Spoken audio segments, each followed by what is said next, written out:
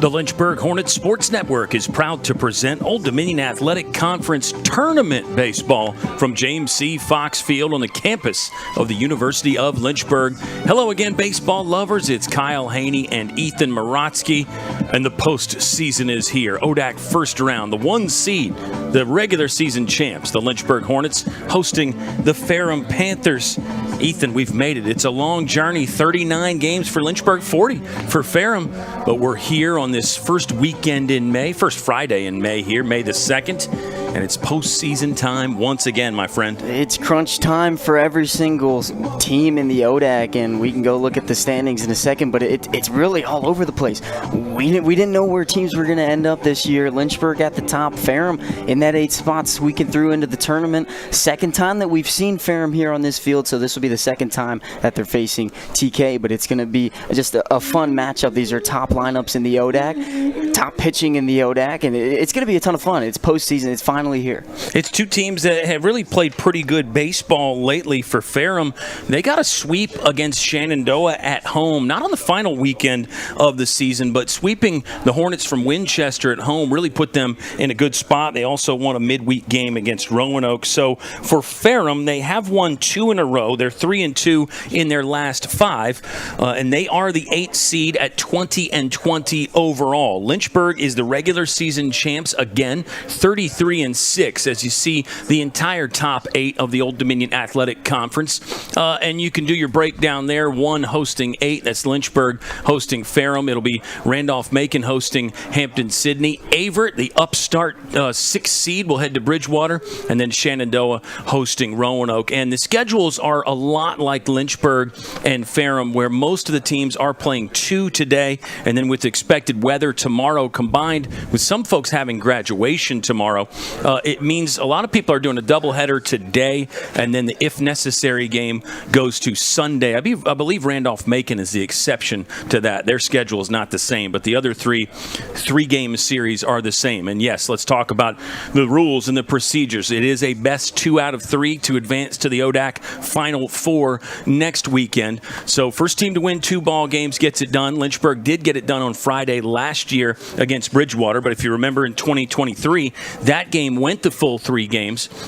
And Ethan, I mean, you figure between those 4 series in the ODAC tournament play, I mean, at least 1 or 2 of them is going 3 games. You're probably chances unlikely of getting 4 sweeps in there. Yeah, it's always, especially with how well the ODAC is and how tough of really any team is in the postseason, and how, like I said earlier, it gets into crunch time. I mean, you go back a couple years where Lynchburg was that regular season champion my sophomore year, and we ended up losing, not in the first round, but we went to that tournament play down in North Carolina and pretty much didn't have the best result that we wanted. So anything can really happen. Any team can win on any given day, especially in the postseason. So it's going to be a ton of fun around, not just today here at Foxy, but around the conference. It really is. We'll try to get some scores from some other ball games as they become available. I think you got to bank on maybe at least 1 low seed advancing, but I believe last year all top 4 seeds went to that ODAC Final 4. But more on that as we get closer to it. Let's talk about the pitching matchup for today. You heard my colleague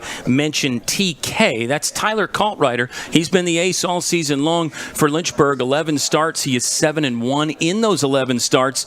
And you see the glaring contrast on the right side of your screen with Ferrum starting pitcher Stephen Ritchie. This will be start number 1 for him. 15 spots out of the bullpen for Ritchie. So it's not as though he's untested, but it will be start number 1, Ethan. Yeah, it seems like they're starting off with an arm that they're somewhat comfortable with. Obviously, the ERA isn't there, but really everything else, you show a lot of confidence. 15 strikeouts to the 7 walks, and then you go on the other side of TK, where it's really that arm that they've trusted all year in that first game for your weekend series, and I think they're going to rely heavily on him like they have every single weekend.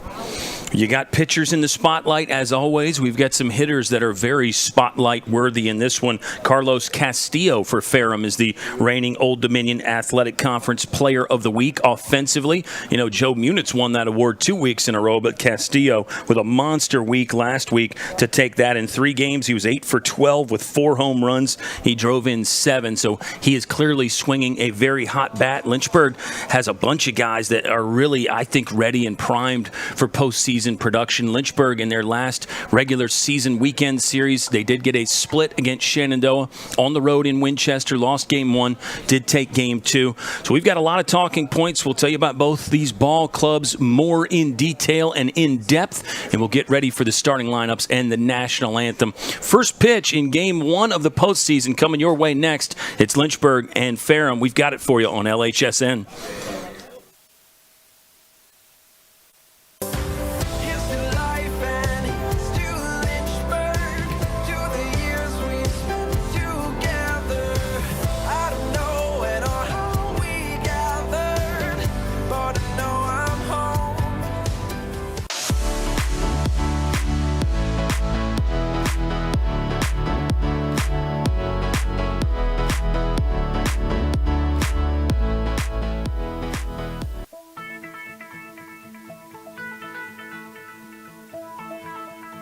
College has given me the flexibility to pursue my passions and my interests, and I've recreated my identity for myself aside from just being an athlete. My greatest personal discovery.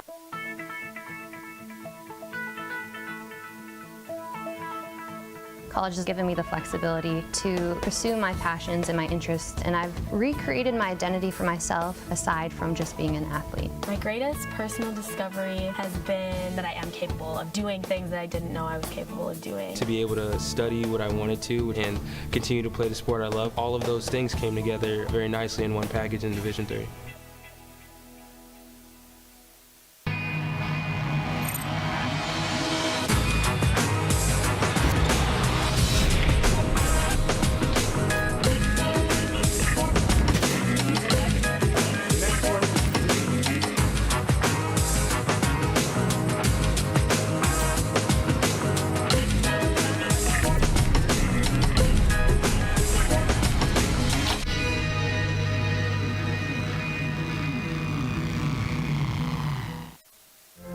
Football has taught me a lot throughout my life.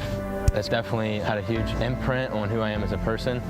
Competing at a Division III level created that opportunity for me to go to college. Not only was I the first one in my family to graduate college, but I was really the first one to even go. Being the first one, I'm breaking that cycle, and now that I've graduated, I'm not sure what's the next step, but I know I have a lot of doors open. And a lot of those are open because I played football and ran track here at Otterbein. Look what you're missing!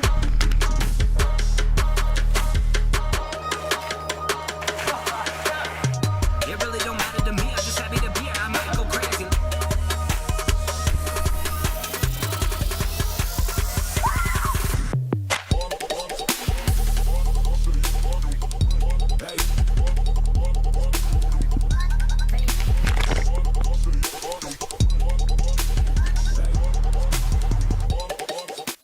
I learned a lot of valuable lessons playing college football. I never thought about the health benefits of exercise until I actually started to talk to coaches in college. It's not only just for performance, it's for life. My coaches instilled the importance of well-being, not only building up strength, mental health, getting enough sleep, eating properly is all what it is to be healthy. I decided that I want to go on a personal trainer and share my knowledge that I obtained in college about physical and mental well-being.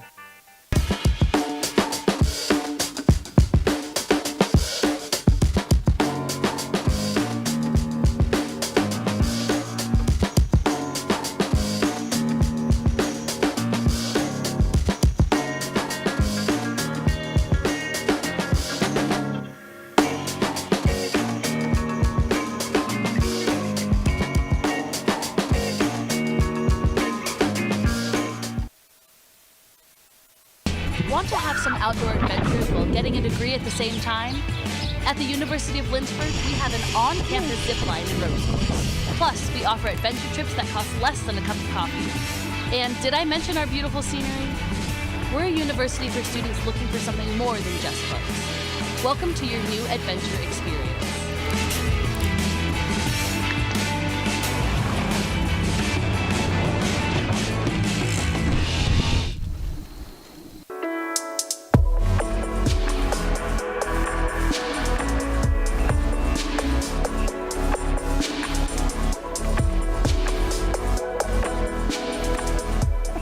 Today's a rough day.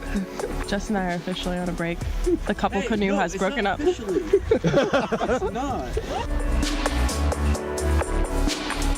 How you feeling? Living the dream. Just canoeing. That's the Mexican side behind me.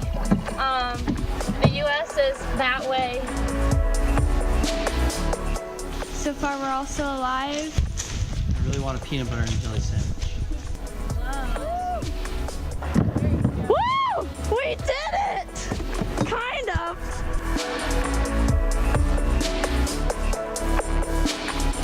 My name's Alexis Fabula. I major in criminology and I double minor in psychology and criminal forensics. My favorite part about Lynchburg is the friends that I've come to have. It's helped me come out of my shell more, and it's helped me become the person I am and the student I am. I really enjoyed how small the campus was, and I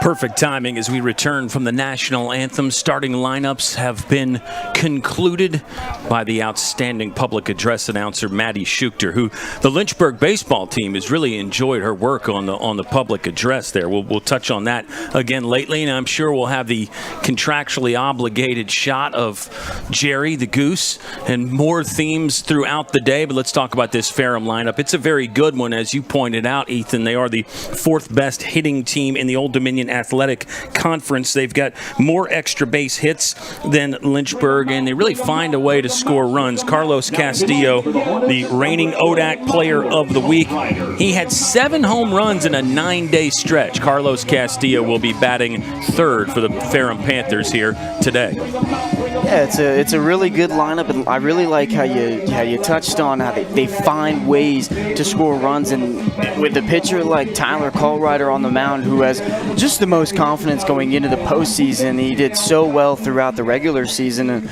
with that being said, it's a perfect kind of lineup to go up against a pitcher like TK, where you have to find other ways to score some runs. I think that's a perfect way that Ferrum can go into this matchup. A lot of the same faces from when these two ball clubs met in the regular season. Lynchburg did get a sweep there. 2 fairly close games, 5-3 and 7-3 with the Lynchburg wins. And if you know anything about the Hornets, you know they win a lot of close ball games on the year this season. Lynchburg is 18-5 in games decided by 4 runs or less, and only 6 losses for Lynchburg, so that tells you something else. That means when they do lose, the game is typically very close. Here comes your defensive outlook for Lynchburg. Ryder Warren in right field. You've got Brandon Garcia back at shortstop. He took a game off against Shenandoah to nurse an ailing quad muscle, but other than that, defense is pretty much what we have become accustomed to, and you got Sean Pokerock as the battery mate for Tyler Callrider. Yeah, the way that this coaching staff has run this team the last couple years is that when you go throughout the regular season, it's kind of trial and error. With obviously you have your positions where those players are set in stone, like Brandon Garcia and Ben Jones. You're going to see them in the middle infield pretty much every single ball game that they can play. But throughout the regular season, it's kind of trial and error, finding out which players are going to be in that starting lineup for the postseason. And Bryce Demery in that DH spot, with how he's done in this second half of the season, has found his way in this lineup. Yeah, more on Bryce Demery when he comes up, but his rise here in the last couple of weeks has really been something fun for Lynchburg, and we always knew the talent was there. Great for Bryce Demery that it's clicking at the right time. First pitch fastball swung through, and we are underway on Lakeside Drive. It's playoff baseball here in the ODAC first round.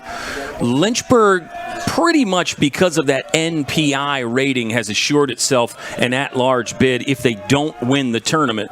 But for a team like Ferrum, they're playing for their postseason lives today as Markowitz swings through the second one. It is best 2 out of 3. You got to win 2 games to advance to the Final Four.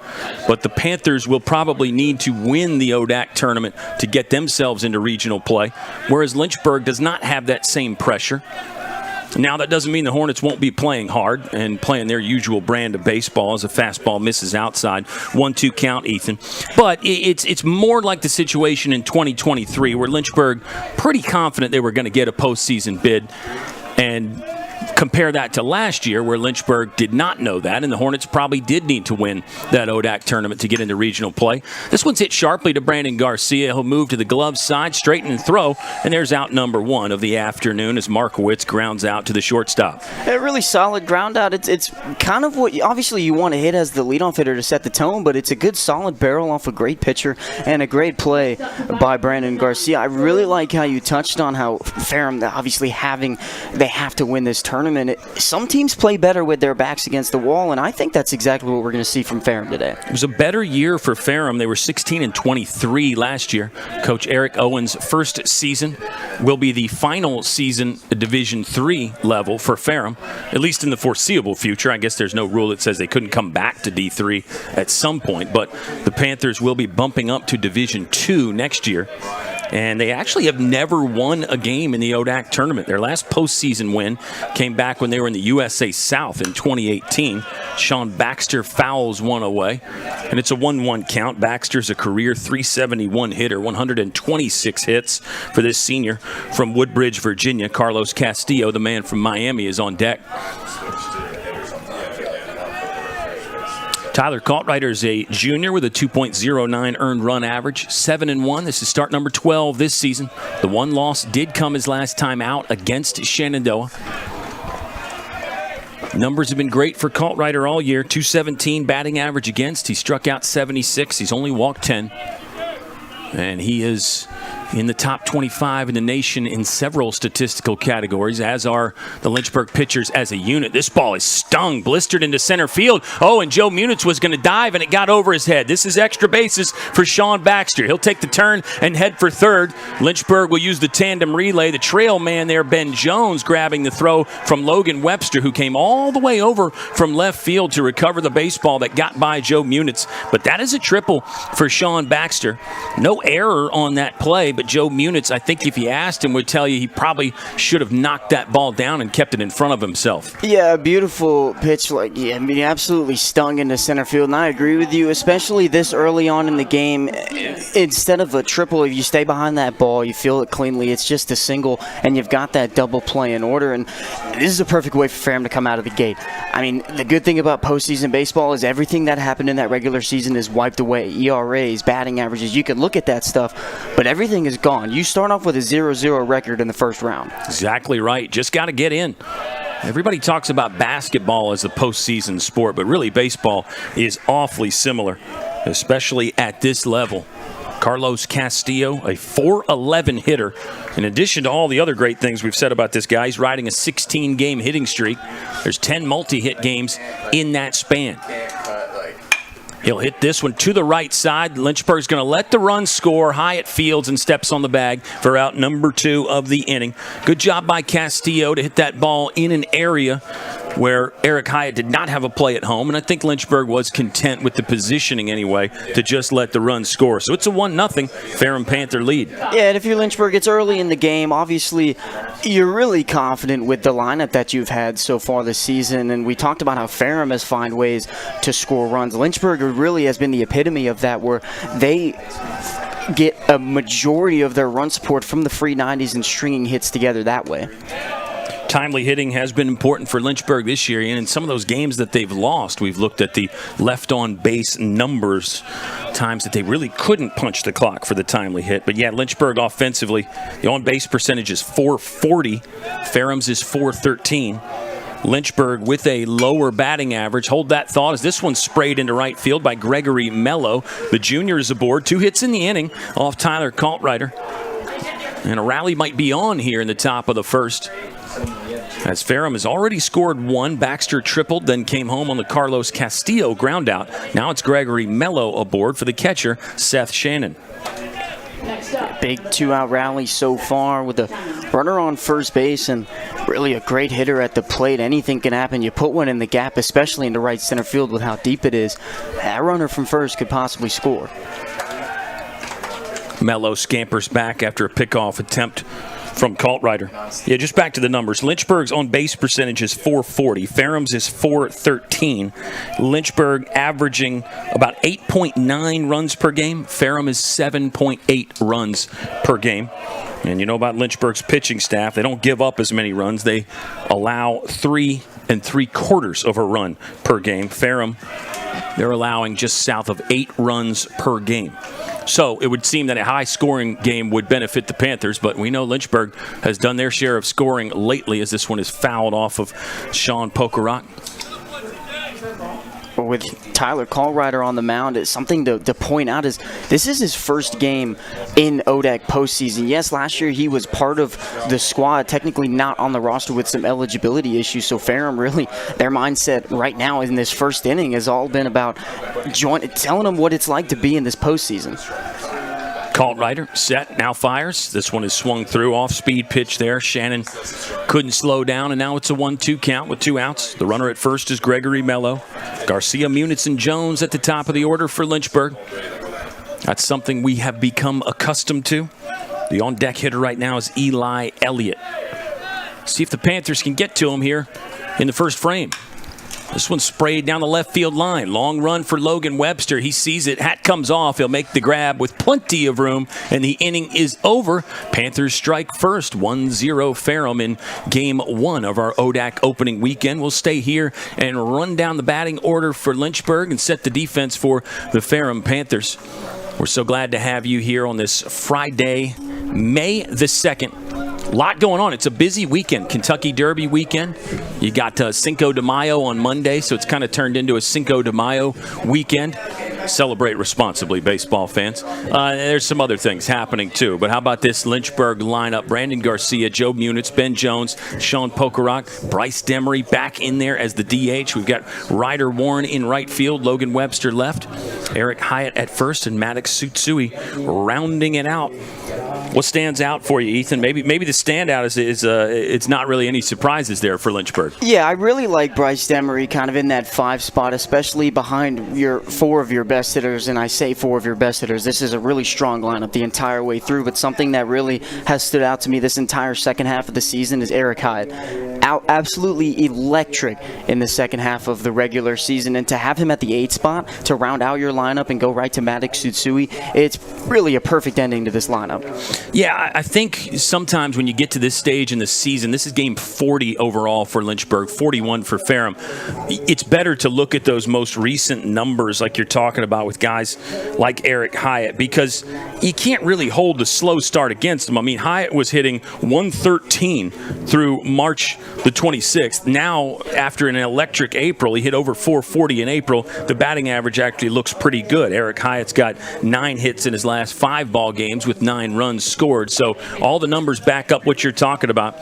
The numbers for Stephen Ritchie don't look bad. The ERA is 5 for the starter on the mound for Ferrum, but this will be his first start. 15 appearances out of the bullpen for number 42, Stephen Ritchie. He is a junior from Chesapeake, and we can check out the defense for Ferrum again. You've got really a lot of the same faces that we saw from a month or so ago when Ferrum was in town for the regular season Saturday doubleheader. Always great when we get to do the LeBron and Melo references. Gregory Mello is the DH for Ferrum, and Gabriel LeBron is the left fielder for Ferrum. But unfortunately for the LeBron and the Laker fans, his season came to an end. He'll have to wait for another year. We've got another baseball season, and as you said, it's a brand new year. Everybody's 0-0. And the way I look at how this Ferrum team is going about this game against this Lynchburg lineup is you got Stephen Ritchie on the mound, who doesn't have a start, but he's got some innings out of the pen. What I imagine they're going to go through, and of course anything can happen in the postseason, is they're going to ride him as much as they can and see how well he does against this lineup for the first go-around, and if he's doing good enough, maybe a second round through the lineup, but we're just going to have to wait and see. It's postseason baseball. Anything can happen. Ritchie is one of those guys that you hate to say he's on the slower side, but he does not have an overpowering fastball. Let's put it that way. He will use the slider effectively and really becomes a 2-pitch mix when he's going good. And yes, you assume that the bullpens might be very busy. All hands on deck is the phrase you hear sometimes in postseason baseball at all levels. Everybody's got to be ready to roll. Brandon Garcia is the leadoff man for Lynchburg, .295 on the season. It's in the middle of an 0-for-7 stretch. He was 7 for 14 before that, so I wouldn't read too much into just a little bit of a dry spell for Brandon Garcia. 1-2 count with nobody out. Home half of the first, Joe Munitz is on deck. Lynchburg is the number 5 ranked team in the country. They are the number 1 seed in this tournament. And that NPI is more important this year than anything, and they're the 8th seed in that, or they hold the 8th position in Division III baseball in the NPI, the power index that they will use to set the regionals and decide which teams get at-large bids in the region. If you win your conference, you're automatically in. And you got to assume the ODAC's going to get a couple teams again, but you just never know how that breakdown is going to go as Garcia flares one away. 2 teams from the Old Dominion Athletic Conference made it to regional play last year, Randolph-Macon and Lynchburg, and they both made it all the way to the World Series last year as well. Really great representation. I really like the at-bat that Garcia's having. Went down quickly 0-2. He's fouled off a couple pitches. Obviously, the count 1-2, so he's got a ball in there. A lot of foul balls can frustrate a pitcher. Let's see if Garcia can frustrate Richie more. Ground ball, jam job, right side, gobbled up there at first base by Sean Baxter. And there's the first out of the home half of inning number 1. And again, not the result that you typically want as a leadoff hitter. You want that hit, but a solid at-bat. You've fouled off a lot of pitches, and you've shown that he's hittable early on in the gate. And the way that it looks with Richie, he's confident in his stuff. Obviously, like you said, he's not got the most overpowering fastball, but you look on the bright side, that means the hitters have to create all of their exit velocity. And it allows you to pitch to soft contact, and I think that's exactly what we're going to see throughout this first go-around of the lineup with Richie on the mound. Joe Munitz, the center fielder, takes the first fastball upstairs, 1-0 count. Munitz has been one of the conference's best all season long. Sophomore hits .379 on the year. He's been on base in all but 2 games this season for Lynchburg. 37 of 39. He has reached base at least once. Fastball on the outer third is a called strike. Count is even up at 1 ball and 1 strike. 1 out.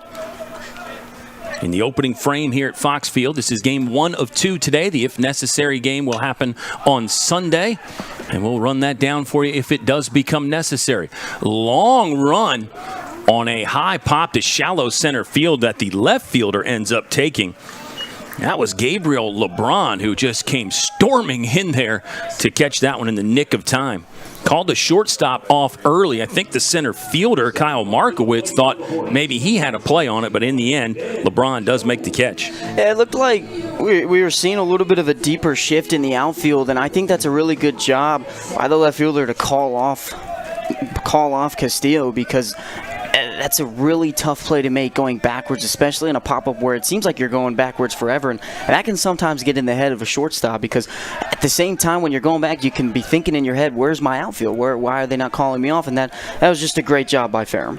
Tailing fastball, called strike 1. Does not look like wind is going to be a big factor today, which is probably different from the norm here at Fox Field. Usually we're always talking about the wind, but not much movement in the American flag above the University of Lynchburg scoreboard. It's a 1-1 count here on Ben Jones. Ben Jones hit homer number 3 on the season. Midweek game, April 22nd on the road in Ashland. Oh, Ben Jones might have got one here. Can't keep it between the poles, though. He yanks this one foul on a ball that he really got good metal on. 1-2 count.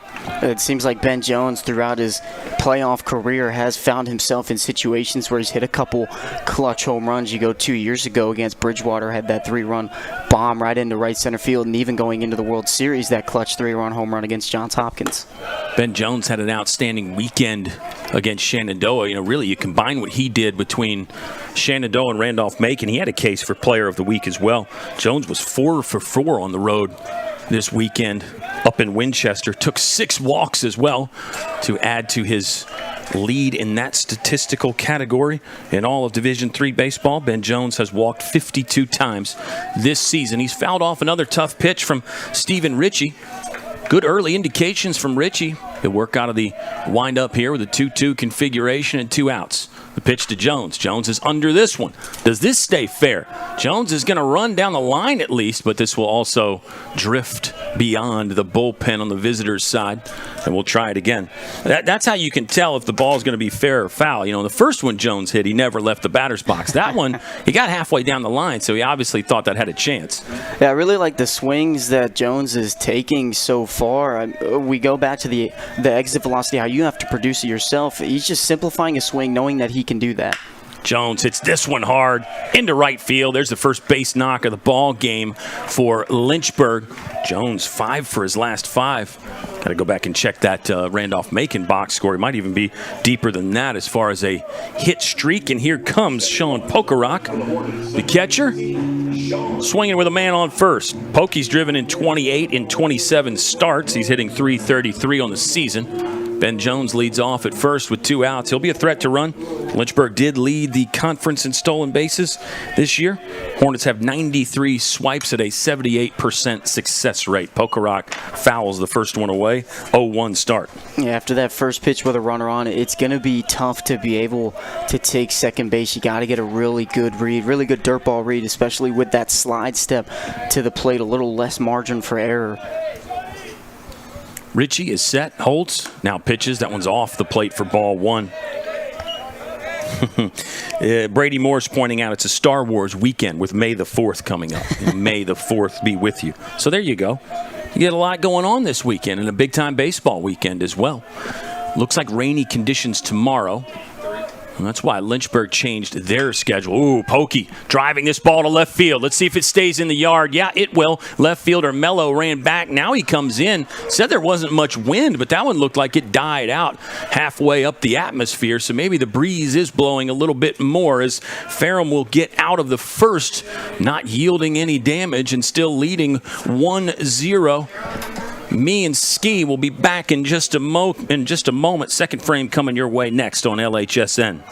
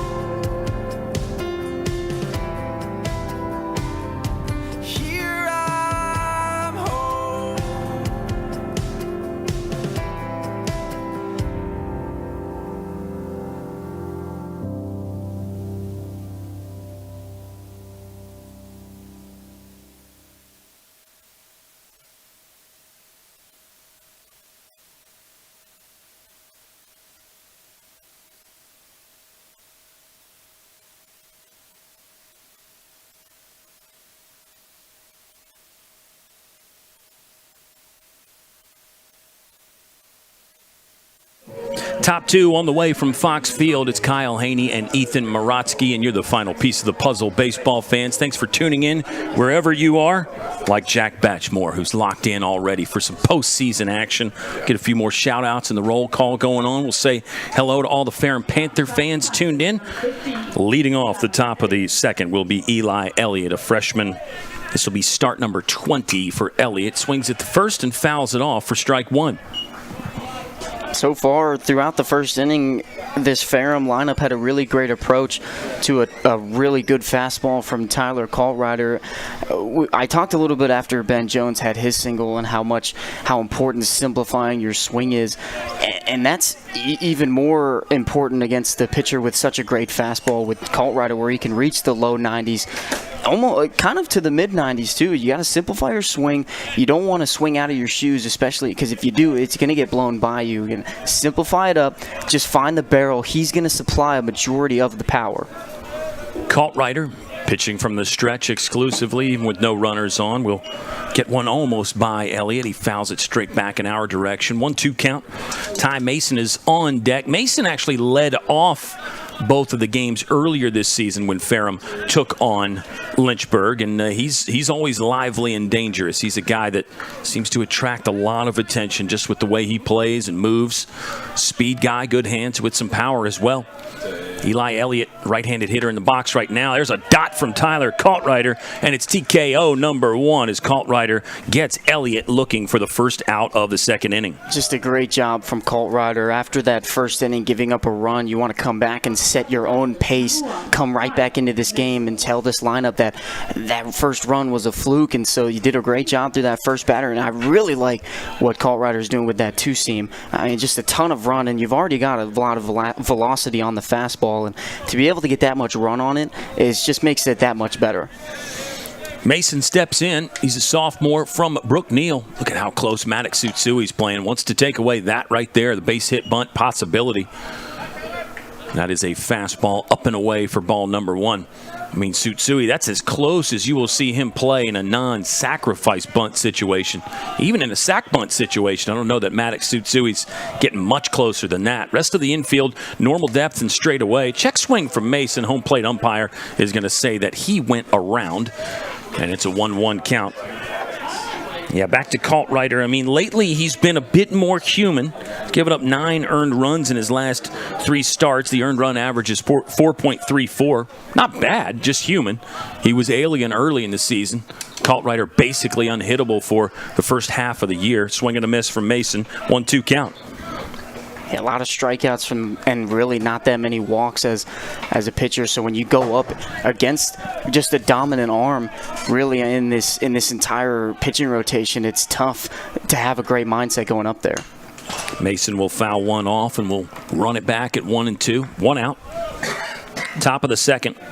Yeah, Kaltrider against Ferrum the first time around, pitched 7 innings, allowed 3 earned runs on 9 hits, struck out 7, walked 2.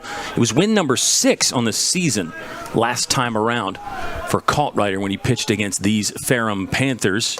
This 1-2 will get by Mason. Sounded like he just got a piece of it, but straight into the catcher's glove there.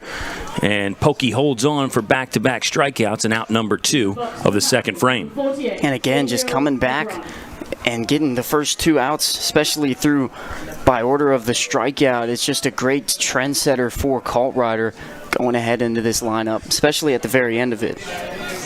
Gabriel LeBron is the left fielder from Florida. 251 in 5 starts. So just start number 6 for LeBron. He did play some against Lynchburg the first time around. Again, the Hornets won these games 5-3 and 7-3. Ferrum got 11 hits in that 5-3 loss. They left 11 on base, back to the timely hitting. Tsutsui's going to stay back and field a long hop, and then a great throw across the diamond to get Mello. It's 3 up, 3 down in the top of the second for Tyler Kaltrider. Lynchburg trailing 1-0 after 1.5 innings of baseball in Game 1 of ODAC tournament play here at Fox Field.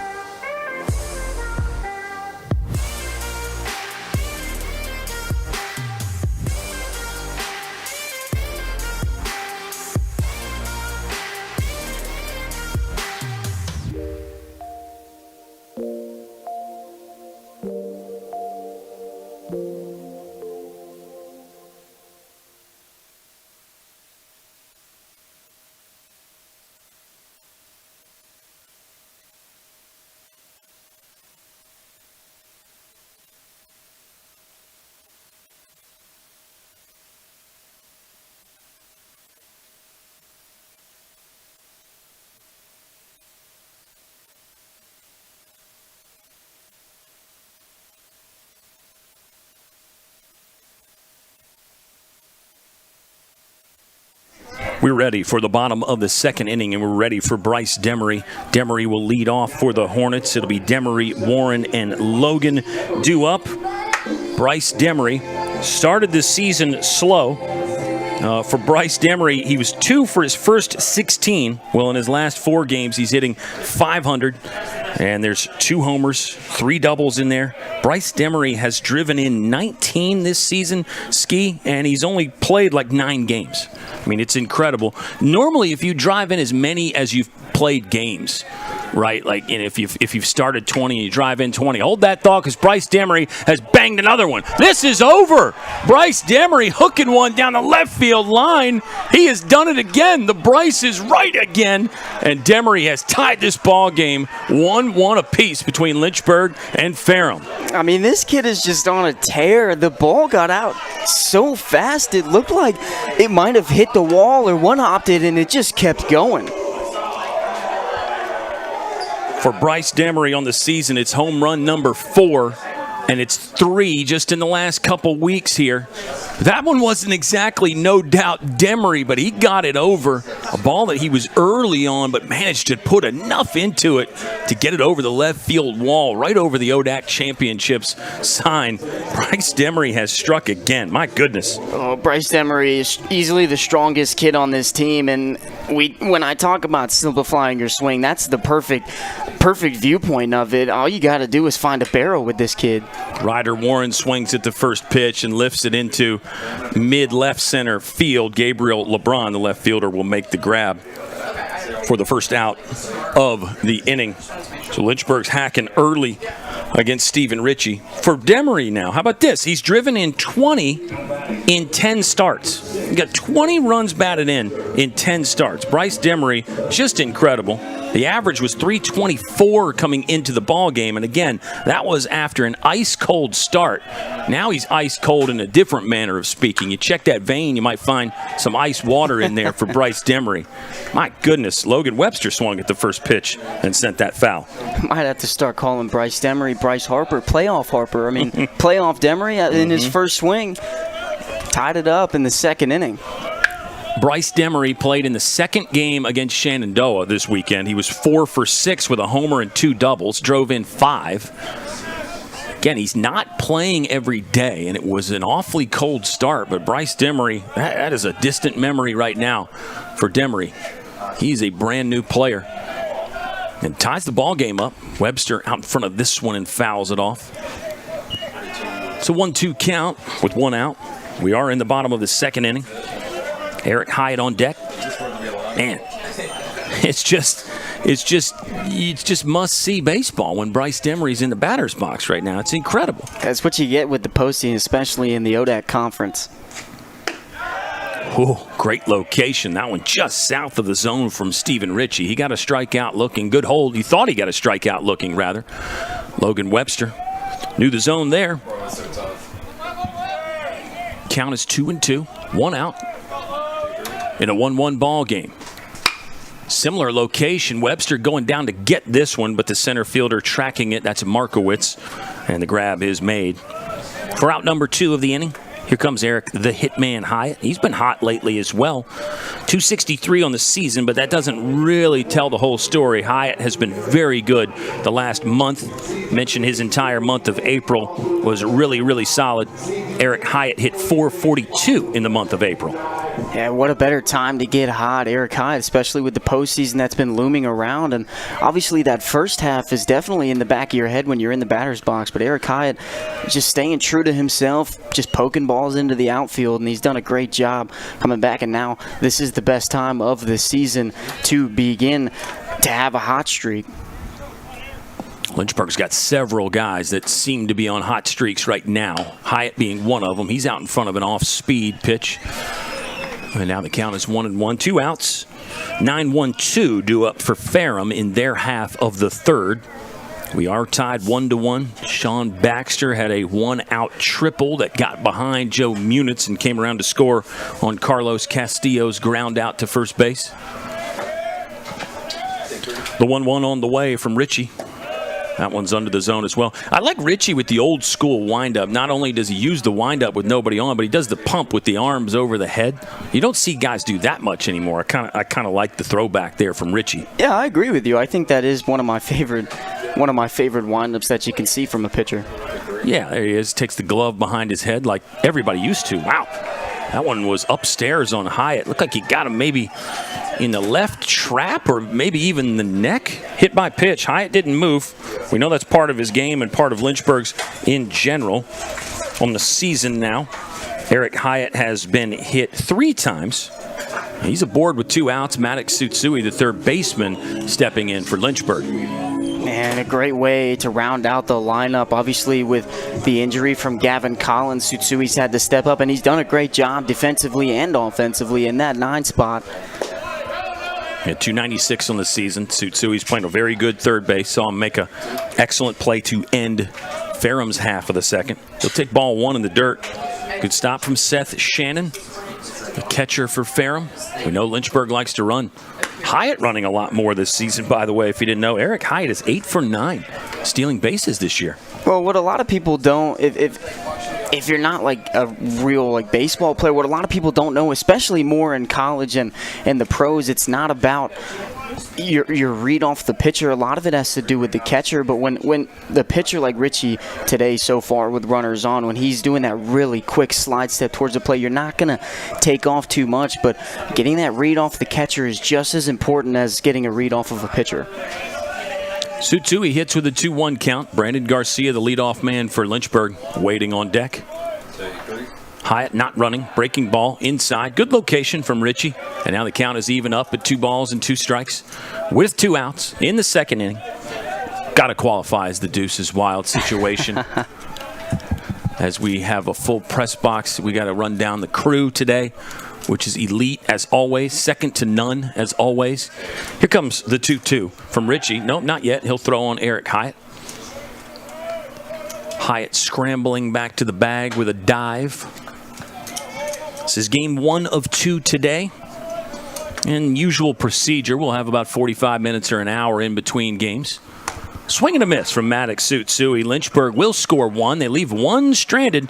Bryce Demery, home run number 4 of the season, his 3rd in the last couple weeks. Demery remains hot, and the game is now tied 1 apiece between Ferrum and Lynchburg.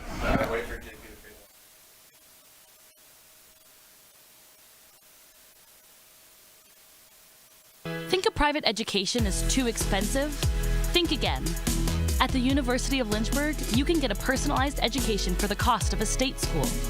If you're commuting and you get our top scholarships, you could pay much less. And you get all that without the hassle of giant lecture halls. Our faculty know your name here and do more than just teach. You might even do research together and plan out your next career moves.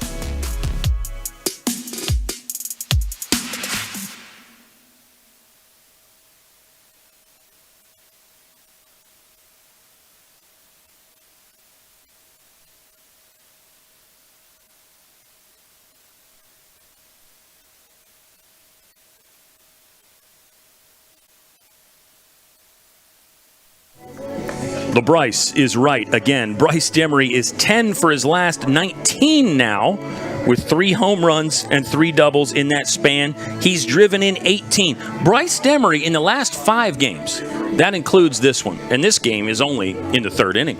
He's driven in 18 runners, including himself a few times with the home runs. But, I mean, is anybody swinging a better bat right now than Bryce Demery? I can't even think of anybody in the majors that might be swinging a bat as good as Bryce Demery. I mean, the kid's hot, and hopefully he stays hot in this ball game. Really good pitching in the major leagues. No, I'm kidding, because that doesn't give enough credit to the pitchers at our level that Bryce Demery has been facing. Here we go. 9-hole man J.J. Tyree, the third baseman, steps in for Ferrum in a tie ball game now. Panthers did score first, but we're all knotted 1 apiece. Tyree's a first-year man from Daleville, Virginia, 277 on the season with 33 hits. TK will land the breaking ball, and it's an 0-1 start here to the top of the 3rd inning. Kyle and Ethan hanging out with you, baseball fans. Another full day at Fox. Always a lot of fun. And we got to enjoy these because we may not have any more home games. This one's tapped. Cartwrighter fields, 1 foot on the grass, 1 still on the dirt. Makes the throw to first in plenty of time for out number 1. Really great job setting the tone in inning number 3. Getting that first batter out is so huge, but now you've got to focus on that top of the order again as it turns around to Markowitz. 2 pitches, by the way, there for J.J. Tyree. That's going to be helpful for Tyler Cartwrighter as well to keep that pitch count down. Markowitz grounded out to the shortstop in his first at-bat. So second time through the order here as Markowitz is atop that order for the Panthers. Kaltrider missing outside there. Yeah, Lynchburg's 18-0 at home this year, undefeated at home. These could be the final games at Fox Field. Lynchburg, again, because of that NPI, would be in line to host a region, but it doesn't mean that it'll happen here at Fox. You could host maybe down the street at City Stadium or somewhere else, but he could be here at James C. Fox Field. But these are the final ones on the schedule anyway. And Lynchburg's been great at home here in the last 5 years or so, in the decade of the 20s, as Markowitz down low to dig this one out. This ball will drift foul, and it's a 2-1 count. You can see Logan Webster shifted way towards center field. I mean, that's a long run. If Markowitz pokes one down that left field line, it's easily extra bases. Yeah, Markowitz, the lefty hitter, they had him played to pull. .415 this season for Kyle Markowitz, and he's a career .362 hitter. Leads this Ferrum club in average. He and Carlos Castillo are hitting over .400 on the season. Sean Baxter, .391 on the year for the Panthers, who really eat up fastballs. I mean, this is a good fastball hitting team. You hear that from the Lynchburg coaching staff. And they said the first time around we had to throw more off speed maybe than even we wanted to. But you take what the other team gives you. You try to pitch to their weaknesses. You pitch to your strengths. It ended up working out for Lynchburg. This ball is hit well to that left center gap. Markowitz drills this one. Webster's going to run it down, though, on the warning track. Long haul trucking from Logan Webster to take away a double. And there's 2 outs in the top of the third. Well, we talked about how Webster was shifted on that first foul ball that Markowitz hit. He was shifted towards center field. They moved him back to left field, especially with the velocity, like you were talking about with that fastball and how well they hit the fastball. And Markowitz just almost hit it in a perfect spot into left center field. A good track down by Logan Webster. Here's Sean Baxter. Hit really a laser through the middle that ended up being a triple, as Joe Munitz could knock the ball down on his dive attempt. Fastball bottom rail from Kaltrider. Good location there for strike 1. For Baxter, that's triple number 2 on the season. He's got 3 homers and 12 doubles. There's definitely some power in this bat. And the guy behind him, Carlos Castillo, has a lot of juice. That one just off the plate from Kaltrider. 1 ball, 1 strike. There's 2 outs now in the top of the third inning. Ferrum, the first time around, out-hit Lynchburg in Game 1, and then the teams had the same number of hits in Game 2. Baxter is under this one. Ryder Warren sees it. First play he'll make this afternoon and makes the grab comfortably in medium right field. So there you go, another 3-up, 3-down inning. Kaltrider has retired 7 straight. We're tied 1-1. Ferrum and Lynchburg. It's Game 1 of the ODAC tournament at Fox Field on LHSN.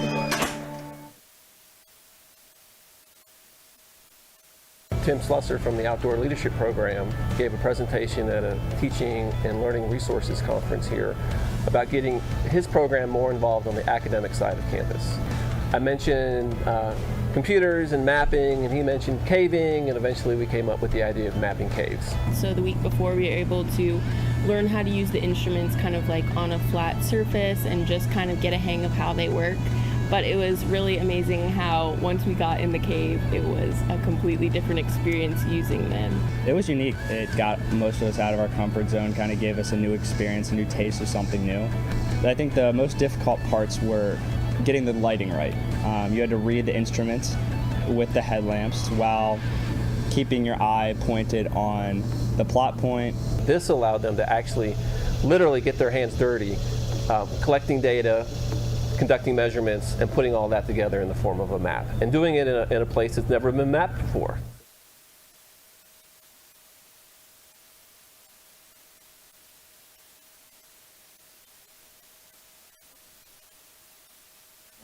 New pitcher on the mound for the Ferrum Panthers is number 38, Braden Weeks. He's a first-year man from Manassas.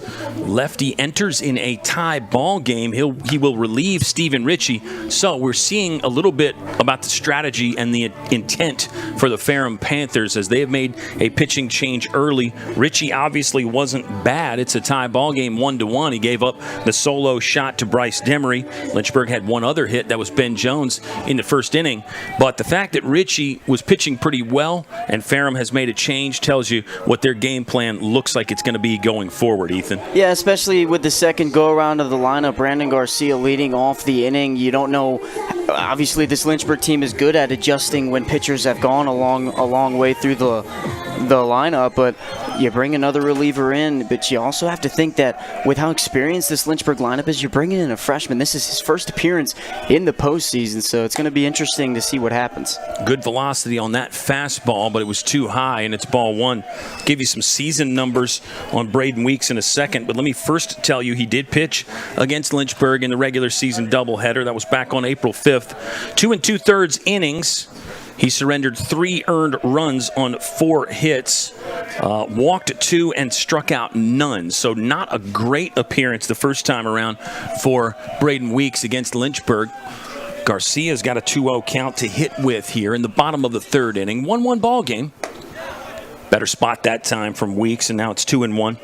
On the season for this freshman lefty, Braden Weeks has a 6.28 earned run average. 1-2 is the record, no saves. And he's pitched just over 28 innings so far this year. So he's been one that has had his name called a bit out of that bullpen. There's another outside fastball that's a called strike on Brandon Garcia. 2-2.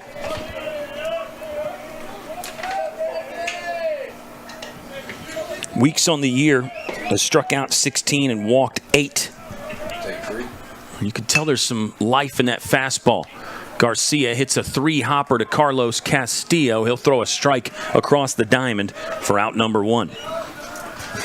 Another solid swing from Garcia. You can tell that he's really focusing on staying on top of the ball, and he's hit it towards the left side and now, or the right side and now the left side. So you really got to think it's only a matter of time before he finds a hole. I think so. Joe Munitz will find a hole soon as well.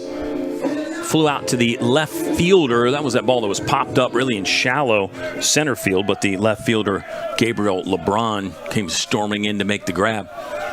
Here comes the first pitch to the sophomore, Joe Munitz. Breaking ball, called strike. Yeah, Weeks has got good stuff. I mean, you can see that from the eye test. Life on the fastball, sharp break on that curve. May even have a third pitch in there as well. Well, you know that this is a really good move, not only because you get that leadoff hitter and Brandon Garcia out, but you look at the top of the order and it's lefty, lefty, lefty, so you put one out there on that mound for the matchup, especially with how good this top of the order is. Great point by you as Munitz hits a ball fairly well in the left center gap. Center fielder calling for it, and the grab is made by Kyle Markowitz, 2 outs. Yeah, I think that'll be interesting to see, is Weeks just in here for these 3 lefties, or does he stay in further? Still got to navigate Ben Jones, who's 1 for 1. Went back and checked that Randolph-Macon game. Jones' homer did come in his final at bat. So between that game last Wednesday, the doubleheader against Shenandoah, and this game, that means Ben Jones is 6 for his last 6. He's really on a tear. He is really a guy that's heating up. He'll take a called strike 1. When you go back to that home run that he hit against Randolph-Macon, it was a backside bomb, and especially with how high that fence is at that field. Yeah, Randolph-Macon in left. It's not a true green monster, but the fence is taller in left field, and then it kind of staggers its way down, gets really short over in front of the Macon bullpen in right field. So it's interesting there with the outfield wall. Not uniform or symmetrical. Kind of fun. Ooh, Ben Jones check swing. Got that off the tape. Think he's just fine, but it will be a 1-2 count for Benny Bombs. 3 homers on the season. Jones has done damage in all the other areas. 5 triples. I mean, 5 triples on the year is kind of a wild number as well. But that's that combination he has of power and speed. He can hit them fairly deep, and when they stay in the yard, he can run for a long time. Comes to 1-2. That's upstairs. Well, especially with how deep that right center field gap is. I mean, you poke one out there, especially if you're Ben Jones with the speed that you have. You hit one out there in the right center, you're immediately thinking 3. 2-2 coming up from Weeks. Here's the pitch. Down and in. Jones blisters this one to right field. Long run there. Catches made by Tyler Mason. He bangs into the wall on the run. Good grab there. Saved extra bases and keeps the game tied for the moment anyway. We are through 3 complete. It's 1-1 here between Lynchburg and Ferrum at Fox Field on the campus of the University of Lynchburg.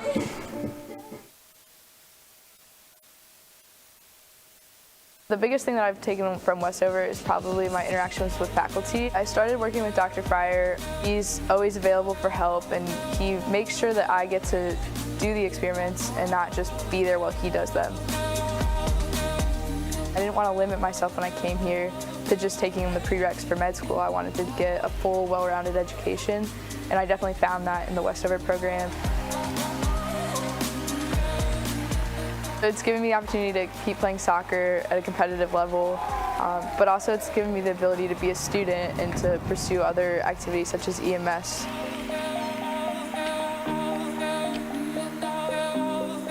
"100% do Westover because it's not something they're going to regret, and it's going to be a lot of work, but so is everything else. It's just going to help build their education that they've already had and make them a better person for it."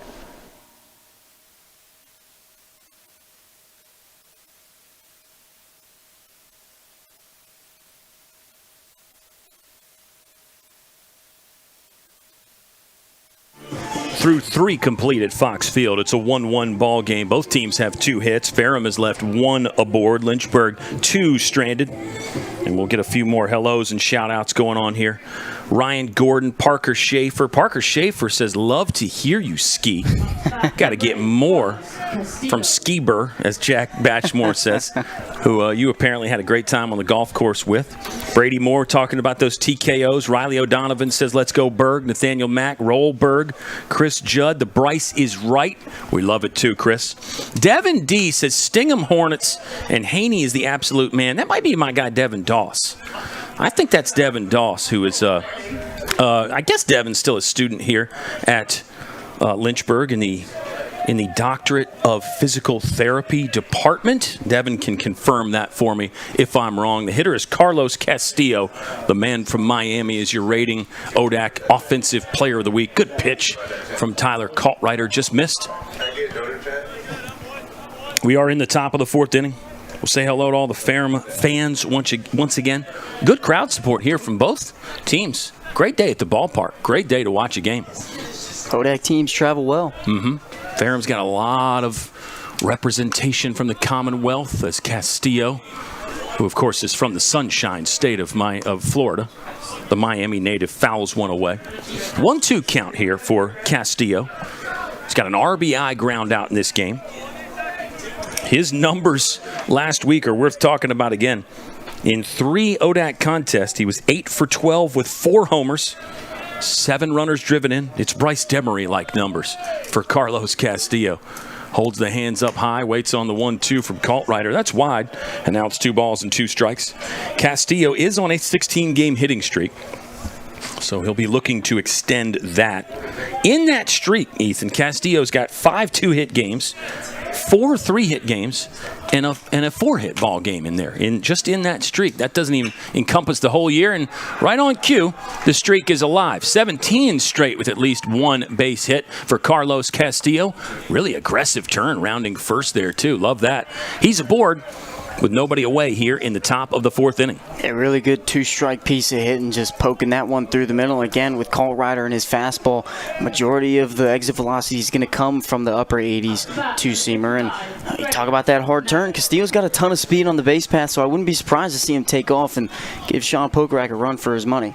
17-game hitting streak now for Castillo. And it was 7 consecutive batters retired by Tyler Kaltrider.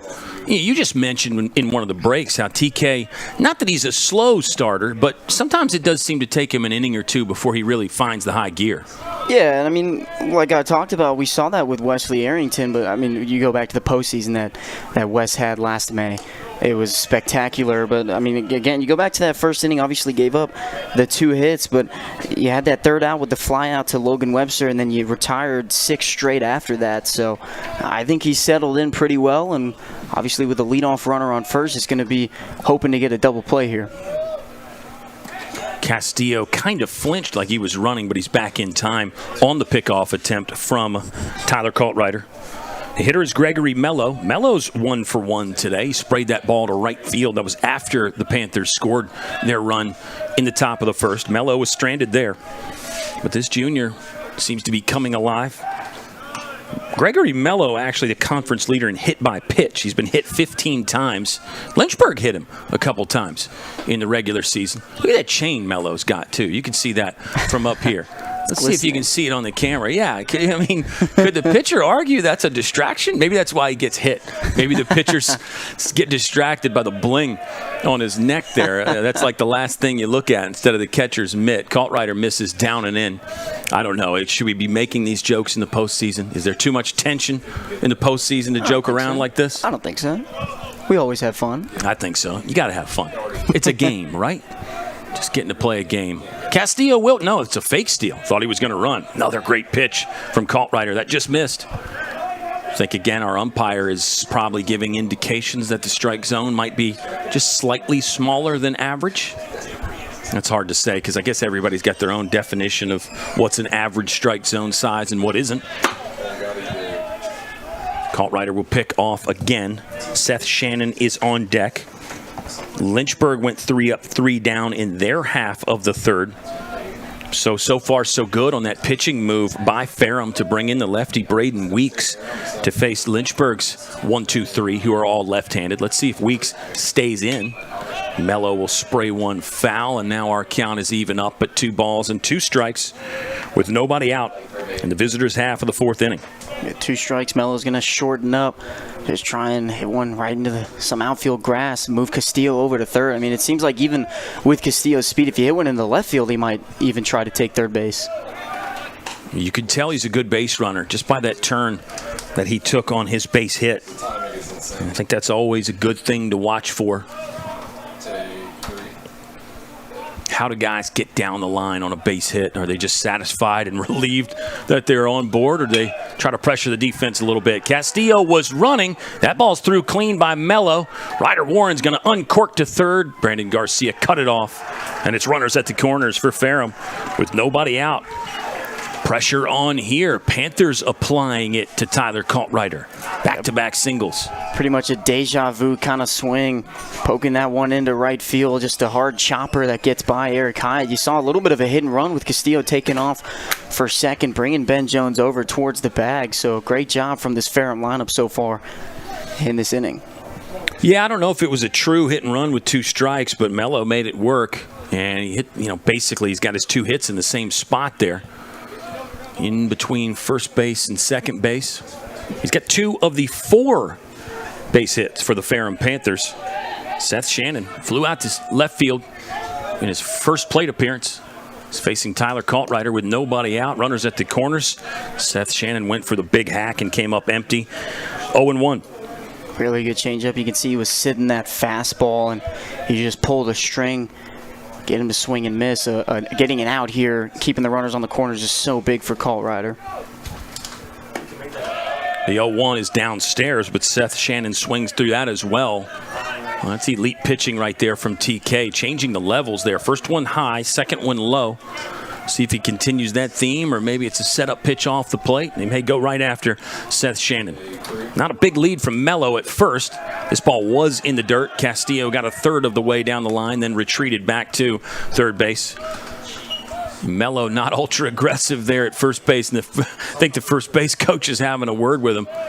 Like, hey, be careful over here, but you still got to get a lead, and then a secondary lead maybe. Looks like Mello just got kind of caught spectating on the last pitch. 1-2 coming up from Kaltreiter to Seth Shannon. This one pulled. Oh, Hyatt gave a good dive but came up empty. Another run will score. It's a 2-1 Ferrum lead. Lynchburg with a chance to get maybe Mello at third, but he's too fast. It's runners at the corners again. 3 consecutive singles for the Ferrum Panthers. 2-1 FC on top.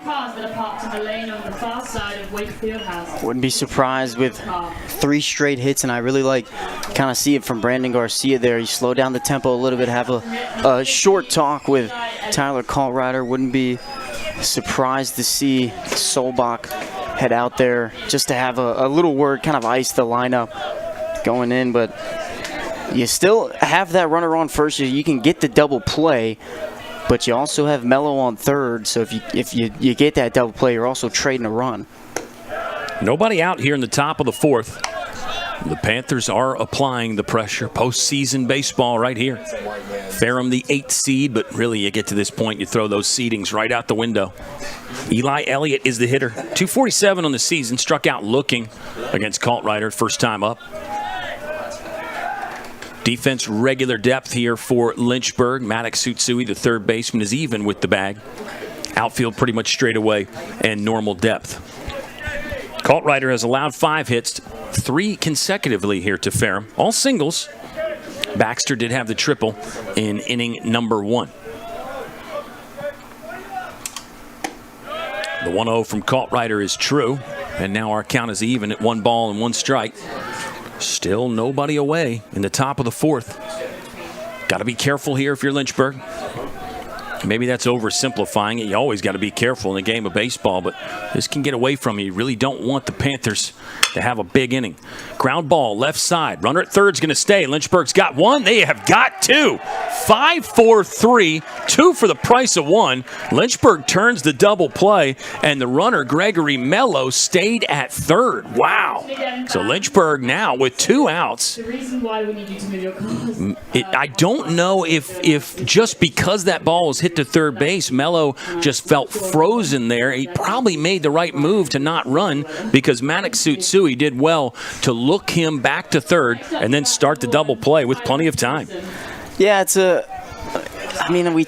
talked about it. You looked like Lynchburg was going to trade that double play for a run, but now it's just best case scenario. You keep a runner on third, now you're just 1 pitch away, 1 ground out away from getting out of this inning with some damage control. Mason will show the base hit bunt again, then pull it back for ball 1. 38th double play of the season for Lynchburg. Here comes that mound visit from pitching coach Michael Solbach. It will stop play with a 1-0 count and 2 outs. Runners on third. I think if that ball's hit anywhere else, well, we'll say other than back to the pitcher, Kaltrider, I think Mello probably goes home. But the fact that it was hit to Sutsui, and Mello was kind of in a no-person's land there, just felt that he had to return back to the base, and then once the double play got started, he would have had to, run basically a full 90 or at least 85 feet, we'll say, home before that throw from second potentially could have gotten him. So, not what you would file under aggressive base running, but may end up paying off if Ty Mason can slap a single somewhere. Of course, Mason's got some power as well. Go ahead. But we also want to highlight with Maddox Sutsui at third, we talked about earlier how he's done a great job on the defensive end as well as the offense, but great job having that internal clock, that thought while that ball is hit towards you to kind of look back Mello at third and also have enough time to get that double play. Mason will swing and flare this one back. Count is even at 1 ball and 1 strike. Yeah, excellent play from Sutsui. He delivered the ball on target for Ben Jones where he could make a quick turn and a snap throw, too. Good stuff. 38th double play of the season for Lynchburg. They were 10th in Division III baseball in double plays coming into this afternoon. 15th in double plays per game. That one sailed a bit out of the hand from Kaltrider, and now it's 2 balls and 1 strike. Ty Mason, sophomore from nearby Brookneal, .331 hitter, struck out against Kaltrider his first time up. Gabriel LeBron, the left fielder, is on deck. The 2-1 is swung on and hit pretty well to Ben Jones, but no problem for Jones, and Lynchburg is out of the inning. Hornets do surrender 1 run. It's 1 run on 3 hits for Ferrum. The Panthers leave 1 stranded. No Hornet errors, and we move to the bottom of the 4th inning next. Thanks for watching the postseason baseball fun on the Lynchburg Hornets Sports Network.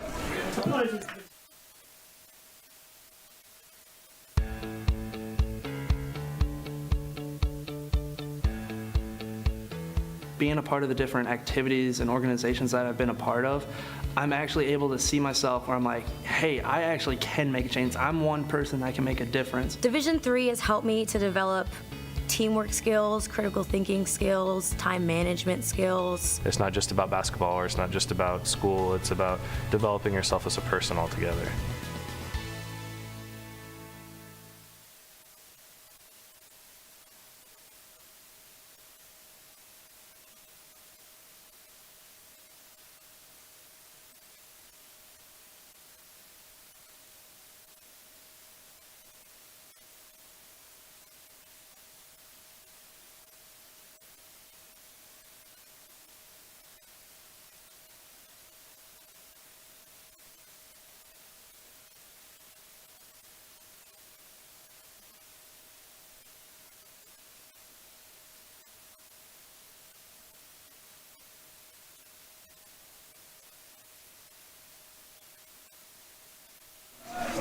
Welcome back to James C. Fox Field on the campus of the University of Lynchburg. It's Kyle Haney and Ethan Morotsky. We got Mike Adams, who stepped back in at the controls, twisting the knobs, pulling the levers, making it look and sound good. We've had a variety of directors today. It's like direction by committee today, Ski. It's the beauty of LHSN. You got a lot of people who are qualified. Yeah, it's just plug and play. We got a great bullpen, man. Got a great bullpen. Sean Pokerock is hitting. He flew out to left field in his first at bat. Braden Weeks still on for Ferrum, so we got somewhat of an answer, at least an early answer, about what the Panthers intend to do with their pitching. Maybe Weeks takes it through the order one time, and then they hand off to a third arm as Lynchburg goes through the batting order for a third time. We'll wait and see, of course, as we keep an eye on that and everything else here on a Friday afternoon. It will be a doubleheader day, regardless of what happens in Game 1. And regardless of what happens in Game 1, somebody will have a chance to sweep, and somebody will be facing an elimination game. Once again, Lynchburg's regional spot is virtually set as Sean Pokerock lifting one to right field. Long run for Ty Mason, sliding feet first, and the catch is made by the sophomore. One gone in the bottom of the fourth. Hey, good job coming in, sliding, and making that really tough play. Again, right field, you have the trees kind of over behind us in the press box that can cause some tough reads out there. But with how high that ball was hit from Pokerock, it is a little easier to get a good read. Full focus on Bryce Demery here. He's 1 for 1 with a solo home run. Bryce Demery in his last 5 ball games is now 10 for 19 with 3 jacks and 3 doubles. He's driven in 18 in the last 5 games.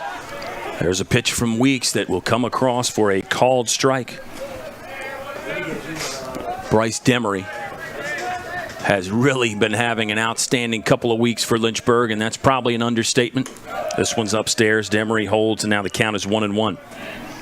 Obviously, coming off of that leadoff home run in the second inning, Demery's gonna want to get that second run that Ferrum scored back by himself. But you gotta stay true to yourself and just make some solid contact. Demery slightly in front, or out front, as he sprays that one foul off the end of the bat. 1-2 count for Bryce Demery. He's a big guy. That helps. 6'4", 225 is the listed height and weight. It's a lot of muscle in there, too. And some fast twitch also. What a combination for number 17, Bryce Demery. Comes the 1-2 from Weeks.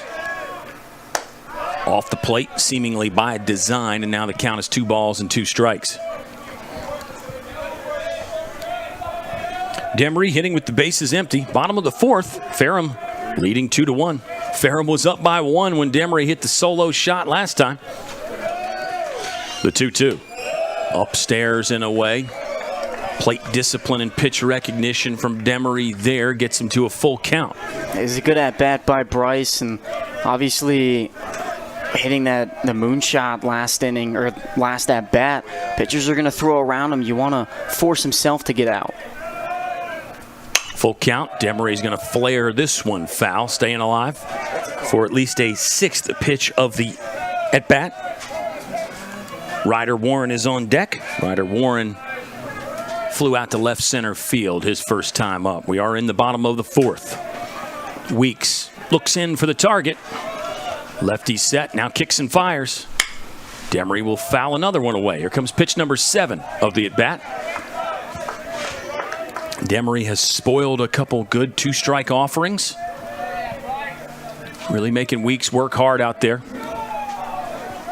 Weeks has retired 4 straight since he entered last inning. It was the second time through the lineup here for the University of Lynchburg. Another payoff pitch. This one's downstairs, and it's a called strike. Demery in disbelief. He was sure that was ball 4, but instead it's a punch out looking, and now 2 gone in the bottom of the fourth.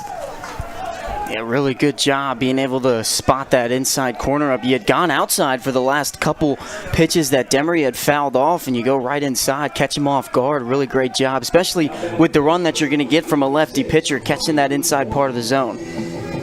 That's full conviction from Braden Weeks, and also the pitch calling from Ferrum, because, yeah, it's a great setup. As you said, they were going away. You come back inside there, that can really go wrong in a hurry because of Demery's power. But Weeks executed the pitch, hit the spot, got the call from the umpire. Really good stuff. Great at bat there. Give Demery some credit for staying alive. But in the end, Weeks wins it. He's sat down 5 in a row now. Ryder Warren 1-0. There's a pitch that's just a bit inside. And now it's 2 balls and no strikes for Ryder Warren. Lynchburg down by 1. Logan Webster waits on deck. This one also down and in, more so that time, and now it's a 3-0 count. First time really Weeks has fallen behind a hitter. Only the 6-1 he's faced, so can't read too much into that just yet. Weeks ready to deliver the 3-0. That's not close, and it's a 4-pitch walk for Ryder Warren. Ryder Warren is aboard. He's been on base now in 15 straight ball games, on base at least once. The on-base percentage in the last 5 games for Ryder Warren is over .560. Finding a way to make an impact for his ball club as just a freshman. Parker Cato, of course, is playing some right field for Lynchburg. Parker Cato homered against Shenandoah. And we could see Parker Cato at some point today. Here's Logan Webster, starting left fielder for Lynchburg, hitting .290 on the season. Webster lights the first, hits it on the button to center field, but it's not going to be deep enough to fall. Kyle Markowitz with the catch. An inning is over. It's a 2-1 Ferrum Panther lead through 4 complete in Game 1 of our ODAC opening weekend at Fox Field.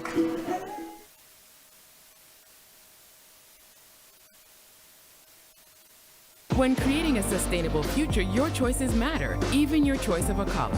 The University of Lynchburg is the first college in Virginia to go carbon neutral. Our dining hall is Green Restaurant certified. We compost all of our food waste and purchase our electricity from landfill gas. Now we're turning a hazardous lake into a thriving urban wetland. When you choose Lynchburg, you leave a smaller footprint while building a better tomorrow.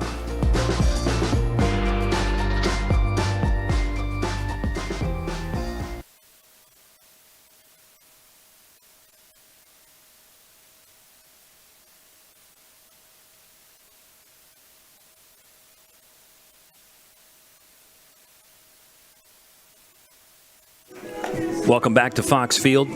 Kyle Haney and Ethan Morotsky on day 1 of the ODAC opening weekend.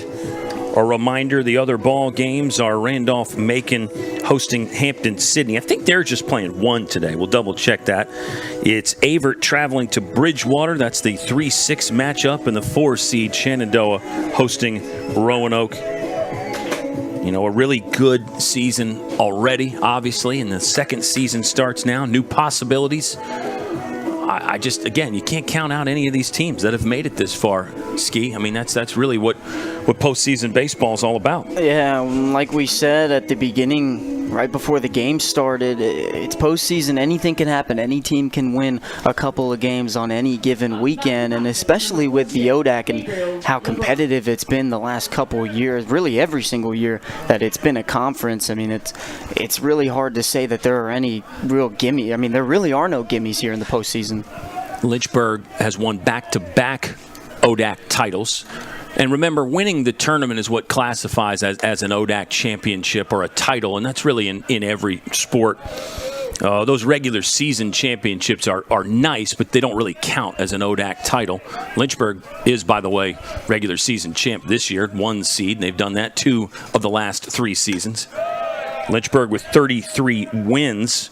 They get over the 30-win mark for the 5th year in a row, and they've done that 4 of the last 5 regular seasons. So, obviously, sustained greatness for this Lynchburg team. They are really setting a standard, not just in the ODAC, but across the national Division III baseball landscape. Colt Riders missed the zone on his first couple offerings to Gabriel LeBron. He grounded out to Maddox Sutsui first time up. It was the final out of the 2nd inning. We are in the top of the 5th. And it's a 2-1 Ferrum lead. Center cut fastball just above the knee for Tyler Kaltrider. For the Panthers, it's 2 runs on 5 hits. They've left 2 stranded, 1 in scoring position. That was the last inning. Lynchburg has 1 run on just 2 hits. 3 left on for Lynchburg. Hornets have walked once. They've been hit by 1 pitch. So that's better for Ferrum. I mean, they're making Lynchburg earn it. We know how good the Hornets offense is at taking walks and getting hit by a pitch. So if you can minimize some of those and just make Lynchburg beat you swinging the bat, you got a decent chance. In the doubleheader the first time around, Lynchburg took 18 walks, Ethan, against Ferrum in the 7-3 and 5-3 victories. It was 18 total walks that Lynchburg took. Now Lynchburg banged out 16 hits as well. And the Hornets stole 9 bases against Ferrum. So they did a lot of things right, obviously. Full count pitch coming from Kaltreiter. He got LeBron out front, but LeBron staying alive with just a piece there, and we'll run it back at 3-2. Tyler Kaltreiter, really great job staying in this at bat. You go down 3-0. In the first 3 pitches, you come back, throw 4 really good competitive pitches. Another competitive pitch, another foul off by Gabriel LeBron. He's spoiling some tough offerings here from Tyler Kaltreiter. Deep breath from TK as he steps on the mound. We'll try it again at 3 balls and 2 strikes. Defense normal depth and straight away. Outfield shifting the opposite way for Lynchburg. This one bounced up the middle. Long run from Ben Jones. He'll scoop and throw. And they'll get the first out of the 5th inning. LeBron was hustling down the line, but Ben Jones got it out of the leather in time. Yeah, it looked like he might have struggled with the transition of getting the ball out of the glove, but I mean that's just where it comes in play, where you charge that ball, and especially with how often he's had to do that this season, it just puts a great throw on to first base, and you basically give yourself more time to be able to throw to first base. So many infielders, you really like to shuffle the seams and get your 4-seam grip when you throw, but that looked like one for Ben Jones there where maybe it wasn't possible just because of the timing and the way he had to go get that one.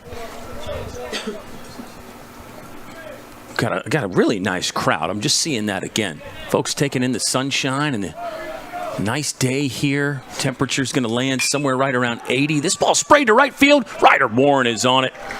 Got his nose on that one from J.J. Tyree, who hit it well, but Ryder Warren in the right place for out number 2 of the 5th. And kind of similar to this 2nd inning action that Kaltreiter had on the mound. You give up that run in the first, and you go 1-2-3. And as of right now, Kaltreiter going getting the first 2 outs after giving up a run in that 4th inning.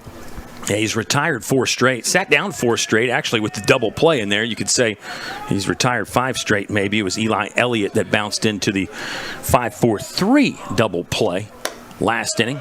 Tyler Mason with a mighty cut on a ball that was high, and it's an 0-1 start. Mason with a good grab defensively to take extra bases away from Ben Jones. Mason right now is 0 for 2 with a strikeout. He grounded out to Ben Jones his last time up. A piece of that one should be an 0-2 count, as Sean Pokerock will study the baseball before tossing it back to Tyler Kaltreiter. Oh, Kyle Markowitz. Sorry, fans. It's not Ty Mason. Took a cut like Ty Mason. It's Kyle Markowitz, though, who's also 0 for 2, by the way.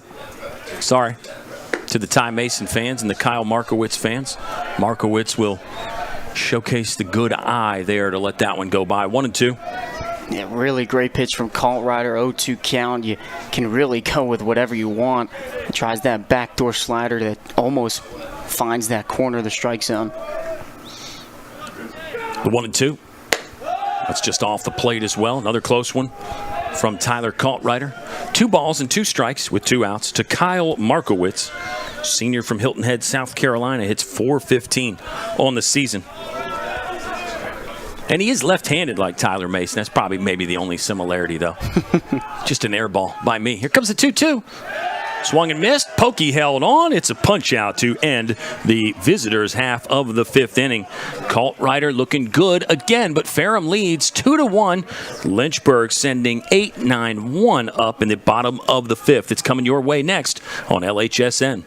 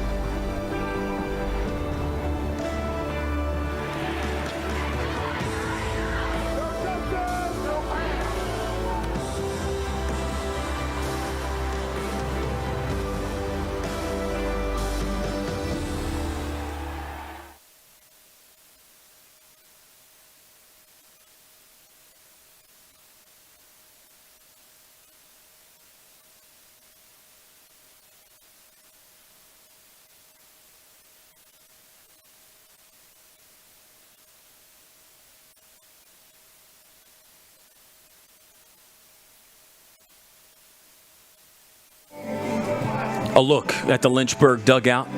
The Hornets trail 2-1. We are heading to the bottom of the 5th inning. Ferrum got one in the first, one in the 4th. Lynchburg got their run in the 2nd. That was the Bryce Demery solo shot. No hits since then for Lynchburg. They've had a base runner reach on a hit by pitch and a walk since then. That was this man, Eric Hyatt, that got hit in the bottom of the 2nd inning. He was left stranded. Ryder Warren walked last frame, and he got left stranded. They're facing Braden Weeks, who has gotten through the lineup for the most part anyway. This will be the 8th hitter in the order, and it's the 8th that Weeks has faced. And we'll have a pause because Eric Hyatt wasn't quite ready. The eye contact wasn't there. Or did Hyatt just ask for time, maybe? Either way, we'll get the 0-0 offering here in just a second. Sounded like Wesley Arrington was watching the game, checking in. The Lynchburg legend, the current University of Virginia Cavalier. Is he the best postseason pitcher of all time at the Division III level? Question mark. I think definitely for I don't want to say definitely. Obviously, you can argue that there are a lot of pitchers that we've had, but definitely an argument is there that he could be one of the best Lynchburg pitchers here at Lynchburg. It's a very non-committal answer from you, by the way. Yeah, no, you can't have the conversation about postseason greatness without including him anyway. We'll say that. Well, because you also got to think about Grayson Thurman and how well he did in the postseason. Yeah, that's exactly right. There's so many. And Grayson Thurman's having a good start to the year in New Hampshire in the Toronto Blue Jays organization. Some people believe in jinxes, so I won't even give you the numbers for Grayson Thurman. I'll just tell you to go look them up. The information is out there. In baseball, there's always a stat, and then there's more. There's the advanced stats and the analytics. Here comes a 1-2 to Eric Hyatt. That one's upstairs, and it's ball 2. Maddox Tsutsui on deck. Struck out his first at bat. He's the only strikeout victim today. So Lynchburg obviously putting the bat on the ball more often than not. But only 2 hits so far. That one's inside. Good hold from Eric Hyatt. Hey, you got to say Weeks, again, really doing a good job of using both sides of the plate. He goes in, he goes out, and it seems to be in sort of an unpredictable pattern as well. 3-2 coming up to Eric Hyatt. 30 hits on the season for Hyatt. This one's hit well to left field, but not strong enough to beat Gabriel LeBron, who makes another good catch. You know, both teams have had some really sharp flyouts and lineouts, balls that the outfielders have, either had to go back on or had to charge in on to grab. But outfield play has been on display because I think both teams are swinging it pretty good. Yeah, I agree. Obviously, Lynchburg with only 2 hits, but they've been swinging the ball really well, especially with that swing by Hyatt. You go back to both of Logan Webster's flyouts. I mean, they were solid swings to center field. Tsutsui hits 269 on the season, 296 on the season. Correction. He'll take strike 1 on a ball where Braden Weeks went inside. I mean, now you have to ask yourself, does Ferrum stick with the plan and bring in a third pitcher for the 3rd time through the lineup, or do they let Braden Weeks go? Maddox Tsutsui letting the barrel go and lifting one to left center field. That ball's down. Tsutsui thinking about a hustle double. Instead, he'll retreat back to first. Hey, good job there by the catcher. Did you see the catcher, Seth Shannon, run down there to cover first for a potential throw back behind Tsutsui as he was returning there. It is a base hit. First one for Lynchburg since the 2nd inning, and it's the 3rd base knock of the ball game. And I think going back to your thought about the change in pitchers, I mean, it looks like Weeks is going to stay out there, especially, again, he came in the 2nd go-around of this lineup because you got that lefty first 3 batters in this Lynchburg lineup. So I'm not surprised that they're keeping him in there. Yeah, results have been good for Weeks. He'll hit the bottom rail with a fastball there to Brandon Garcia, who's 0 for his last 9. He grounded out against Braden Weeks the first time he faced him. Garcia's 0 for 2 today. Maddox Tsutsui will be a threat to run at first base. We'll see how much the lefty Weeks shuts down the running game. 1-1. As that pitch missed, good slide and stop from the catcher, Seth Shannon. Yeah, for Weeks, 1 time through the lineup. He's given up 1 hit. He's walked 1. But he's also struck out 1 and really, you have to say, kept this potent Hornets offense very much in check. Throw behind. They try to get Tsutsui. Not in time. And the count is 2 balls and 1 strike. Yeah, good idea. Obviously, with a big secondary that really everybody on this Lynchburg lineup gets. I mean, it seems like every single hitter, when they get on base, is looking to take second. But with a big secondary, a back pick every now and then, you might catch a runner off guard. You at least put the thought in the runner's mind, try to limit some of that aggressiveness. The pitch was south of the zone, and now it's a 3-1 count for Brandon Garcia. Garcia will be ready to bust out. 44 hits on the season for this guy. And he's already got an illustrious career. Hold that thought, Ski. We'll get back to it in just a second. Garcia showing the bunt 3-1. Takes it. Now the count is full. Oh, I was just going to mention that with the 3-1 count, it was unlikely that we were going to see Maddox take off for second. But now with a full count, anything can really happen. Maddox taking off for second is not, it's always a possibility. There's one out in the bottom of the 5th inning. That one just off the plate, and Garcia is aboard. Second walk of the ball game for Lynchburg. They've both been issued by Braden Weeks, who we have been very impressed with. But again, it's a Lynchburg offense that can really heat up on you in a hurry. They can get out of pocket very quickly. And this is a guy that can do it. Joe Munitz is 0 for 2. Came into the game hitting .379. And the change could be happening here. Yeah, I think good feel for the game by the manager, Eric Owens, for Ferrum to understand that, yes, Weeks was really good, but let's stick to our plan of changing pitchers a lot, and let's make sure we do our best to slow down this Lynchburg offense. So we'll just hang out right here and greet the new arm for the Panthers. I mean, again, I think you have to give Weeks very high marks. He surrendered 1 base hit and 2 walks. There are 2 on when he leaves. So those runs will be his responsibility on the earned run average side. But overall, I think Braden Weeks gave Ferrum exactly what they were looking for. I think you could say the same for Stephen Ritchie, the starter for the Panthers, pitched 2 innings. And he did well other than surrendering the solo home run to Bryce Demery. The new pitcher is Gavin Stone. Number 10, Gavin Stone has really taken the ball as a starter in some Game 1 scenarios for Ferrum. He has started 3, but this will be appearance number 8 out of the bullpen for Gavin Stone. So he's actually done more bullpen work than starting. The earned run average for Stone is 7.08. He has struck out 16 and walked 9, pitching just over 20 innings so far this season. Gavin Stone, another lefty, is on to try to limit the Lynchburg offense. Yeah, and I completely agree with you. It's kind of, obviously you have that lefty-lefty matchup when you had Weeks on the mound, but it was the second go-around of the lineup, especially with hitters as good as Brandon Garcia, Joe Munitz, and Ben, and really everybody in this lineup. But it's the second go-around. You want to change things up a bit, throw Gavin Stone on the mound. I mean, obviously different movement, different velocity, really different everything. So I think this is a good move to go to the pen and just try and switch things up, especially with runners on first and second. We're in the bottom of the 5th inning at Fox Field. This is game 1 of 2 today. The if necessary game is scheduled for Sunday. More on that if it becomes necessary. Lynchburg is undefeated at home this year, 33-6. They are the 5th ranked team in the country. Ferrum, a better year, 20-20. They were 9-13 in conference. They're actually looking for their first winning season since 2019. And they would, of course, have to win this series or win some games. Win some games, I guess you would say, in the ODAC Final Four, which is next week, set to begin at Capital One Park on Thursday. And that's set for Thursday, Friday, Saturday. And that's one where there's some flexibility there. If there is some weather, you can end up going to Friday, Saturday, Sunday, or any combination of those 4 days, really. Turf up there at Capital One, so that'll help if there is some rainy conditions. It was rainy up there last year, as you recall, Ethan, in the ODAC Final Four. Yeah, it felt like it was cloudy every single day up there. I mean, it's a beautiful park, though. Always loved playing there because I played there for summer ball also. A 1 start here to Joe Munitz. The pitcher is Gavin Stone. Runners on first and second with 1 out.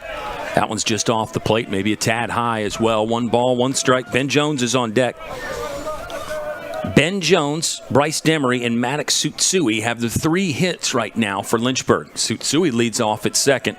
Brandon Garcia at first. Danger moment right here. Feels like the Hornets are ready to sting in the bottom of the 5th. They'll spin and throw on Tsutsui. He's back with a head-first slide. Shortstop Carlos Castillo kind of tumbled over him and then gave a long look at the umpire. I don't know if Castillo thought they got Tsutsui or looks like he's got a smile on his face. I think everything's sporting out there at the second sack. We'll see. 1-1 is the count right now with one out.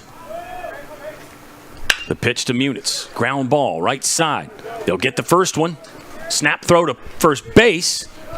Joe Munitz ran into the umpire at first. There's a lot happening on that. Ferrum will get one out.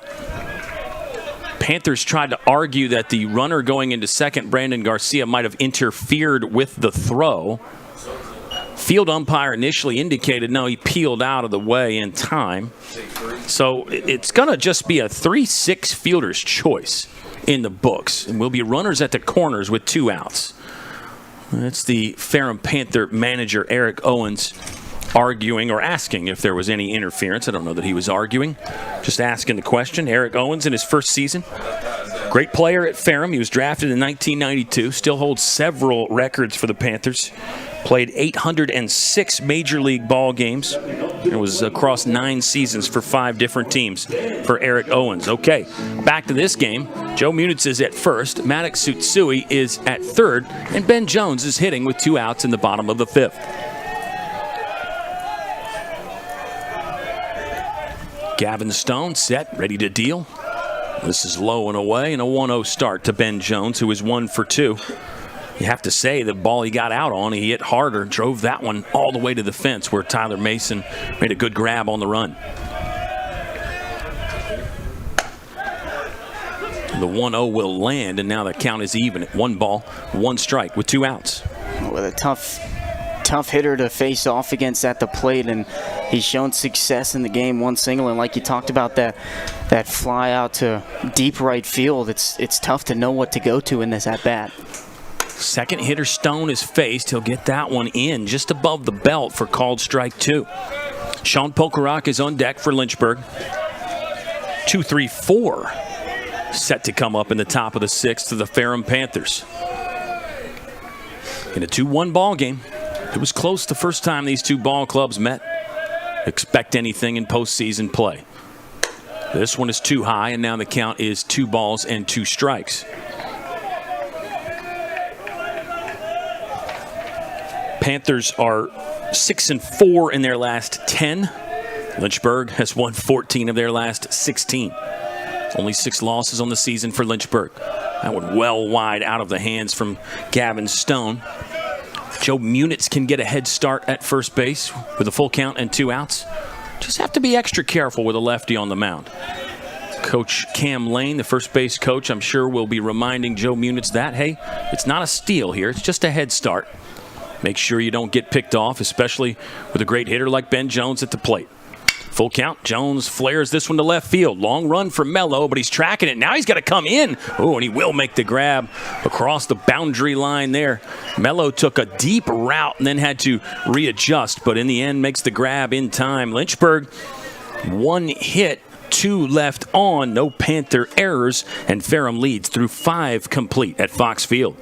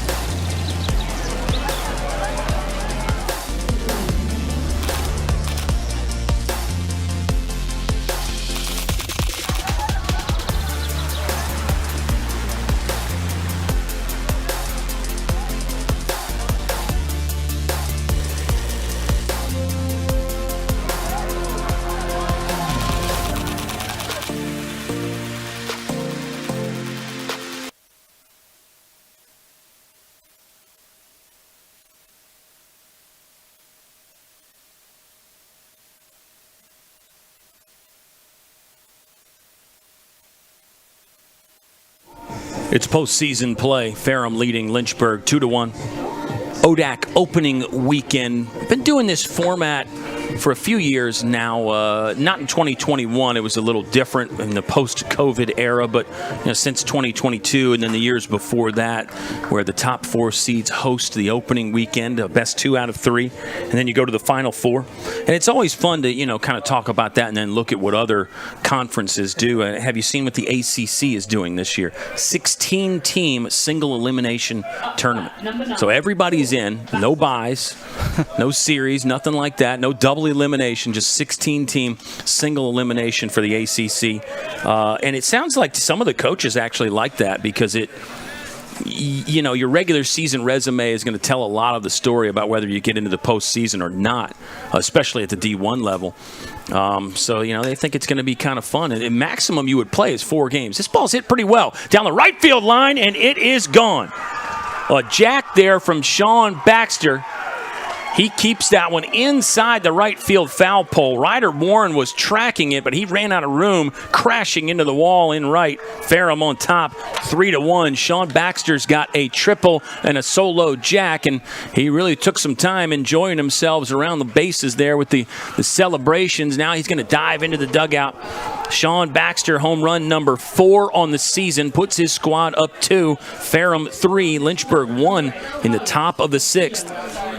Just a great swing, showing that opposite field power, poking it right over the right field fence. It looked like Ryder Warren, with the way that he was running, was going to be able to make a play and just ran out of room really quickly. So good job by Sean Baxter to extend this lead, get some insurance for your pitching staff.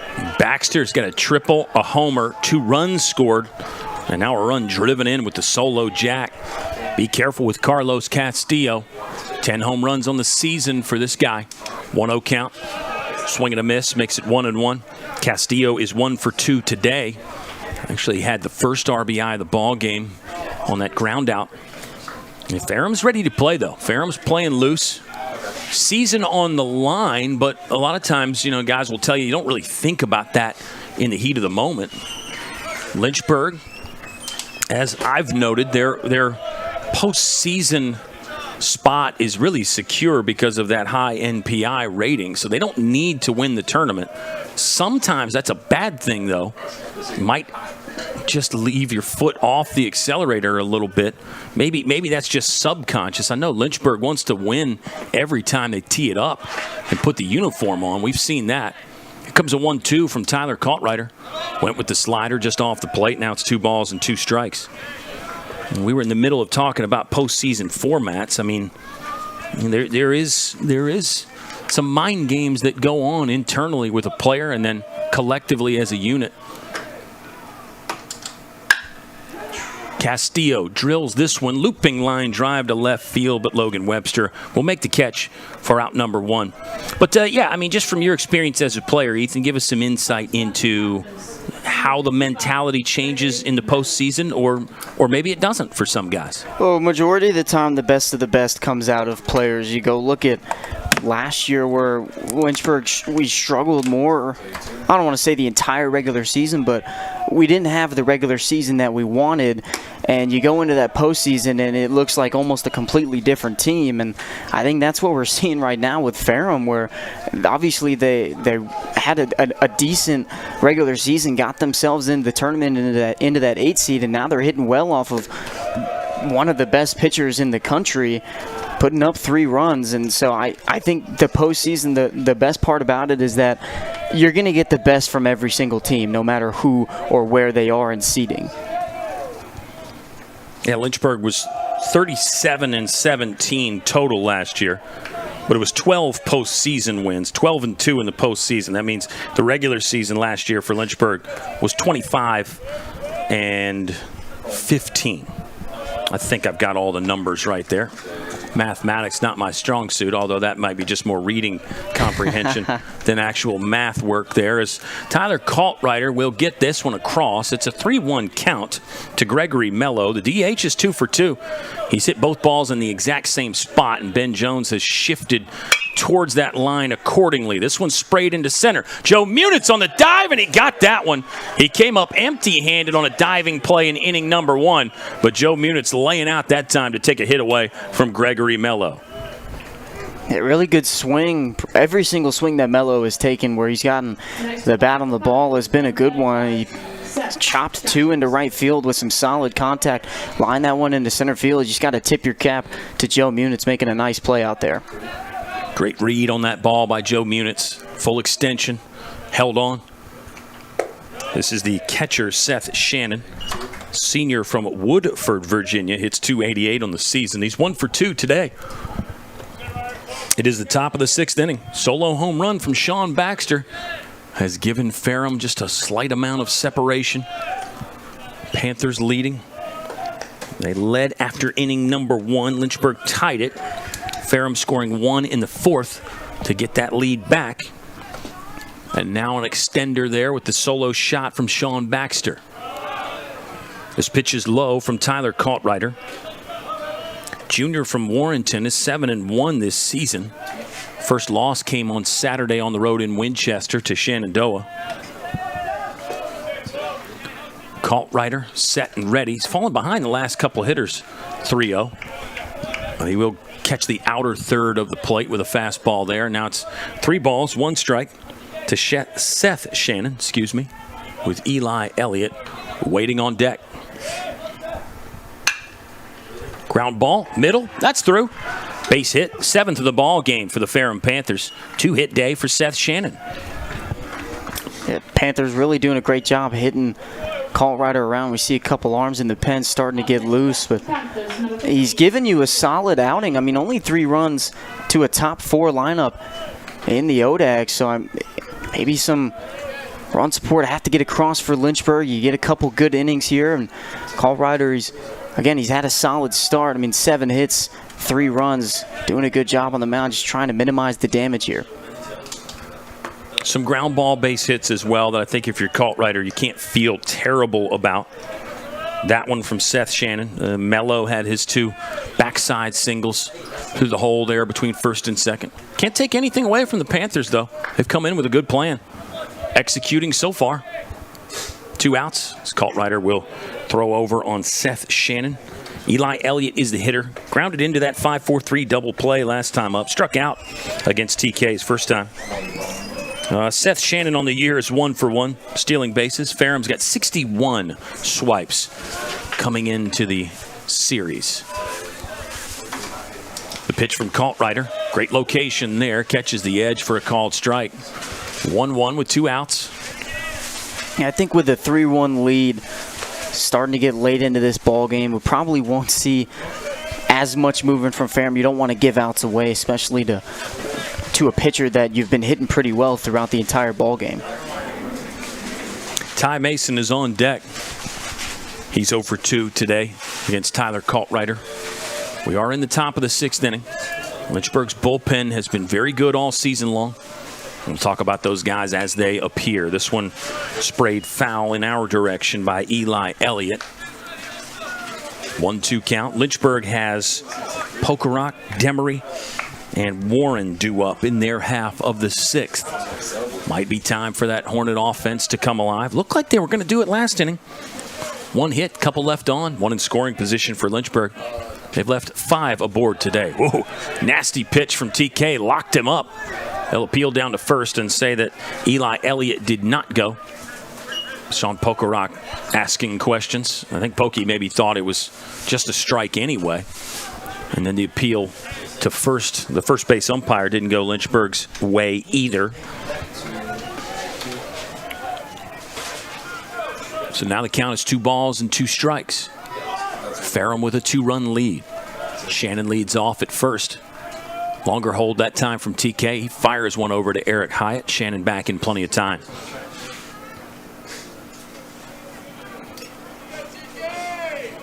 Ferrum has used 3 pitchers. Stephen Ritchie started, pitched 2 innings. Braden Weeks came in and Gavin Stone threw the last couple batters there. This one's hit sharply to Ben Jones. Got the glove down in time. Underhand flip to Brandon Garcia, who was covering at second. Inning over, but Ferrum strikes again. Solo home run from Sean Baxter gives the Panthers a 3-1 lead through 5.5 at Fox Field.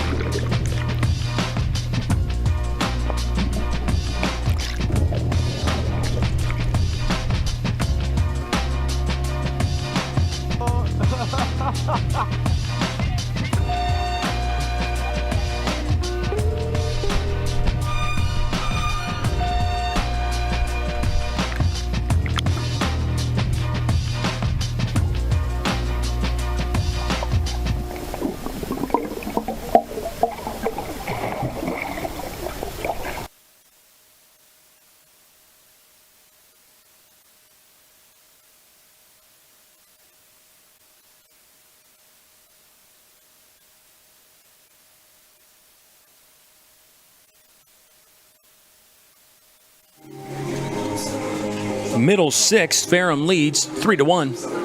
Kyle and Ethan checking out the scoreboard. I haven't seen any scores yet, and I was slightly wrong about that Randolph-Macon schedule. They're going to play 2 tomorrow. Macon and Hampton City will try a doubleheader tomorrow, and then the if necessary game will also be Sunday as we get our contractually obligated look at Jerry. The goose is loose. Let's see if Lynchburg's offense can get loose. Great how that shapes up there with Bryce Demery in the foreground on this side, who's on deck, and then Logan Webster getting some swings. You get a look at some bullpen activity. Guys staying hydrated. And so that's a fantastic shot right there. Really enjoyed that. Here's Sean Pokerock, 0 for 2. He has flown out to left and right today. Pokey's been really heating up. You take it back to that Bridgewater game. We really haven't mentioned that much in this broadcast, which is maybe a good thing. That might mean we're staying focused and not living in the past. But still, I think worth mentioning, Pokey was 6 for 6 in that game. 6-hit ball game for Sean Pokerock. He had 3 doubles. He had 3 hits in the 4th inning alone in that game. Yeah, I think you could argue with Pokerock's season, he's one of the most clutch hitters on this team, and that's exactly why he's in the 4-hole. Under this one, so conversation about Sean Pokerock will have to wait. Catch is made in center field. And Pokey's a guy like the man walking in, Bryce Demery, who actually has more RBIs than games started, which I think is a really mark of a hitter that's making the most of their time and really helping their team in a massive way. And this guy has, Bryce Demery, struck out looking in his last at-bat. I believe that was a 7-pitch at-bat for Bryce Demery. And he homered his first time up. Got one over the left field wall that at the time tied our ball game 1-1. Right now it's 3-1. Good swing from Bryce Demery. He was sitting on green there, green light, maybe dead red on a fastball. As this one off the body of the catcher, Seth Shannon, so the umpire will take a walk out to the mound to give Shannon a little bit of time. It's an 0-1 count. Gavin Stone still pitching against Lynchburg. This will be hitter number 4 that Stone has faced. So far, so good. He's gotten the first 3 batters out. I think if you're Bryce Demery, with the power that you have at the plate, you keep everything on the ground, it's always going to be a tough play to make for this infield. So even with the home run power, you think you should keep it on the ground? Yeah, I think or the pitcher wants to keep him on the ground? I think Bryce Demery is going to want to keep this ball kind of low on a lower plane. Obviously, you have the chance at a long ball, but you keep it low on the ground, it forces the infield to make a tough play, especially with Foxy. Well, 0-2 count. That might increase the probability of a ground ball. 1-2 now as Stone went away with a fastball. Let's see if, again, that's just a setup pitch. Ferrum has really done a good job pitching to both sides of the plate. All 3 of the arms that the Panthers have used. Lynchburg just 1. See if Kaltrider comes back. Well, this one's not on the ground, but a looping line drive that is catchable for the second baseman, Eli Elliott. And there's 2 gone now in the bottom of the 6th inning. Here's Ryder Warren, 0 for 1 with a walk. Flew out to left center.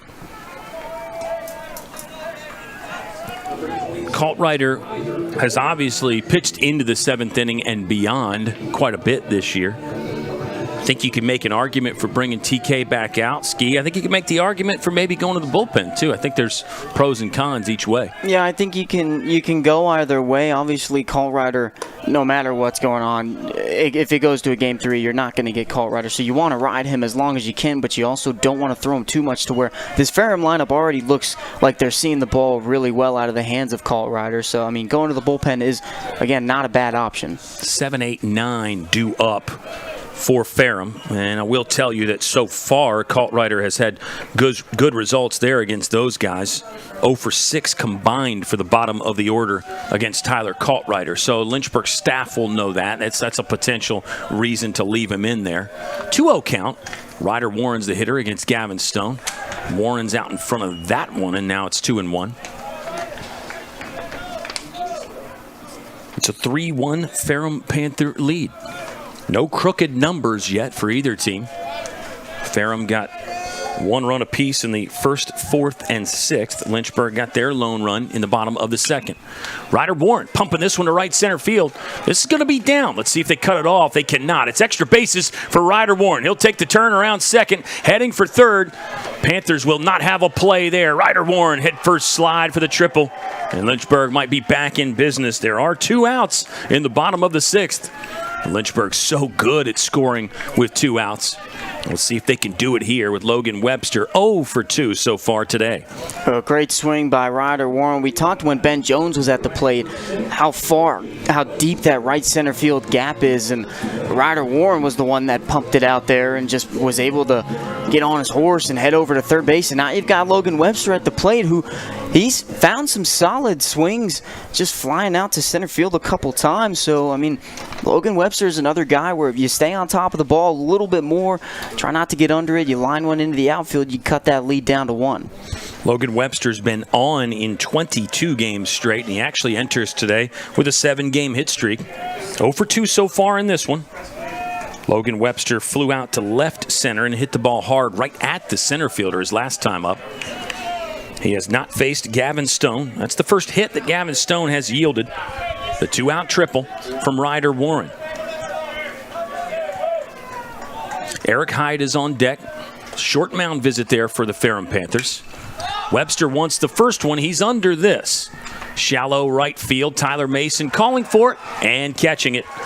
1 hit, 1 left stranded for Lynchburg, and through 6 complete. The Ferrum Panthers on top, hoping to spring the upset. Right now it's visitors 3, home team 1 on LHSN.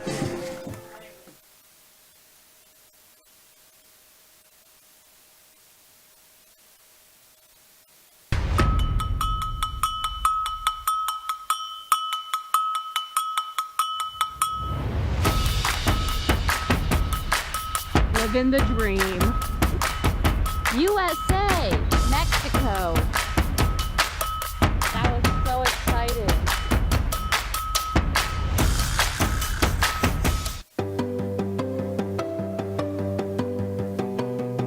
Lynchburg is all about you, your ideas, and your goals.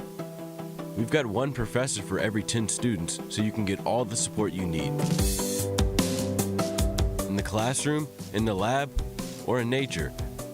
You'll learn by putting yourself out there, and we're right there with you.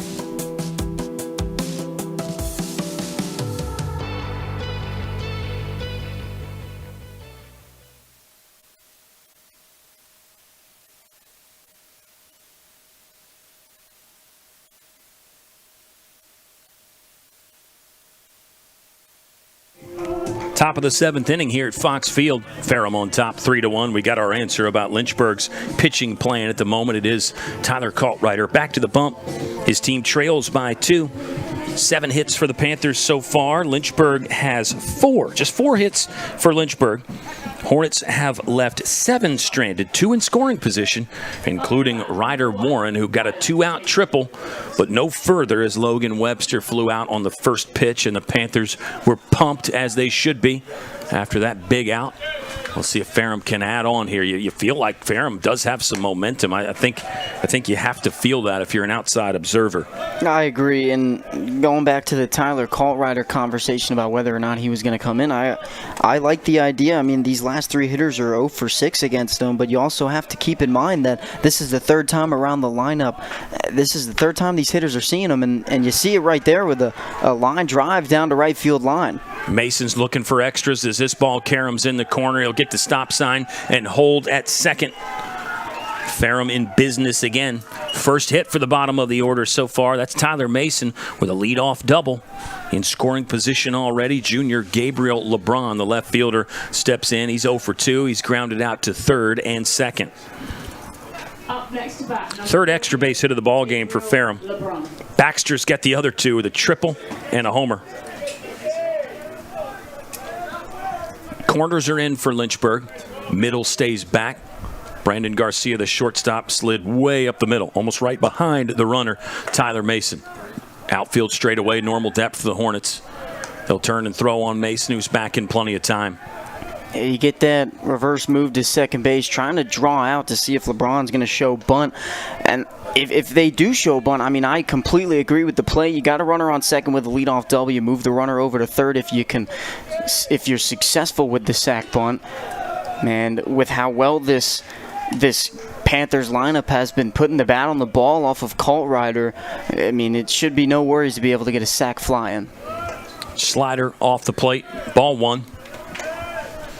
Bullpen busy for Lynchburg again. Colt Rider holds. Now a look at Mason, who's bouncing. He'll spin and toss that direction again. This time a slide from Tyler Mason, but back in time again. On deck for Ferrum is J.J. Tyree, who's 0 for 2. Then it's back to the top of the order with Kyle Markowitz. Leadoff man for Ferrum is 0 for 3 today. Bunt by Mello. Pokey's out to grab it. Took a brief look at third, but knew he didn't have a play there with Mason's speed. He goes to first for the initial out of the 7th inning. Yeah, and that's just a perfect way to move a runner over to third again. Sac bunt. Now you've got one out with a runner just 90 feet away. So realistically, anything to the outfield with the speed that you have and how well they've been, again, putting the bat on the ball off of Colt Rider. I mean, a sac fly is easily in play here for the Panthers. I was impressed how Pokey pounced on that ball. He got out quick and nearly had a chance at third with some other runners he might. This ball's lifted into center field. J.J. Tyree is going to take it deep. Not deep enough to beat Joe Munitz, but no play for Munitz. Ty Mason made sure he didn't leave early on that one. It's a successful sac fly for Ferrum, and the Panthers up the lead. 4-1 visitors right now in the top of the 7th. Again, just a perfect way to get that run, and everything executed really well. And now if you're the Panthers, you got a 3-run lead and just even more insurance going into crunch time, and now you're putting this Lynchburg team in a little bit of a stressful situation. Yeah, Lynchburg only 9 outs to make up the deficit. 2 down now in the top of the 7th.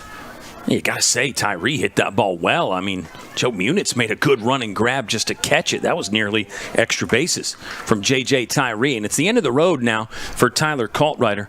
He will leave with 2 gone in the top of the 7th inning. So officially it'll be 6 2/3, surrendering 4 runs. They're all earned. Lynchburg and Ferrum, neither team has made an error so far. It'll end up being 8 hits for the Panthers, 3 extra base hits, including that double from Tyler Mason that got him in scoring position and allowed Ferrum to play the small ball game, bunt him over, then get him in with the sac fly. Austin Riney is on. Second pitcher Lynchburg has used will enter in a 3-run deficit. Bases clear with 2 outs in the top of the 7th. Yeah, I really like the move. You're going up against a lefty at the top of the order with Markowitz, and Austin Riney's done a great job. He's got a lot of movement with that slider, but he's also got some velocity in that fastball, so I really like the move to the pen. Numbers have been good this year for Austin Riney. 0-0. This will be appearance number 9. No wins, no losses, no saves. Earned run average is 5.79.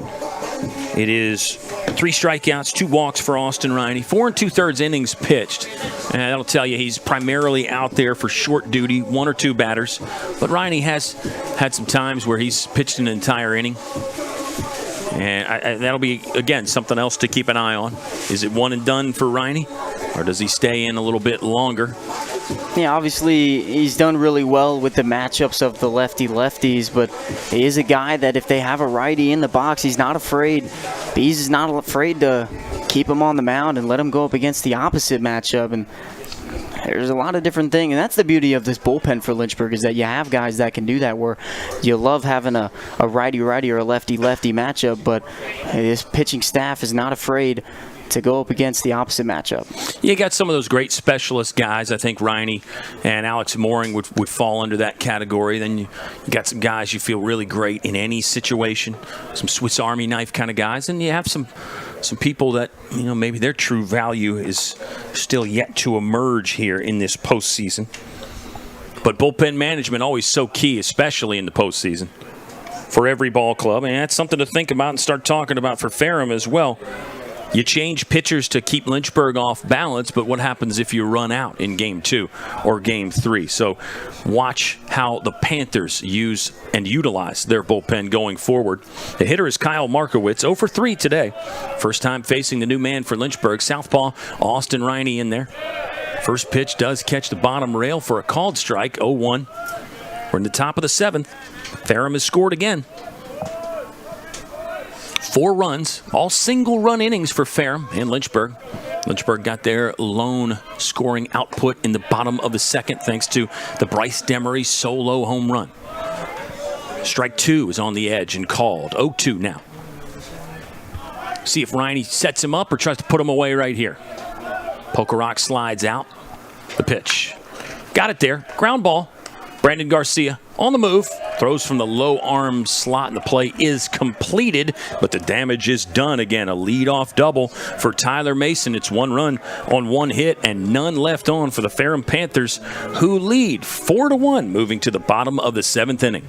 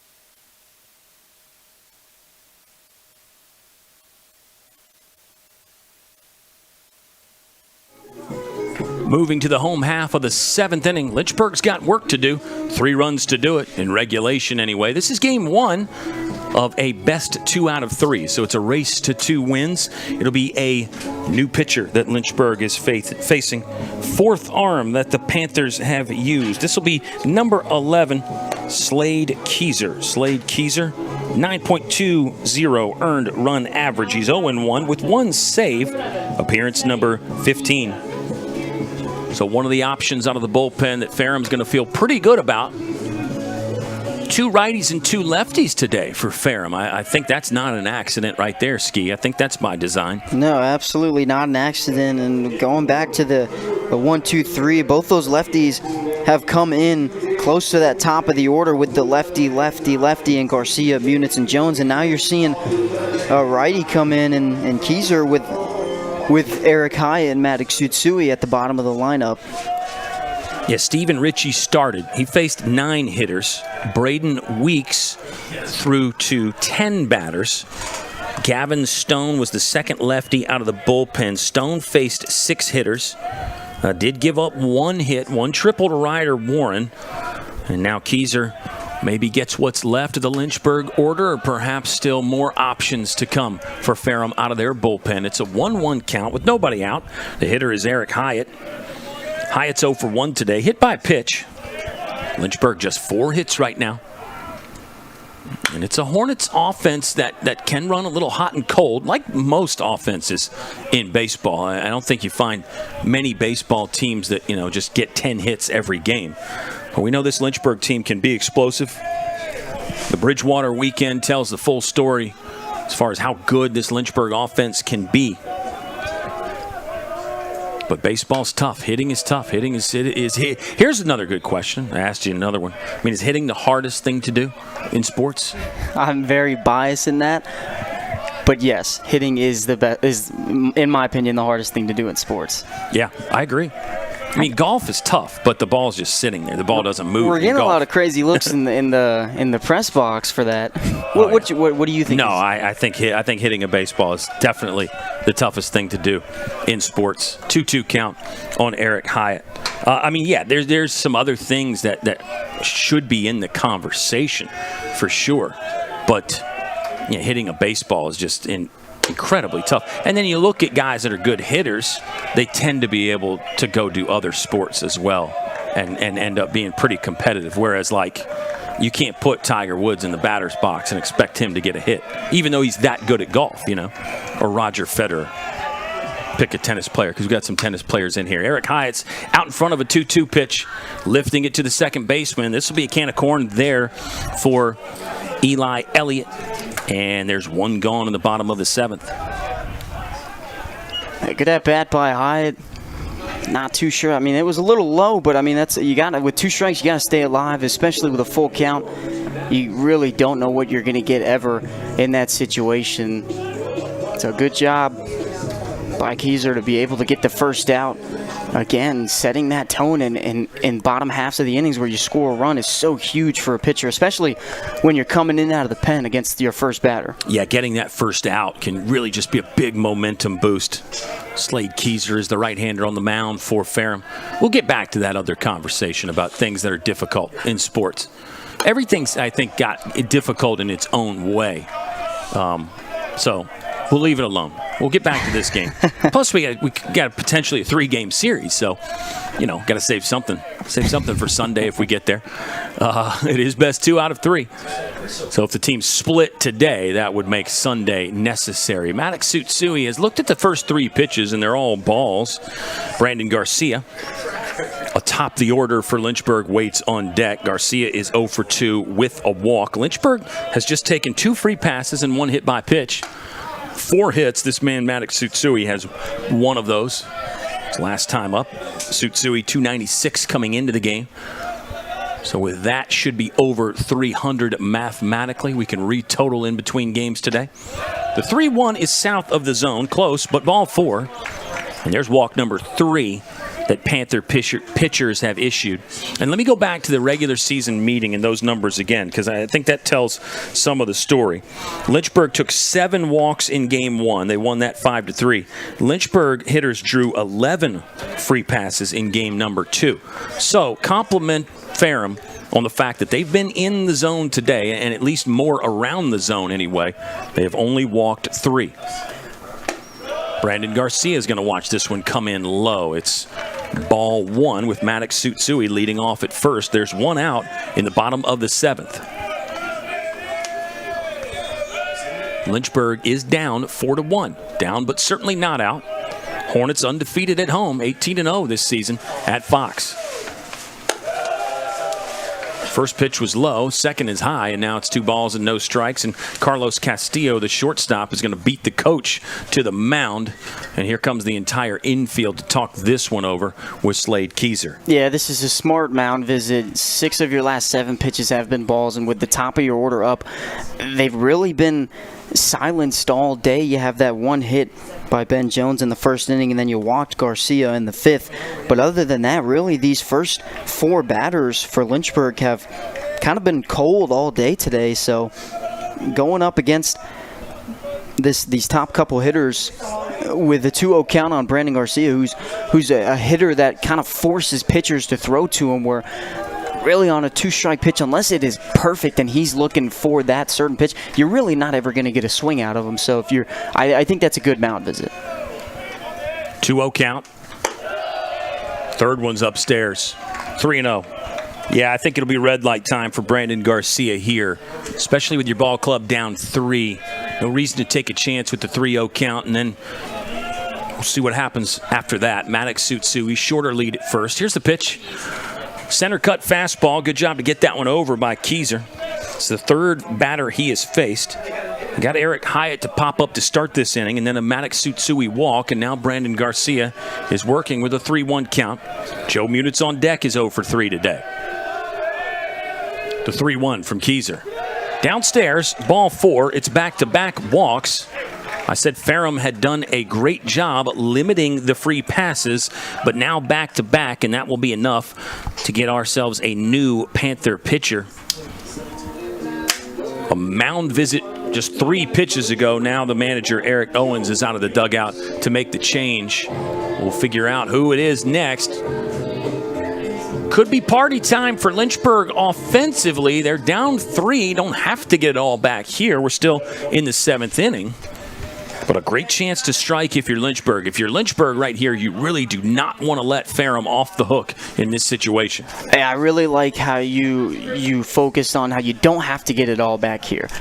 Growing up, one of the biggest things that I always kept in my head from my coaches is you got to chip away.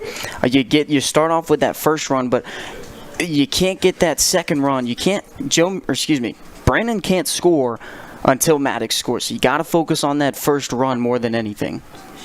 The new arm is Carter Liverman, number 47 for Ferrum, will enter with 1 out and 2 on in the bottom of the 7th. Liverman is 1-1 this year with a 5.68 earned run average. 12 2/3 innings pitched. He's given up 17 hits. Looks like 8 earned runs on the season for Carter Liverman. He struck out 8, walked 6. Giving up 2 home runs, 7 doubles. Batters hitting .283 off Carter Liverman. It's another left-hander in for Ferrum. 3rd lefty that they have used. Lynchburg has used 2 pitchers. Austin Riney has worked to just 1 hitter. It was 6 2/3 for Tyler Kaltreiter. He would not be in line for the win today. He can get off the hook from the loss if Lynchburg were to come back and tie this game up or take the lead. I think this is a great job from what not only the Ferrum bats are doing, but this pitching staff. I mean, they're holding a top 5 team in the nation to 1 run, and these pitchers out of the bullpen and even your starter, they've gone around the lineup once, which has kept their pitch count to a minimum. So realistically, all these guys that are throwing today, I mean, we could see them in game 2. You most likely won't, but there's a possibility if we have to go to Sunday that we're going to see these pitchers again. And if they've done well today in the first game of this postseason, it's going to give them all the confidence on a day 2 if you possibly need it. That's a good point with the schedule the way it is. Kind of frees up the bullpen a little bit with the day off in between. We are scheduled for 2 games today. Weather should not be a problem, just an outside chance and maybe a sprinkle today. Tomorrow looks wet. That's why the adjustment was made. Here's Joe Munitz, 0 for 3 in this one. Joe Munitz will watch the fastball just miss the zone, and now it's a 1-0 start. Pitcher's Carter Liverman. Hornets at first and second. That's Maddox Tsutsui bouncing off at second. Brandon Garcia leading off at first. Liverman comes set with the open stance there. Munitz will lash this one into center field. A play is going to be made by Kyle Markowitz. Maddox Tsutsui will tag. He'll head to third. Garcia stays put at first. There's runners at the corners with 2 outs now. And Ben Jones, a chance to maybe do some damage to get Lynchburg a step or 2 closer in the bottom of the 7th. And that's a great swing by Munitz. Really got a hold of it.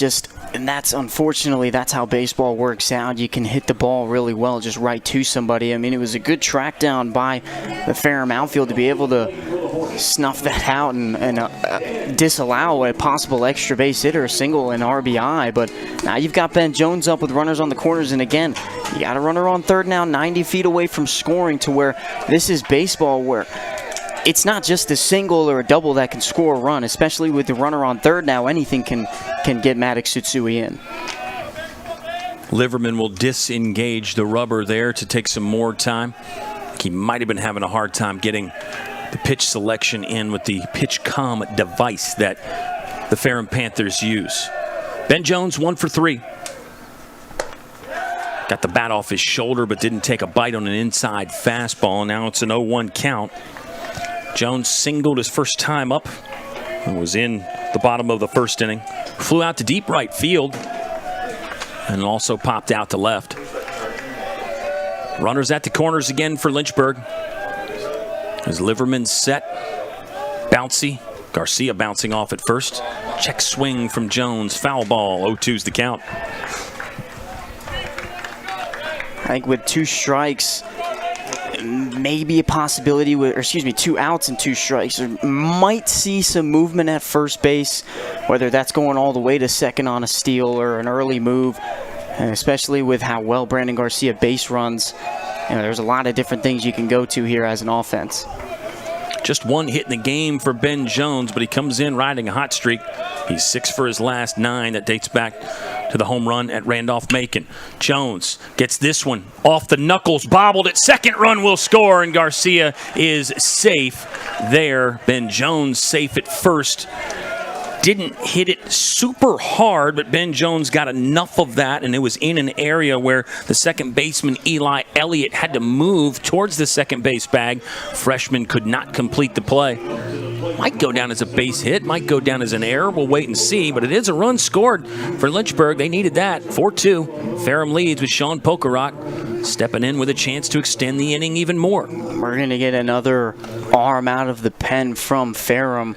And I agree. I feel like that can really go 50-50, a base hit or error. I mean, it's a tough play, but it wasn't also hit too hard from Ben Jones.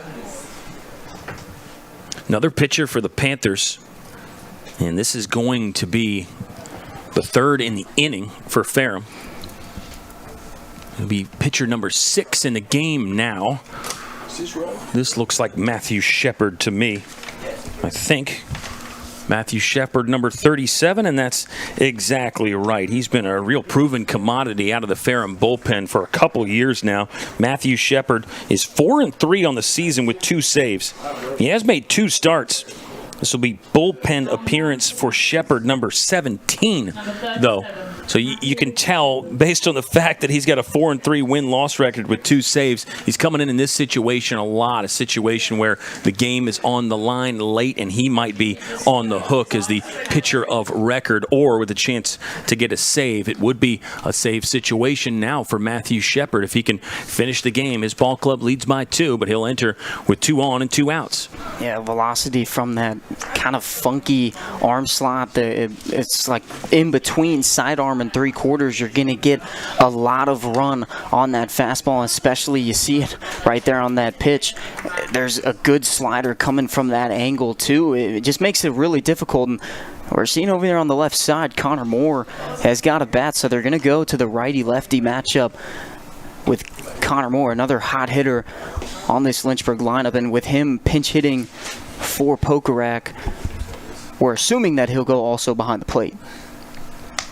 That would be my assumption. Connor Moore will enter with great numbers, and we'll get to those in just a second, but it looks like Sean Pokerock's day will be done. 0 for 3. Flew out to each outfielder. F7 his first time up, F9 the second, and then finally one to the center fielder in his last at bat. Bryce Demery will now be on deck. Wouldn't that be electric if Demery could come up with 2 outs and some runners on? It's a 4-2 ball game right now. Lynchburg just scored a run. I think that was ruled a hit. We're looking for some confirmation. If it was ruled a hit, it'll be an RBI for Ben Jones and another 2-hit day for Ben Jones. If it was ruled a hit, which I think it was, Jones has now got 37 runners driven in this season. And you were right, it's Connor Moore taking the place of Sean Pokerock. Moore, left-handed swinger against Matthew Shepard. For Connor Moore, he was 4 for 5 in Game 1 against Shenandoah over the weekend. In his last 5 ball games, he's hitting .684. Connor Moore is 13 for 19 in his last 5 games. He is seeing it and he is swinging it. He'll watch this one come in just above the knee and on the outer third for strike 1. And obviously Connor Moore is in the box right now for that lefty-righty matchup, but with the run that you have on that fastball, it's never going to be easy.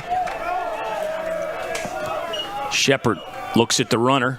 Pitches. Moore drills this one up the middle. Brandon Garcia's got the green light around third. He's going to come home and score. Connor Moore stays hot. Lynchburg now just 1 away. 4-3 Ferrum, but the Hornets are really starting to sting here in the bottom of the 7th. A 2-run inning for Lynchburg.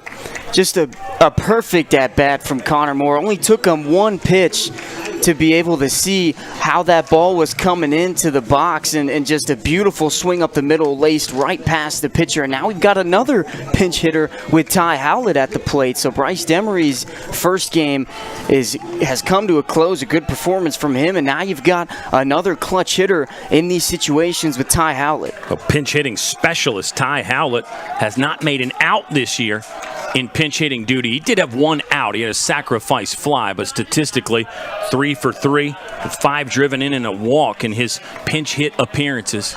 Strike 1 from Matthew Shepard. Hey, back to Connor Moore here for just a second. Connor Moore is now 14 for his last 20. Unconscious numbers. I mean, they're just not even real when you look at it. 14 for his last 20. Connor Moore. Center cut fastball with that good run that you talked about will be an 0-2 count now for Ty Howlett. His pinch hitting specialist has an 8-game hitting streak. 1-1? 1-1? Okay. 1-1 count. First pitch was a ball. Thank you for that. Because that's important. It's important to everybody, including us. Longer hold this time from Shepard as he looks at Ben Jones, who bounces off. Swing and miss from Ty Howlett on a ball that tailed away from him. Now it's 1-2 with 2 outs. 4-3 ball game. And there's that run on that fastball. He's trying to paint that away corner. It looks so good at the start, and just it seems like it's almost magic with how much the ball moves, especially from that sidearm angle. Time is out. Didn't have the eye contact, or maybe just Ty Howlett has something in his eyes.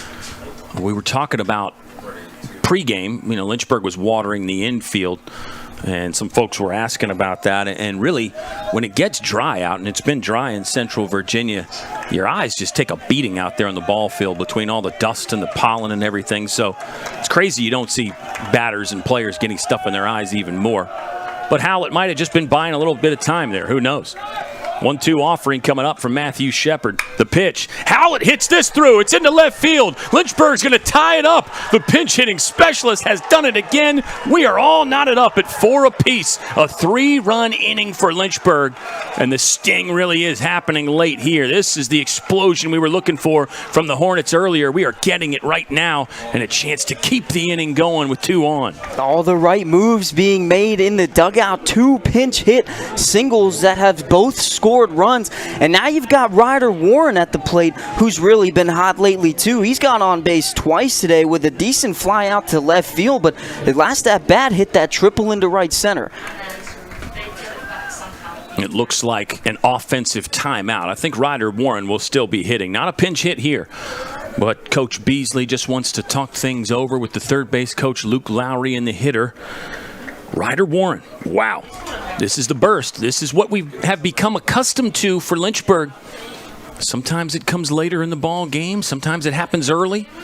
Against Bridgewater, it was the 4th inning, of course.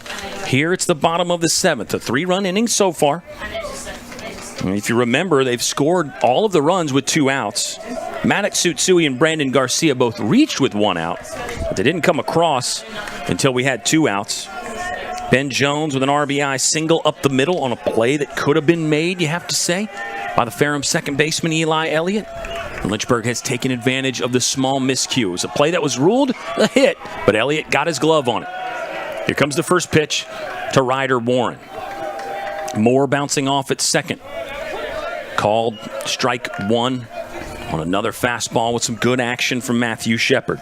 Well, going back to that single that Ty Howlett just roped into left field, that was maybe a couple inches away from hitting Ben Jones. Yeah, the shortstop Carlos Castillo was shaded up the middle slightly. I think because of the lefty Howlett, and then also maybe trying to keep Ben Jones a little bit closer at second. Yeah, it actually ended up being closer to Jones as it went by than it was the shortstop Castillo. 1-1 coming up from Matthew Shepard. He fires. Ryder Warren's out in front of this, bouncing it into the Ferrum dugout. Now it's 1-2 with 2 outs and 2 on in a tie ball game, 4 apiece. Lynchburg got 1 in the second. Bryce Demery's solo jack lifted for a pinch hitter there, and Ty Howlett punched the clock again. 4 for 4 now with 6 runners driven in pinch hitting opportunities this season for Tyler Howlett. The 1-2. Inside, must have just missed. Ferrum dugout absolutely beside themselves. They thought that should have been strike 3 looking. A really close pitch. I mean, that could have gone either way, but a good high by Ryder Warren, and now you've got Deuces Wild with 2 outs. Yeah, bold take. Let's see if it pays off for him. Moore is going to run. This one's inside. No play for the Panthers at third. Stolen base from Connor Moore. I think he just kept hopping into the secondary and realized he was sort of in that no-person's land. He was a third of the way off the base, so decided to take off. That ended up being a good move. Runners at the corners now for Lynchburg. Full count. That means the runner at first, Tyler Howlett, will get a jump start here as well. Panthers infield probably has only one play on a ground ball. This is a ground ball. It's snagged by the first baseman, Sean Baxter. Good grab there, but Lynchburg has tied it up. A couple pinch hit singles, 3 hits in the inning for Lynchburg. Hornets do leave 2 stranded, but we got a brand new ball game heading to the top of the 8th inning. It's Ferrum 4, Lynchburg 4 on LHSN.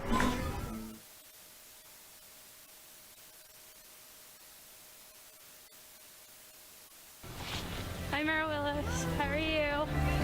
Pretty good.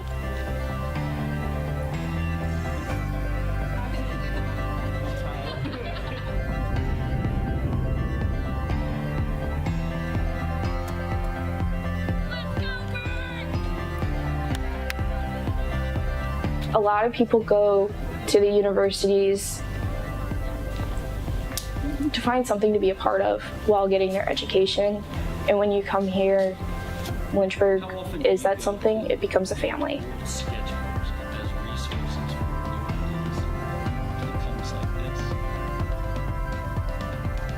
It doesn't matter how long ago you had your professor, they still remember you and they remember all of the hard work that you put in.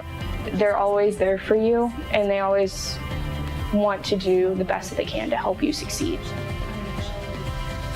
Here you learn how to love one another regardless of what's going on or what you believe. You leave here better than what you came in. It's what this school's really good at doing.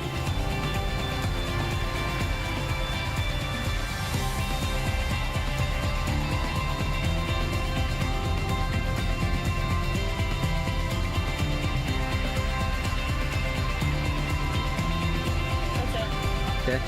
You're good.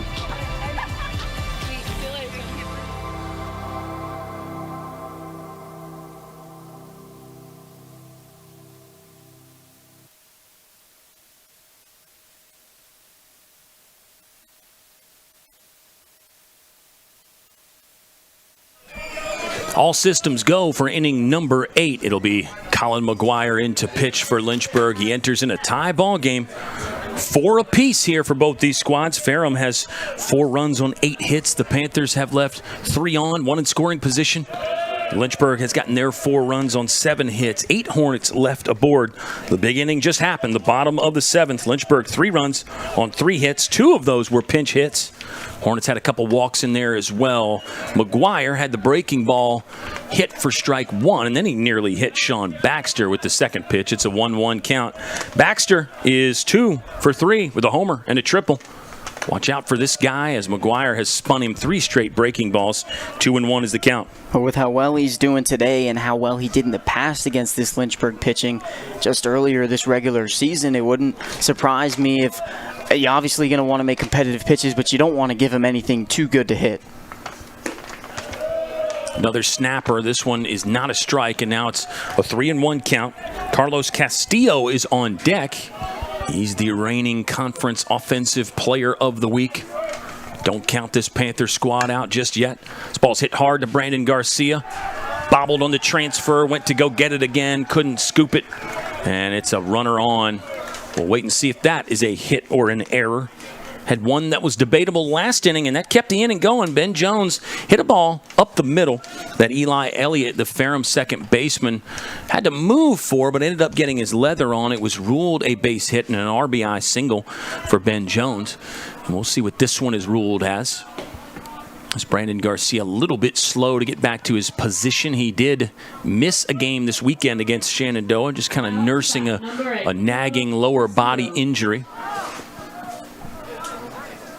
And, yeah, I think Coach Travis Beasley wants the athletic training staff to go have a chat and a look at Brandon Garcia, maybe a re-aggravation potentially of that injury or something else possibly as well. But we'll hold for the moment and tell you some other things about this ball game, and let's give you Colin McGuire stats on the season while we've got a moment. He's 4-2 with 7 saves this year. McGuire has a 2 earned run average, 2.00 for McGuire in 36 innings of work. Struck out 30, walked 16. He's done more of this multi-inning closing stopper role kind of a situation for Colin McGuire. And he did some of this last year, although mixed in some starts last season as well. McGuire in his career now is 9-3 with 11 saves. Struck out 76. The K per 9 is up this year. Batting average against has gone down this year. Really good campaign in his sophomore season for Colin McGuire. Yeah, I really like the way that they're using him again out of the pen, who obviously he's kind of more, Brock Duff and Colin McGuire, but Colin McGuire more of your kind of closer in this bullpen. But you go back to last year, like you said, he started a couple games really on more of those midweeks, but also was that long relief sort of closing role, and that's what he's really been bona fide as this year, where he's coming in late games, a couple innings when you need him to get some work done, because he's got that stamina and he's got good enough stuff to be able to go a couple more innings. And if you go back even just before Colin McGuire, Lynchburg and Coach Beasley and Solbach have really liked doing this with their pitchers, where Grayson Thurman was a guy that could go 2 or 3 innings, and even more in some cases, in the alongside Jack Batchmore too. Yeah, talking about 2 All-Americans there in Batchmore and Thurman. There's a breaking ball that's called a strike 1. Carlos Castillo, he's 1 for 3. Drove in a runner in his first at-bat. And that last ball from Sean Baxter was ruled a hit, so it's a 3-hit day for Baxter. And he's on cycle watch now because he's got a triple, a homer, and a single. Sean Baxter back to first in time after a pickoff attempt from Colin McGuire. But yeah, it's a role that I think you're right about. The predecessors for McGuire have really helped define that role. It's got away from Connor Moore, who did stay in to catch, by the way. We should have reported that. McGuire will get the ball back. Actually, the home plate umpire will give it a once-over. It's a brand-new pill in there for Colin McGuire. Baxter moves up into scoring position. Should go ahead run there with nobody out. It's a 4-4 ball game. Panthers could debate a sack bunt here, although Carlos Castillo, one of the hotter hitters on the planet, he was the ODAC Player of the Week last week with 8 hits across 3 games. 4 of those were home runs last week. He's got 10 on the season, and really 9 have come within the last month or so. That one's just off the plate from Colin McGuire. 1-1 count. Looks like no sacrifice bunt. They're going to let Castillo swing away. The runner on second and nobody out. Yeah, I think that's a smart move. Like you said, a previous ODAC Player of the Week and how well he's been hitting. He got all the confidence in the world that he can hit Baxter in. 17-game hitting streak for Carlos Castillo after a base hit earlier. This one floats into right field. Castillo, not much interest in getting down the line there on a routine fly ball. And there's one gone in the top of the 8th inning. A really great job by McGuire, where that pass ball moves Baxter into scoring position, so you almost need an out to have a little bit more of a cleaner approach to the middle of the inning. And so now, with Mello at the plate, a walk here, him getting on base via the single with Baxter getting to third, it's not the worst thing in the world, especially with the defense that you have behind you. The 0-0 from McGuire is swung through. That looked like a breaking ball there that disappeared from Gregory Mello. 3 players for Ferrum have multi-hit games. Sean Baxter, Gregory Mello, and Seth Shannon. Baxter's on second. Mello is hitting. Shannon is on deck. So this part of the order has been very good for Ferrum. This is a sharp ground ball. No problem for Ben Jones. 2 down now in the top of the 8th, and here comes one of those multi-hit guys. It's the catcher, Seth Shannon. He is 2 for 3 today. Yeah, like you said, multi-hit game, and both of the hits that he's had were absolutely laced into the outfield. He had that line drive into right field and then a line drive into center field in his previous at-bat, and I think that's exactly why Coach Solbach's going out here to have a meeting, too. You kind of want to have a rundown of how the hitter's been doing, where he's been hitting pitches, and pretty much just going about how you're going to attack this hitter. And with 2 outs, obviously you want to get that strikeout, but just any soft contact will do. But, again, not too soft contact with Baxter on third. I think that will be part of the conversation there with Mike Solbach and the catcher Connor Moore and the pitcher Colin McGuire. Maybe different language, of course, but yeah, Seth Shannon is 2 for 3. The man on deck, Eli Elliott, is 0 for 3. So that will be one of the talking points anyway. Figure out how they want to go after Seth Shannon. If they want to go after him, it might be nothing close. Feel free to walk him if we need to. Don't give in if you fall behind, all those sorts of things that pitching coaches talk about in those mound visits. Hey, Lynchburg's got 7, 8, 9 due up in their half of the 8th inning. It's a tie ball game right now, but the go-ahead run is on third base in the top of the 8th inning. McGuire with a good location on a sinking fastball. Just caught the bottom edge on the outside corner. 0-1 start. I think that's exactly what Coach Solbach talked about. He's a good hitter. It's okay to throw around him and keep competitive pitches, but not too close. Looks like McGuire tried to go to the same spot and pulled it slightly. Good stop by Connor Moore.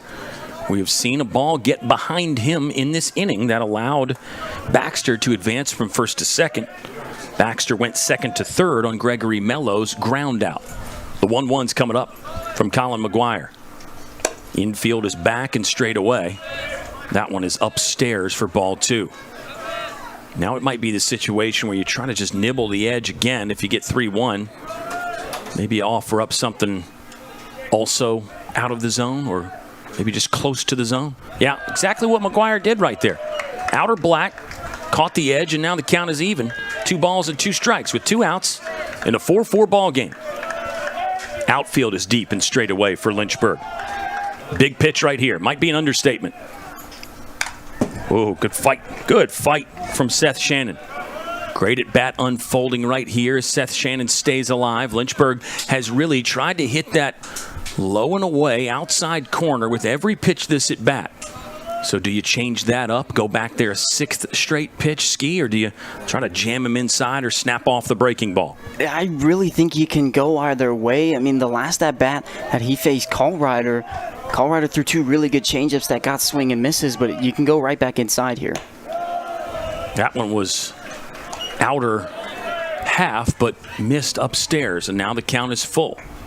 3-2 with 2 outs. Runner on third is Sean Baxter. Colin McGuire facing his 4th hitter in this top of the 8th inning. There's the pitch. They went back inside, and Shannon just barely staying alive. So we saw it. Lynchburg tried to stay away with the first 5 or 6 pitches of the at-bat. And they did try to run one in on the hands of Shannon, but he just got enough of it. Great at-bat here from Shannon as he has fouled off a couple. Another payoff pitch coming from Colin McGuire. He lifts and fires. Got it outside again. A bouncer back to him. He'll sprint it over to first, and the out is made. What a job there by Colin McGuire, executing the plan to perfection. Ferrum gets one on, but one stranded 90 feet away. Tie ball game heading to the bottom of the 8th.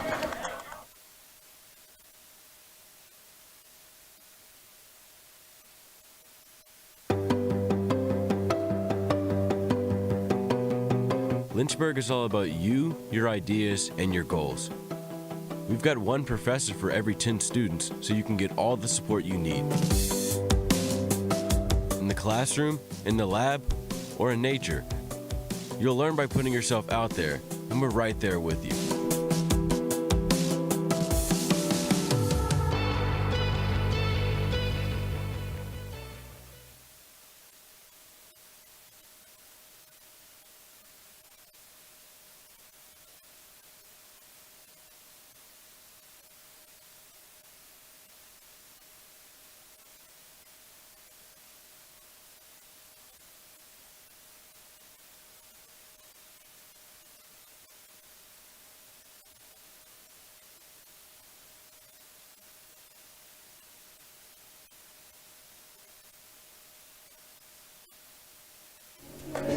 Bottom 8 tie ball game, 4-4 between Lynchburg and Ferrum. The Panthers have led for most of this one, but Lynchburg erupting for a 3-run 7th inning. Matthew Shepard pitched to the final 3 batters of that inning, surrendered a couple hits. Finally got Ryder Warren out to end the frame. We're tied 4-4. Hitters for Lynchburg will be, or do we have more changes coming, potentially? I think we got Jake Wright. We do have a change, yes. Jake Wright will be the pinch hitter for Lynchburg. As they're going to make a change to bring in number 2, Jacob Wright. 364 on the season. This will be game number 22 that he has played in. He's driven in 6, 12 base hits, 1 double. No triples, no homers for Jake Wright. But he is on here. Lynchburg going to the bench It's worked out so far. I mean, you have to say you were really thrilled with the pinch hitters last inning, and I think you have to be. And it doesn't always work that way for a manager, but sometimes the hunches and the numbers that you play pay off. Well, I think, in my opinion, especially in the postseason, I think pinch hit singles that score, especially singles that score a run, or really anything that comes out of a pinch hit in a positive way, I think that's just such a game changer. It's one of my favorite things that can happen in baseball. Did you have one of those last year? Case Western? I did. Yeah. He's too humble to bring it up. I can't remember, was it I'm trying to remember which game it was. Ithaca. It was Ithaca. Ithaca game, okay. And then also in the Super Regional against the Also? He said also. He did it multiple times. 0-2 count here on Jake Wright, trying to extend his pinch hitting appearance. Fouled this ball and it hit the inside of the helmet there on the lid. I think he's okay. Good job by the umpire to jump out and make that call. He's going to just give Jake Wright a once-over there. Good. That is really good umpiring, I think, just to make sure. It's an 0-2 count. They did that earlier with Ty Howlett and his pinch hit at bat where it looked like might have gotten something in his eye. He called timeout himself, too, so that doesn't take out the pitcher's timeout that he gets every at bat. Or, excuse me, the hitter's. Another 0-2 from Matthew Shepard. Wright flaring this one down the third base line. Close, but foul. Yeah, if we get a chance, we can talk about that pinch hitting mentality and is it tougher? Is it easier? I think we've touched on that at times this year. I mean, sometimes you just don't think as much, maybe, and it can work out in the batter's favor. Fastball off the plate from Shepard. But, yeah, I mean, go ahead. Was it different for you than starting, or was it the exact same thing? I mean, what was the mindset? It's definitely different, especially because you never know when you're going to get your name called, and so you always have to be ready, and that's something that this Lynchburg team has done well so far, especially this game where you never know when you're going to get called, and you don't. Sometimes you're going to get your name called, and you don't even get time to take some practice swings, and that's just something that you have to live with, so it's definitely... There are pros and cons to it, but you also can go up to the plate thinking, I have nothing going on before this, so let's just have a completely just outright no mindset going at the plate. And that's, honestly, for baseball, having absolutely nothing going on in your mind at the plate, it sounds odd, but in my opinion, I think that's the best mindset to have going up there. Jake Wright is fouled off 4. He's been hitting with 2 strikes for a while. Comes in 1-2 from Shepard. Wright will get the bat on this one better, and it's in fair play, but a ground ball pretty easily fielded by Eli Elliott for the first out of the inning. Jake Wright pinch hit for Logan Webster. We'll try to track and see if Jake Wright goes into left field for Webster or if Lynchburg makes another change. They do have some further options on the bench that can play the outfield. Here's Eric Hyatt. Hyatt's 0 for 2, hit by pitch, his first plate appearance. Hyatt has really come in swinging a good bat. I'll tell you the April numbers again. He was 23 for 52 in the month of April. It's good for a .442 batting average in the month. Another guy for Lynchburg that got off to a sluggish start, but has picked it up and really become the Eric Hyatt that we all know and love. 0-1 count from Matthew Shepard. 5th hitter Shepard has faced. Hyatt hits this one to right field. Ty Mason, no problems there for the second out of the bottom of the 8th inning. That's a really good swing from Hyatt, especially with that sidearm pitcher. You really want to exaggerate your swing and keep in your head. You want to aim towards that right field gap, and you're going to get a lot of solid contact if you have that, and that's exactly what Eric Hyatt did there. Shepard is the 6th pitcher that Ferrum has used. Lynchburg has used 3. Including Colin McGuire, who worked through 4 hitters in the bottom of the 8th. He gave up a leadoff single to Sean Baxter, kind of a tweener ball that maybe could have been an error on Brandon Garcia, the shortstop, but ruled a hit. And then Colin McGuire sat down the next 3. This is Maddox Tsutsui, third baseman for Lynchburg, is 1 for 2 with a walk. He scored the first run of that 7th inning. That was the second run of the ball game for Lynchburg, and we're now tied 4-4. That means Brandon Garcia is on deck. Garcia scored twice today with a couple walks. 0-2 count on Tsutsui. The pitch from Shepard. That's just off the plate for ball 1. You got to say, Matthew Shepard is doing a great job getting ahead of hitters. He's attacking the strike zone, seems to be commanding the fastball and that frisbee kind of a slider he gives you. And even that last pitch was almost hit that corner of the zone. A really great eye from Tsutsui. The 1-2, Maddox Tsutsui late but staying alive. 1 ball, 2 strikes now in the bottom of the 8th. 9th inning for Ferrum. We'll have the second baseman Eli Elliott leading off, then the right fielder Ty Mason. Gabriel LeBron due up third. Could see some changes for the Panthers. Could be time for some pinch hitters there. This one's well off the plate. Biggest miss from Shepard so far. 2 balls, 2 strikes with 2 gone in the 8th inning. Shepard entered and gave up 2 singles. Since then, he's retired 3 straight. The pitch to Tsutsui just gets a piece again, staying alive. Yeah, this Lynchburg lineup has done such a great job in 2 strike counts, being able to foul away these pitches that are really great. I mean, they're great pitches that look like they're going to find the zone the entire way through. They're doing a great job fouling them off and staying alive. Shepard set below the belt. Now the pitch.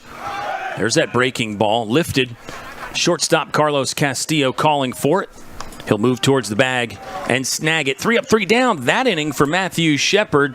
Game remains tied going into the 9th inning. Don't miss the conclusion of this one. It's just game 1 today as well. We're having a lot of fun. We hope you are too. Thanks for watching the Lynchburg Hornets Sports Network.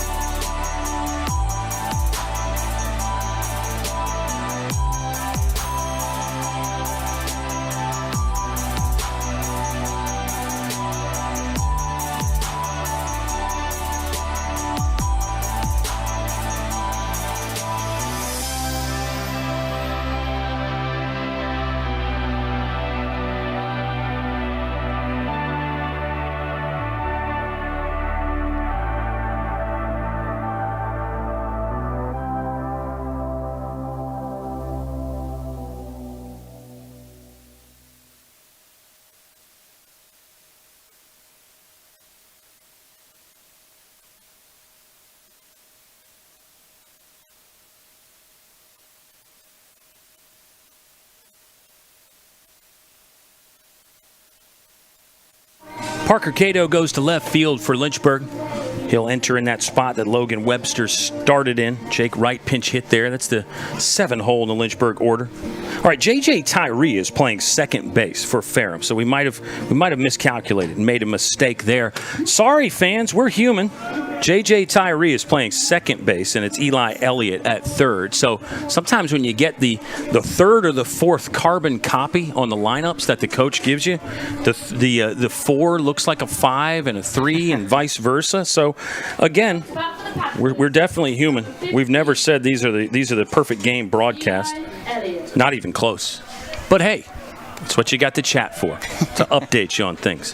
And we'll see if there's some changes. Here's Eli Elliott, one of the guys we just mentioned. He's the third baseman for Ferrum, not the first baseman. He's a freshman from Marion, North Carolina. 247 in 19 starts so far, and he's down 0-1 to Colin McGuire. Steep 12-6 curveball from McGuire. We'll find the mitt of Connor Moore, who is the battery mate now, and it's an 0-2 count. McGuire went back to it. Ground ball to Tsutsui. Good snag there. Low throw, but no problem for Eric Hyatt. There's out number 1 of the top of the 9th inning. Really great play from Maddox. We can talk about his defense. He just looks so calm over there at third base. And for somebody who really didn't get that much playing time his freshman year, comes in today this season for an injured Gavin Collins, and he looks just completely comfortable at third. He sure does. I love the confidence. You mentioned the calmness. We debated, should we call him the Zen Master? I kind of like the Samurai, though. I like the Samurai. He said he was cool with either. First pitch swung on by Mason. That's through. Ty Mason, the center of the action again. Yeah, and I screwed him up earlier. I said Ty Mason was hitting one time when he really wasn't. But there's a base knock for Mason. He's 2 for 4, by the way, doubled his last time. And it's 10 hits in the game now for the Ferrum Panthers. They've gotten 2 off of Colin McGuire, the single from Baxter, and now a single from Tyler Mason. Go ahead, run, aboard. And good wheels for Tyler Mason. I would expect a multitude of throws over to first from Colin McGuire. They're going to keep Ty Mason busy. So there's one. We could track it. We've talked about tracking this. Got my counter right here. Ethan Morotsky's going to track the number of throws over. There's 1. 0-0 count. Gabriel LeBron had a successful sacrifice bunt his last time up. He's 0 for 2. Longer hold that time, now 2.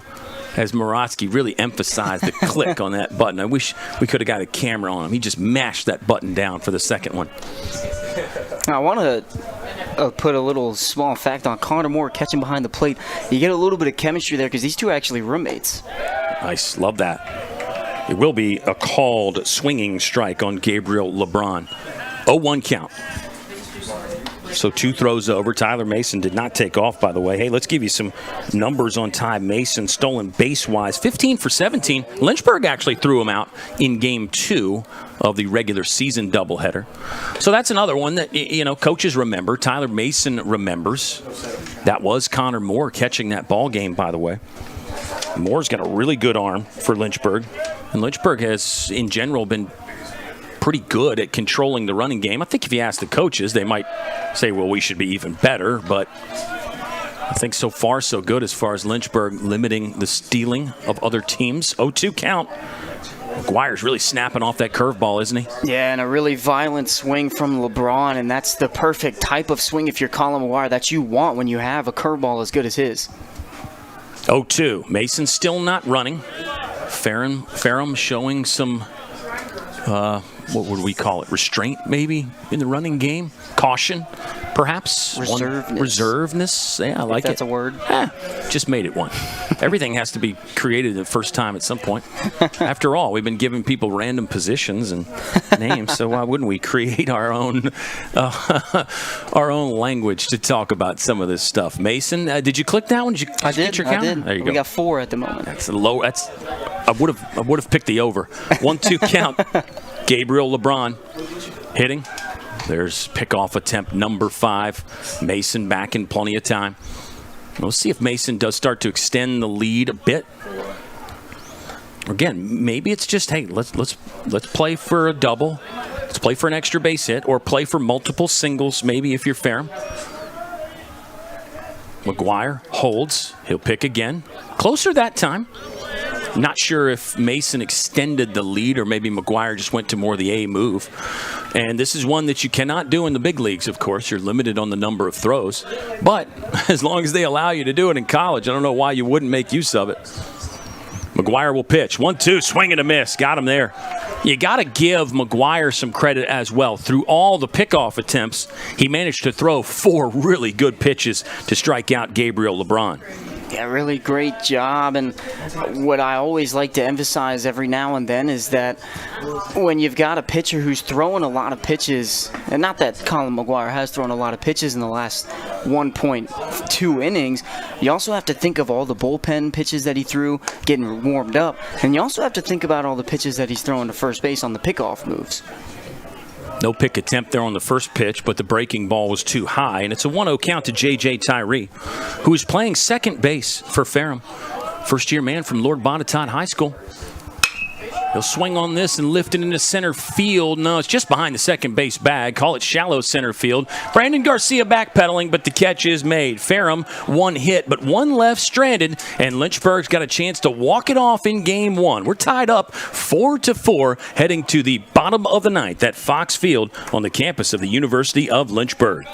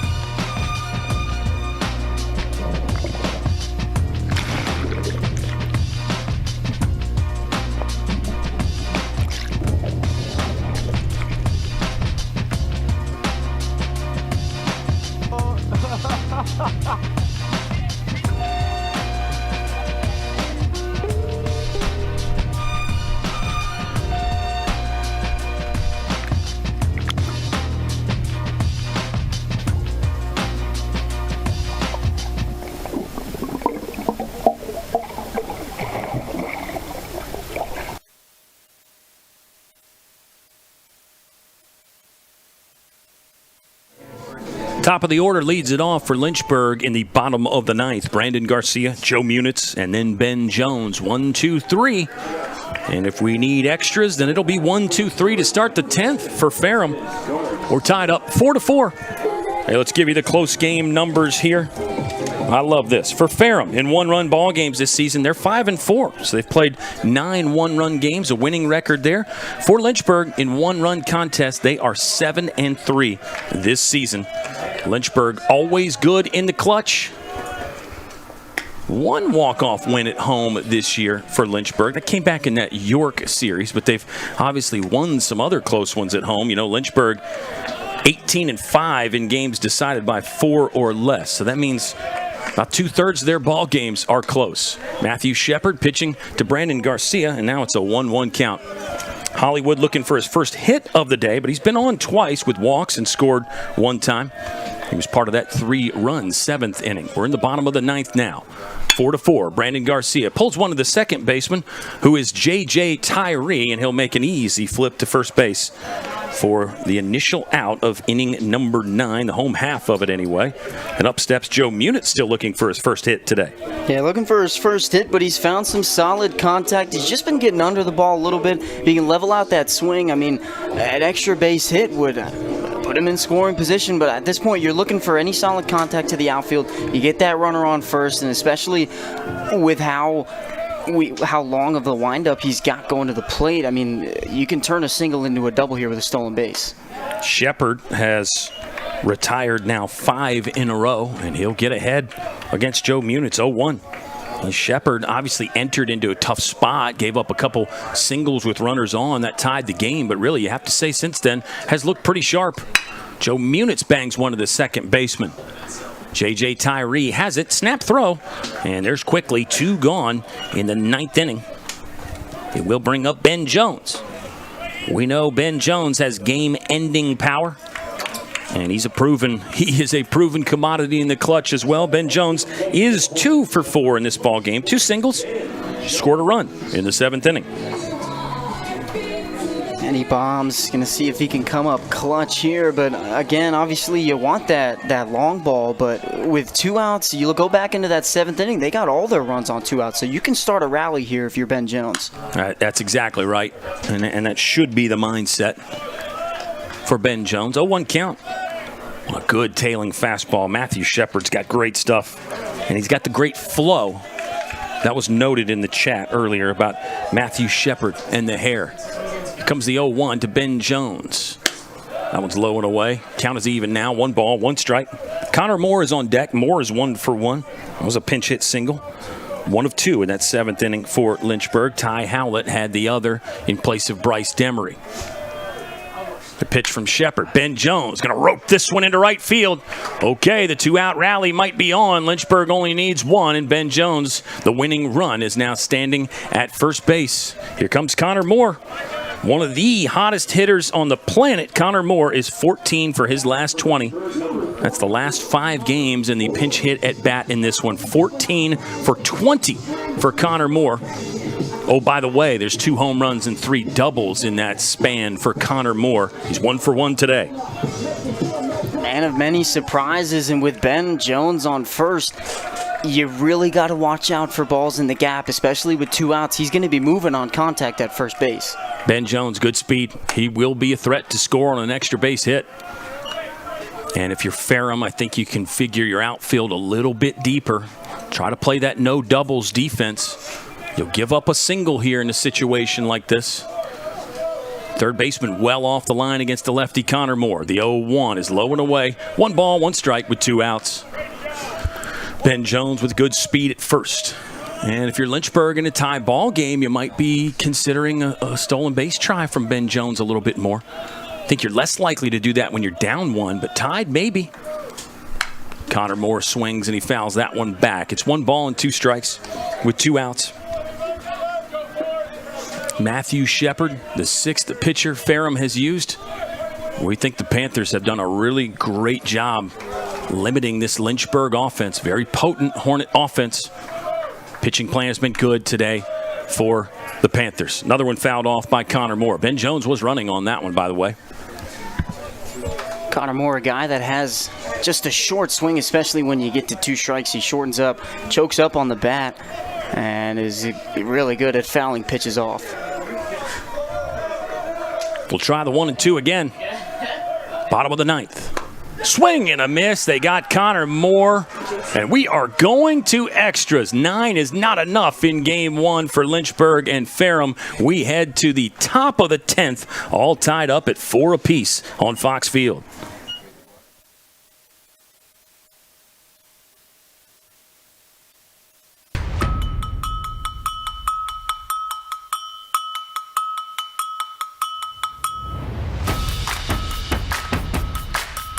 Living the dream. USA, Mexico. That was so exciting.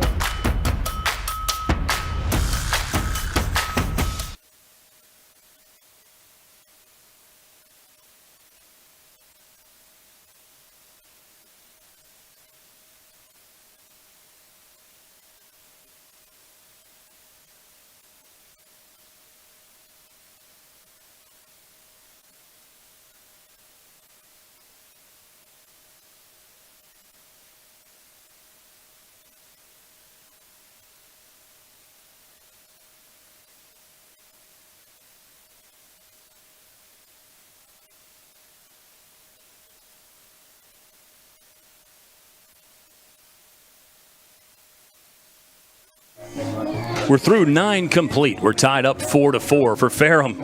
4 runs on 10 hits. They have left. The Panthers have left just 5 on base, actually, for Ferrum. 2 in scoring position. Lynchburg's gotten their 4 runs on 8 hits. A Bryce Demery solo shot in inning number 2. And then Lynchburg exploded for 3 runs in the bottom of the 7th. Ethan, both ball clubs got a base hit in the 9th, but nothing more than that as pitching has been really good. Matthew Shepard for Ferrum, Colin McGuire for Lynchburg. The closers are on in key situations. We'll see if Shepard comes back out for the top of the 10th, but it's McGuire, or Shepard would be the bottom of the 10th, I'm sorry, but McGuire will start the top of the 10th for Lynchburg on the mound, and he's facing the top of the order, Kyle Markowitz stepping in. Yeah, both these pitchers really done a great job. As that one singled into left field, so a leadoff single for the Panthers now, and you're in a really good spot for this lineup because you've got, obviously that was the leadoff hitter Markowitz that singled there. Now you've got Baxter and Castillo. Markowitz, first pitch, slashing that to left field. First hit of the ball game for Markowitz. 11 hits in the game now for Ferrum, and this man has 3. Sean Baxter tripled, scored, homered, obviously scored on that, and a single off Colin McGuire. 10th hitter McGuire has faced, so this means it's the second time through for Lynchburg's closer. Markowitz wants the first. Brandon Garcia off balance. Did he get him? Oh, he's safe at first. Brandon Garcia made that Derek Jeter play earlier this season, and he nearly pulled another one off. Markowitz a hard 90, but it was awfully close at first. Called an infield single, back-to-back hits now for Ferrum, 12 in the game. 4-hit day for Sean Baxter. Yeah, really good. Now you're in an even better spot if you're the Panthers, but if you're Lynchburg, you got to stay calm. You've still got that double play in order. And again, a grounder to Sutsui at third. You can step on that bag and possibly get a double play, but really 1 out is a must here. Carlos Castillo will show the sacrifice bunt. It was a breaking ball from McGuire. That was low. Castillo's 1 for 4. Had a situation earlier where we wondered if he would sacrifice bunt, and he did not. Ferrum let Castillo swing away. This time, he did offer the bunt out front. Let's see if that continues. Corners are in for Lynchburg. Yeah, sack bunt from Castillo. Couldn't get it down. Fouled that one into the body of Connor Moore, the catcher. 1-1. Carlos Castillo flew out to right field against Colin McGuire. And that was actually the one where we debated would Castillo bunt, because if you remember, Sean Baxter singled and then got to second on the pass ball. Castillo did not bunt. This situation's slightly different, though, with runners on first and second. You'd get 2 in scoring position on a sack bunt here. Gregory Mello is on deck. He's 2 for 4. McGuire set just above the belt buckle. Looks like Castillo wants to bunt again. McGuire will spin and throw to second. Lynchburg does have the corners in. I think Maddox Tsutsui would be staying back unless the ball bunted forces him to field it. I think Lynchburg would like to get the leading runner at third base. Good stop by Connor Moore. Did well to keep that in front and look to come up firing there. 2-1's the count with nobody out in the top of the 10th.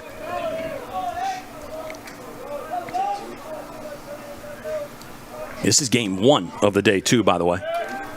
We'll break for about 45 minutes or an hour and get set for game 2. Bunt is in play. McGuire off the slope. He'll throw to first. Lynchburg gets the out there. Runners do advance. It's 2 in scoring position for Ferrum with 1 out. Gregory Mello stepping up to the plate. Seth Shannon, the catcher, now on deck. So you have a base open if you're Lynchburg. But obviously 2 great hitters right here. 2 guys with multi-hit days so far for the Ferrum Panthers. Yeah, not going to be easy for McGuire and his defense. Mello really found solid contact, what feels like almost every single at-bat. So you got that infield in, and you're really hoping for a ground ball. But you go look at Mello's first 2 hits, those were ground balls right into that first base, second base hole. Infield's in, and Mello will bang it through. 1 run is home. Play at the plate, maybe. Munitz comes up throwing. They will not get him there. Baxter didn't even need a slide, and the Panthers are on top again. 6-4. Ferrum right now in the top of the 10th. Gregory Mello, first pitch, punching it through for his 3rd hit of the ball game. Yeah, great piece of hitting. You got runners on second and third. Any solid contact again. Every single hit that he's had, it seems like he has found solid contact through by way of just a rough chopper through the infield, and a great piece of hitting there from Mello. 3 hits in the inning for Ferrum. Still 1 out. Had these moments earlier where we talked about, both teams needed to be careful. Lynchburg, you got to get off. You got to get off and get back into the dugout and try to score 2 or 3. Can't let this get any worse. Got to stay in range here if you're Lynchburg. McGuire looked like tried to change up and missed. There's 1 out. Gregory Mello at first. The hitter is the catcher, Seth Shannon. Eli Elliott, the third baseman, is on deck. And the other thing about it, if you let this inning drag on, if you're Lynchburg, it kind of zaps your momentum for game 2. Because, again, we will have a game 2 today. Somebody will be looking for the sweep today. Somebody will be looking to stay alive and force the if-necessary game. Connor Moore, back pick to first. It was low. Hyatt kept it in front. 2-0's the count. With 1 out, Seth Shannon is 2 for 4 today. Flew out to left. And he grounded out to the pitcher. Moore's off the plate there with a fastball offering. 3-0 count. Now it becomes tough for Lynchburg to use an additional bullpen option because you'd like to save those guys for games 2 and 3, potentially. Moore tried to nibble the edge and missed. It's a 4-pitch walk, and it's actually the first base on balls for Ferrum hitters today. Lynchburg's control is always good. Ferrum is aggressive. That means they had not taken a walk up to that point. First walk that Lynchburg has issued. So now it's 4 base runners in the inning. Not a change, as it's just pitching coach Michael Solbach striding out for a timeout and a visit to the mound with Colin McGuire. You talk about how that was the first walk allowed. It's not the first time that these Lynchburg pitchers have been down in the count 3-0. They've done a really good job being able to come back, throw competitive pitches, and get some outs when you go down in the count early. It's a Ferrum team that is probably a bit more aggressive than average if you look at the strikeout to walk breakdown from the hitting side. Coming into this, Ferrum had struck out 272 times as an offense. They had only walked 179. You compare that to Lynchburg's offense, they have more walks than strikeouts as a team. Lynchburg 249 walks this season. That is one of the best in Division III baseball. They have led the nation in that category a few times in the last 4 or 5 seasons. First pitch coming up to Eli Elliott. Nobody holding Mello at second. Oh, I say that, and Ben Jones will break in there. They try to pick Mello off, but he's back in time.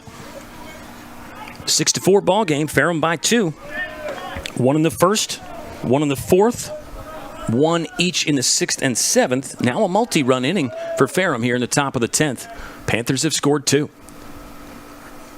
In what could be their final games as a Division III baseball team, at least in the near future anyway, as Ferrum set to move to the Division II level next year. They're making the most of it. They're looking for their first postseason win since 2018. That came back in the USA South Conference when Ferrum was a member. But they're in good shape if they can hold on and maybe add on here. Still just one out. A 1 count for Eli Elliott.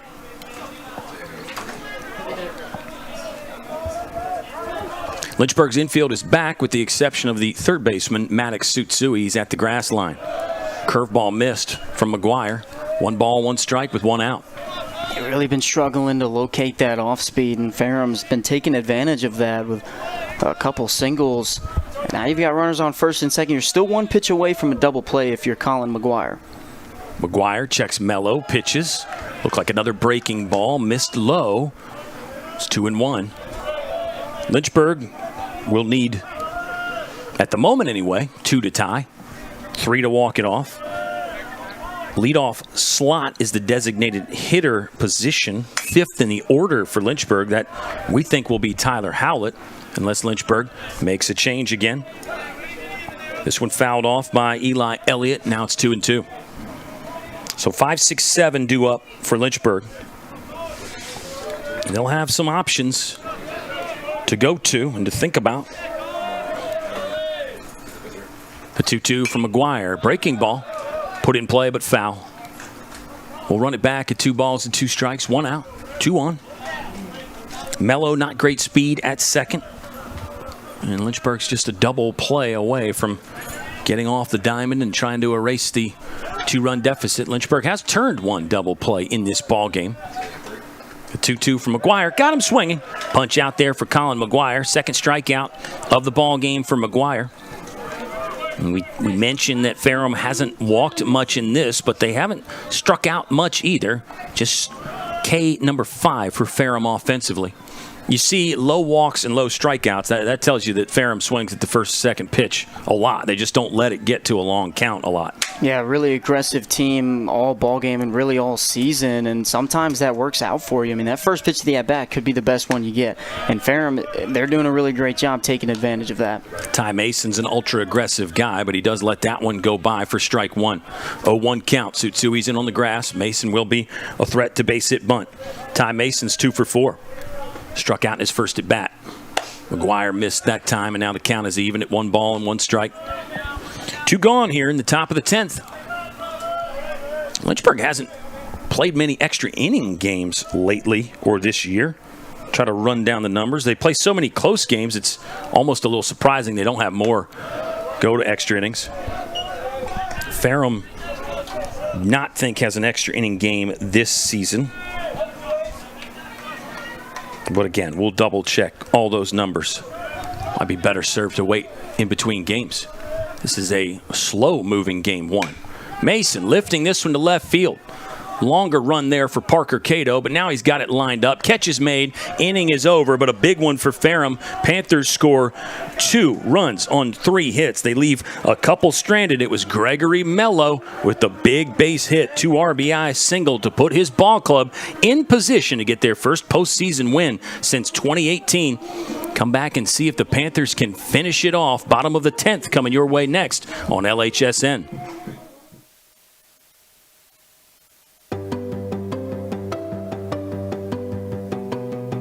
Lynchburg is all about you, your ideas, and your goals.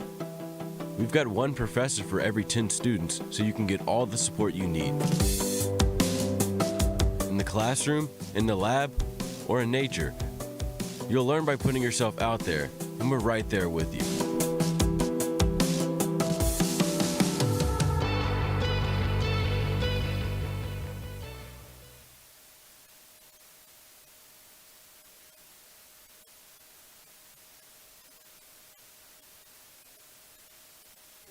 New pitcher for the Ferrum Panthers in the bottom of the 10th. It'll be Carson Wetmore. Appearance number 14 for Wetmore. He has made 4 starts. The earned run average 6.12. No saves on the season for Carson Wetmore, but that's the situation right now if he can lock it down. Ferrum by 2, 6-4 on the road. Lynchburg has not lost at Fox this year. It's been an absolute fortress, but the Hornets will need to muster up 2 or more if they want to continue the undefeated streak at home and not fall behind in the best 2 out of 3 series. Is a good move out of the pen from the Panthers, bringing on Carson Wetmore, the lefty, just a freshman, but with Lynchburg, with the last time they went around the lineup, it was lefty, lefty, lefty with Howlett, Warren, and Wright.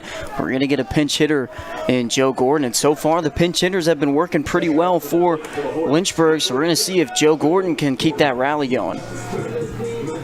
Joe Gordon will enter, right-handed hitter. And Lynchburg, for Matthew Shepard, going back to the pitcher for Ferrum, he's in line for the win here. He faced 10. So really, it continues the theme for Ferrum. They have not let Lynchburg hitters get too long of a look against any one pitcher. This is the 7th arm that the Panthers have used. Another lefty. They've got a lot of talented southpaws. 1-0 count for Joe Gordon. This ball's upstairs, and it is now 2-0. Lynchburg on deck has Ryder Warren. It looks like he will be up next to hit. But nothing would surprise me here for Lynchburg, the way they've gone to their bench in a game like this. This one will just miss the inside corner. Now 3-0 for Joe Gordon. This is a take sign on right here. I can guarantee you that. When you're down by 2, the pitcher's falling behind 3-0. No school of baseball, old school or new, would tell you to swing right here. See what Wetmore can do. He missed. No, he didn't. That's a strike. Similar location this time. He gets the call. 3-1 now. I think Joe Gordon, even though you're down 2, you're in a 3-1 count, you're still probably going to be a little bit more patient at the plate. Small zone anyway, and it worked out that time for Joe Gordon. He'll take the 5-pitch walk. Leadoff man aboard for Lynchburg. Would you believe that's actually the first time Lynchburg's gotten the leadoff man aboard today? But there's an asterisk by that. Bryce Demery homered to lead off the bottom of the second. So we'll say the second time out of 10 that Lynchburg has had the leadoff man with success anyway. Haven't made an out there 2 out of 10 times. Joe Gordon is aboard. The hitter is Ryder Warren. He'll look at this one. It's a bit high, and now a 1-0 count. Ryder Warren represents the tying run. Here comes a mound visit for the Ferrum Panthers. Just going to slow the game down a bit. Your first batter, you walk on 5 pitches. You know this Lynchburg dugout. I mean, their bullpen, everybody's in there making some noise, trying to get in your head and get rowdy. And Ryder Warren now at the plate, especially with him being a freshman. I mean, he's got no experience at the plate in the postseason, but you can also say the same thing about this pitcher on the mound. Whitmore also has no experience for this Ferrum lineup in the postseason. So really, it's new blood against new blood in this at-bat. Yeah, it's sometimes a clean slate, not such a bad thing. You know, some coaches will tell you that those young guys maybe don't feel as much pressure in the playoffs, but everybody's different. Everybody is unique. You can't forget the game has a heartbeat. Each person's an individual. Carson Wetmore, first-year man from Suffolk, Virginia. Mound visit over, and he just misses with the fastball there. 2-0 count. Ferrum has had a couple moments today where they've taken the mound visit in the middle of the at-bat. I think that kind of goes against the conventional thinking. Not that it doesn't work sometimes, just not exactly conventional. Watch out, Wetmore just right in the center of the back for Ryder Warren. Warren wasn't getting out of the way of that one anyway, but I'm not sure he could even if he wanted to. Hit by pitch, second of the ball game that Lynchburg has taken. So it's a walk and a hit by pitch. And here comes Parker Cato. Remember, Parker Cato entered to play defense after Jake Wright pinch hit for Logan Webster. This is the 7th slot in the order, and now Ferrum is going to go to an 8th pitcher. Back-to-back mound visits, not quite back-to-back, but in the span of about 2 pitches there for the Ferrum Panthers. Let's stay here and get ready to greet pitcher number 8 for Ferrum, as now Lynchburg has the tying run aboard and the winning run in the batter's box in the form of Parker Cato. Yeah, obviously you don't want the first 2 runners to get on, and via a walk and a hit by pitch makes it just a little bit worse. But you also, if you're this Ferrum squad, especially the infield behind your pitchers, you got to think in your head that you give me a ground ball, That's a double play, and this game is right back in their hands. And so if you're Lynchburg, obviously you on the flip side, you've got a runner via walk and hit by pitch. You're probably going to be a lot even more reserved at the plate, make the pitchers come to you, and when they finally get that strike and show that they can come to you, I wouldn't be surprised if we see that possible bunt go down there. Parker Cato. Let's look at the sacrifice bunt numbers, which are fun to check out. On the season, it's 2 sacrifice bunts.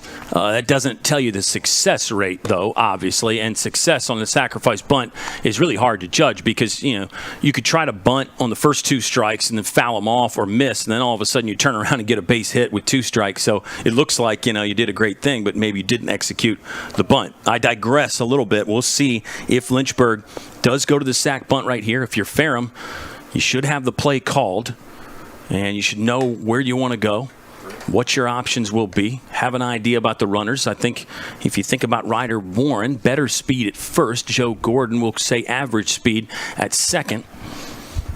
And there's a lot happening here with the new pitcher for Ferrum, who is number 33, and that's Tyler Smith. Tyler Smith, appearance number 12 this season, 8 out of the bullpen now, a 1-2 record, no saves, 9.95 is the earned run average. He struck out 10, walked 6, giving up 34 hits in about 19 innings of work. Tyler Smith is the 8th arm that Ferrum has used. But so far, you have to say the pitching plan has worked. Maybe not to perfection for Ferrum, but it has worked so far. Corners are in for the Panthers. Second baseman slid over to first. Parker Cato will show the bunt. He'll get it down the first base line. First baseman Baxter on the move. Makes the throw to first. Good play there. And it was J.J. Tyree hustling over to cover. So the sack bunt is successful for Parker Cato. Runners move up. Tying run in scoring position now with Eric Hyatt. The hitman is 0 for 3 today. Did hit a ball hard in this last at-bat. Yeah, you could argue that Eric Hyatt is probably the most experienced playoff bat that you have in this lineup, and these situations like this are why it's so great to have him later on in the order.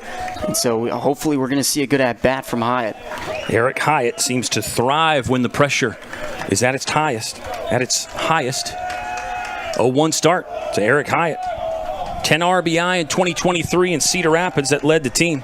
Last year in Eastlake in the World Series, he was 7 for 13 in those 4 games. He had 4 doubles in 4 games in the College World Series. We're not there yet, but you can definitely feel a playoff environment here today. You can feel some postseason pressure in this one. Lynchburg down 2. 1 out in the bottom of the 10th. The 1-1 swung through. Good lash there from Eric Hyatt, but he came up empty. Smith with a good hard fastball upstairs.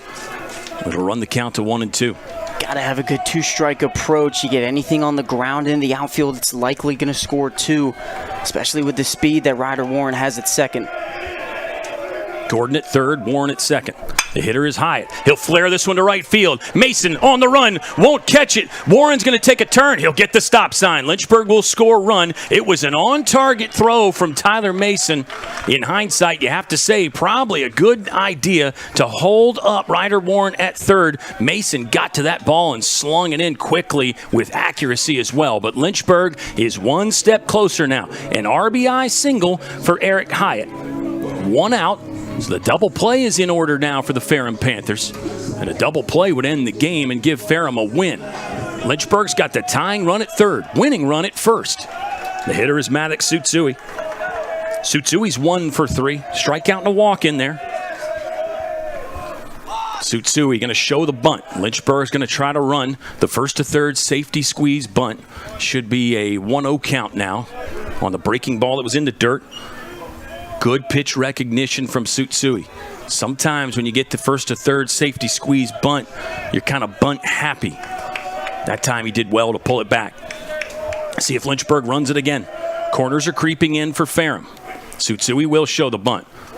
That one's just off the plate, ball 2.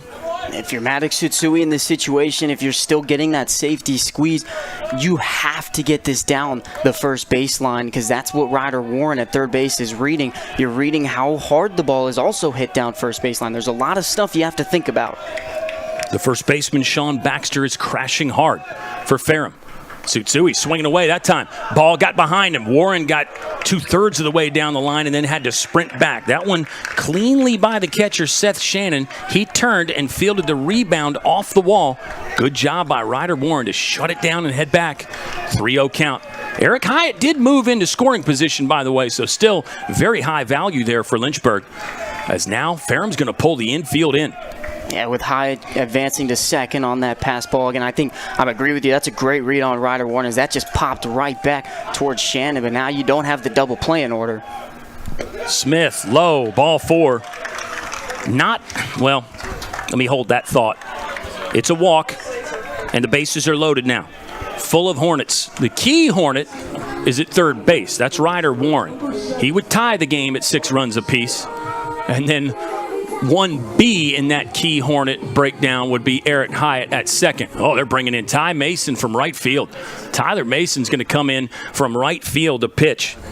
The sophomore from Brook Neal has pitched this season, and we'll give you the breakdown on his numbers right now. For Tyler Mason, this is going to be appearance number 6. It'll be bullpen spot number 3. Don't even know if you say bullpen because he's coming from right field. He didn't come from the bullpen, but relief appearance number 3, we'll call it. Mason's 1-0 with a 6.17 earned run average. I'll tell you, if you know anything about Tyler Mason, he wants the ball in his hands when the game's on the line. So I don't hate the move from Eric Owens. Pitcher number 9, by the way, that Ferrum has used will be Ty Mason. Talk about entering in a tough spot with your back to the wall. I know Ferrum leads, but Lynchburg's got the bases loaded with 1 out, and the leadoff man is up there. Hollywood, Brandon Garcia will be your hitter. You can definitely say this is a staff day for this Panthers bullpen, and they've done a good job holding the Hornets. Hornets just had 4 runs through 7 innings. You get that 1 run in the 10th, but this is the first time I've been on the other side of postseason baseball, and this is one of the best baseball games that you're going to see all season, possibly almost ever for the Division III level, or really any level. This is a great ball game, and I can promise you right now, first time being on this side, my heart's pounding. Well, so many times you watch baseball, it does not come down to the final inning. It does not come down to the final pitch. It looks like today that it probably is going to come down to the final pitch. Let's go back to Mason real quick on defense. When Eric Hyatt hit that ball to right field, Tyler Mason fielded that ball probably, we'll say, between 250 and maybe 270 feet away from home plate, and he just uncorked a perfect one-hopper. And again, Lynchburg, you don't know that he's going to throw a perfect one, but in hindsight, they were very smart to hold Ryder Warren there, because I think that throw would have beaten him. Yeah, not only was the throw really close to perfect, but the read that he had in the outfield, obviously Warren knows what he's doing out there. You take that hop, because if you risk diving and trying to make that play, you risk not only 2 runs scoring, but you risk Eric Hyatt getting on third. So that's a great read in right field to be able to knock that one down and only let 1 run score. Yeah, and Warren had to hold slightly to see if Mason was going to catch it in the air. Tyler Mason is now on the mound for Ferrum with a 1-run lead, 1 out. First pitch to Brandon Garcia, cuts across the outer half, belt high for strike 1. Bases are loaded. 1 run to tie, 2 to win. Brandon Garcia is 0 for 3 today. He has walked twice. The 0-1 coming up from Ty Mason. Brandon Garcia under it. Should be an infield fly rule situation. It is. Baxter will call for it and catch it.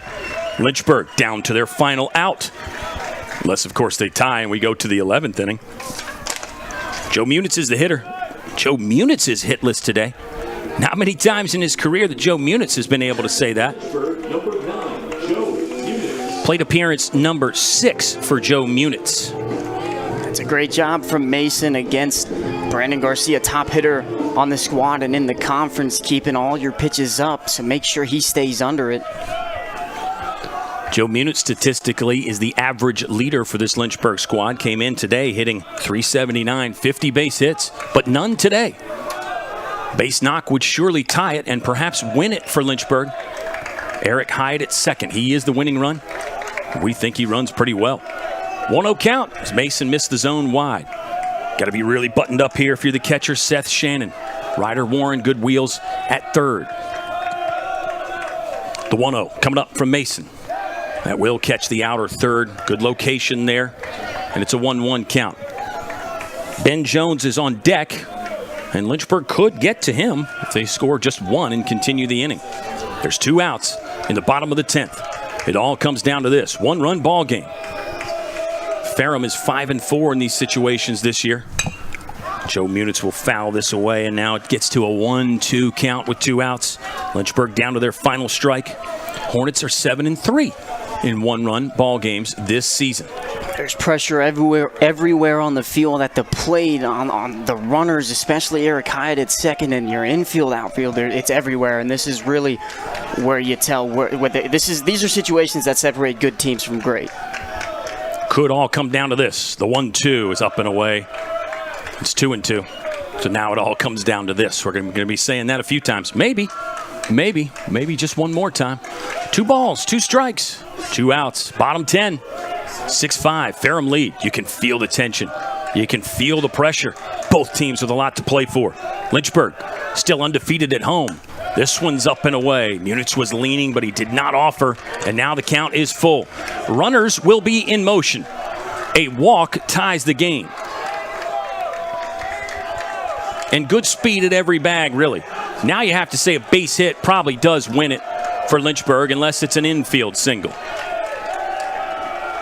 Here comes the payoff to Joe Munitz. Mason kicks and fires. Munitz under this, fouling it away. Left side over the Lynchburg batting cage, and we'll rerun the full count delivery. Oh, yes. The epic baseball battle. Bases loaded, bottom of the 10th. This is what it's all about. You can watch a lot of baseball and not see this situation. This is what you dream of as a hitter when you're growing up. Mason fires, missed, just missed, and the game is tied. Ball 4. It's a bases-loaded RBI walk for Joe Munitz. Now the winning run's 90 feet away, and here comes Ben Jones. We said earlier in this game that he is a game ender. He is a game decider. He's a nail kind of a guy. Ty Mason with some really competitive pitches. How about the eyeball from Joe Munitz? Incredible. Just a beautiful at-bat all around, and they were competitive pitches. Every single pitch was competitive, and to be able to foul off a couple and then have a great eye there. That one well wide from Ty Mason. 1-0 count. Mason is the 9th pitcher that Ferrum has used. And if they get out of this inning and go to the 11th, you got to give the Panthers seriously high marks. You have to give them high marks anyway. To be in a tie ball game, bottom of the 10th, with the 5th-ranked team in the country and a team that has not lost at home this year. Now it's 2-0. Seth Shannon's going to go take a stroll to the mound and have a chat with Ty Mason. Yeah, really smart move by the veteran catcher, just slowing down the game a little bit. You really, one of the main things that you do as a catcher when you go talk to your pitcher in between at-bats is just kind of set in stone, like how you feel, and asking him like what's going on, and you're also instilling confidence into him, saying, you know, you got this. Like, you're in this situation for a reason. You came out of the bullpen in a spot like this because coach trusts you, and I would assume that's exactly what Shannon said to him on the mound. Lynchburg has scored 2 to tie it up. 6 apiece. RBI single from Eric Hyatt. Hyatt's at third. He could be the winning run. The 2-0. Closer pitch, and it will be a called strike. 2-1 now to number 21, Ben Jones. Lynchburg just has 1 hit in the inning, but they've taken 3 walks, 7 in the game now. There's 1 hit by pitch in there as well. Panthers had been pitching in the zone mostly, but they've let the control get away from them a bit here when the pressure has gotten on. 3-1 count. Could come down to this now. Now it's advantage Lynchburg. Panthers with the 2-run lead early in the inning felt pretty good. Now Lynchburg can take a walk to win it, or a base hit. The 3-1. Ben Jones just watching that. Straight take there. They're going to force Tyler Mason to throw another full count delivery. Maximum pressure right here on everybody. Spotlight shines brightest on the pitcher all the time. Let's see if Mason can get out and get back in the dugout. The pitch. Ben Jones hits this ball hard to right field, and they are going to run it down, and we will go to the 11th inning. Wow. Ferrum with 2 in the top of the 10th. The wheels started to fall off, but Tyler Mason will get Ben Jones to fly out to deep right field to send this game to the 11th. My goodness. This is as good as it gets right here. Great swing from Ben Jones. He just missed it. Just a really good job by Mason to keep his composure. I mean, 3-2 count. You had just walked the tying run in, but to be able to stay within yourself, stay in the game, stay just true to just the batter at the plate, that's really, at that point, that's the only thing that you're worried about. And especially when you go down into the count 3-1, really great job by Mason. Well, we'll stay here. We'll just continue to talk. Lynchburg is going to stay with Colin McGuire. Let's point out that McGuire, he has pitched now 3 innings and did give up 2 in the top of the 10th. Lynchburg answers offensively in typical Lynchburg fashion. 3 walks, 1 hit by pitch in the inning, and 1 big base knock from Eric Hyatt. He had the RBI single. Joe Munitz an RBI walk. And yeah, how about Tyler Mason?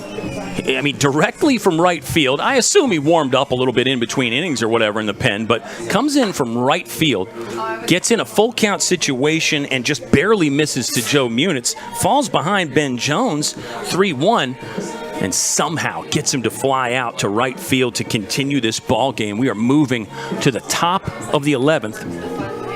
What a game. What a game. Ferrum has used 9 pitchers, by the way. Lynchburg just 3. You could argue that this is the game of the year, and we're just on the first game of this series. It feels like a game 3 in the ODAC tournament, and it's game 1 in the first round. And these two teams are duking it out and going just inning for inning, run for run, hit for hit. I mean, this is the baseball that you dream of watching, let alone playing. Lynchburg does leave the bases loaded there. Let's look at those numbers. Ferrum has left 7 aboard, just 3 in scoring position for Ferrum. And for Lynchburg, just totaling up on the fly, looks like the Hornets have left 11 on base. And, sorry, just having a trouble. Yeah, 11 on base for Lynchburg, and 5 of those are in scoring position. 0-1 start to Gabriel LeBron. LeBron struck out in his last at-bat, still hitless on the day. Another strike from Colin McGuire. 8-9-1 due up for Ferrum in their half of the 11th. Not a typo. It's still game 1. It's going to be a late night. It's going to be a long day. Those are days to dream of, though. I agree. No, I agree. Those are the best days of baseball. It's got everything you want. Everything you want. And you know, you're thinking about, potentially normally game 2 starts about right now, 3:38. This one tapped. Fair or foul? Lynchburg was late going after that ball. It did end up kicking foul. High spin on that. And we'll have another 1-2 pitch coming up from Colin McGuire. Lynchburg in the bottom of the 11th will have 4, 5, 6 due up. That'll be Connor Moore. Connor Moore was a pinch hitter, and he's getting ready to have his 3rd at bat, by the way. That tells you what kind of game this has been. Yeah, that doesn't happen very often. Connor Moore's another guy with more RBI than games played. He's in that boat with Bryce Demery and also Sean Pokerok can say that. 2-2 pitch coming up here as McGuire just missed with a 1-2. This is a really important at-bat for McGuire on the mound. I mean, that was a long bottom half of the 10th. Yeah, well, and also note the fact that McGuire, gave up 2 runs in the top of the 10th. So, I mean, he's been on an absolute emotional roller coaster. So, yeah, to bounce back after all that, you got to come out and pitch to a pretty good lineup as well. Here comes the full count from McGuire. Low target from Moore. This ball's ripped up the middle. Base knock for LeBron, his first hit of the ball game. It'll bring up the 9-hole man, J.J. Tyree. The second baseman is 0 for 4. Let's see if Lynchburg makes a move here, or if they're content just to let Colin McGuire finish this ball game. McGuire has now pitched to 16 hitters. This will be batter number 17 that McGuire has faced. Nobody out in the top of the 11th.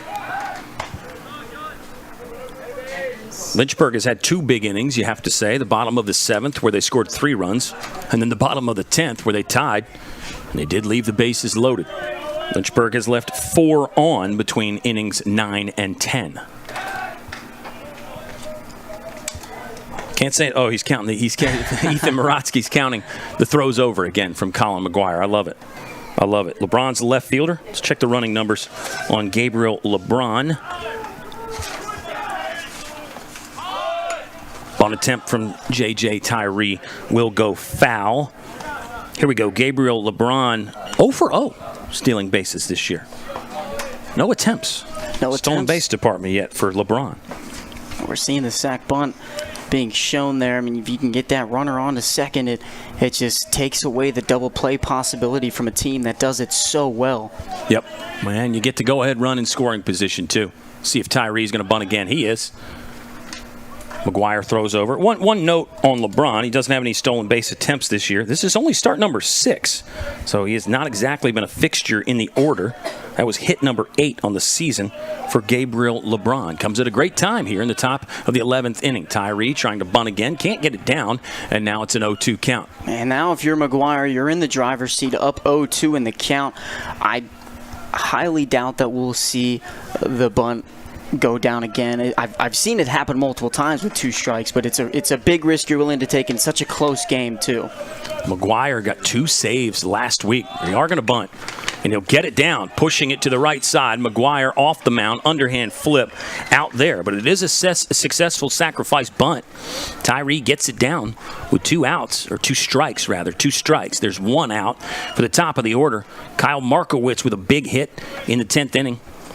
He led off the 10th inning and came around to score what was at the time run number 5 for Ferrum. It's a 6-6 ball game right now, and here comes the pitching change as McGuire really had given maybe not the extent of his limit. I know Lynchburg would be comfortable letting McGuire go further, but it's not a must-win game for Lynchburg. It's not an elimination game or anything like that, so I think it probably a decent move here to make the change. Get McGuire out, you get Alex Mooring in. Mooring is on to face Kyle Markowitz, who is 1 for 5 today. Yeah, I really like the move too, and I even though McGuire did give up the 2 runs earlier this in his outing, I think it's a good job from McGuire, and you don't want to throw him too much, have him throw too many pitches, because we do have a possibility of pitching on Sunday, and with him throwing game 1 in that kind of closing role, we're most likely not going to see him in game 2. I can almost guarantee that we're not going to see him in game 2. We'll most likely see Brock Duff. Yeah, so many pitches, too. If McGuire had thrown 10 or something like that, I'd say I maybe disagree with you, but I think you're right. Doubt we'll be seeing Colin McGuire again in this one, and maybe not even by Sunday. But just because of the circumstances, remember, Lynchburg, their NPI is number 8 in the country right now, and that NPI is the utmost importance as far as those regional selections go this year. So Lynchburg, once again, does not need to win the ODAC tournament to advance to regional play. Yes, they want to win every game that they play in. They want to win another ODAC title. They want a 3-peat. Lynchburg won in 2023 and 24. And Lynchburg has won 3 out of the last 4 ODAC championships. So that's important, but also long-term success important as well. Hey, let's talk about Alex Mooring. Mooring, one of those lefty specialist guys, usually on for short duty. No earned run average this year for Mooring. This is appearance number 11, just 4 innings of work, because usually it's 1 or 2 batters. He struck out 3, walked 2. Hitters mustering up a .214 batting average against Alex Mooring. He's a sophomore from Durham, North Carolina. Got electric stuff. He's on to face the top of the lineup for the Ferrum Panthers, who have the go-ahead run on first base, or second base rather, with the sacrifice bunt. Yeah, J.J. Tyree sack-bunted Gabriel LeBron over to second.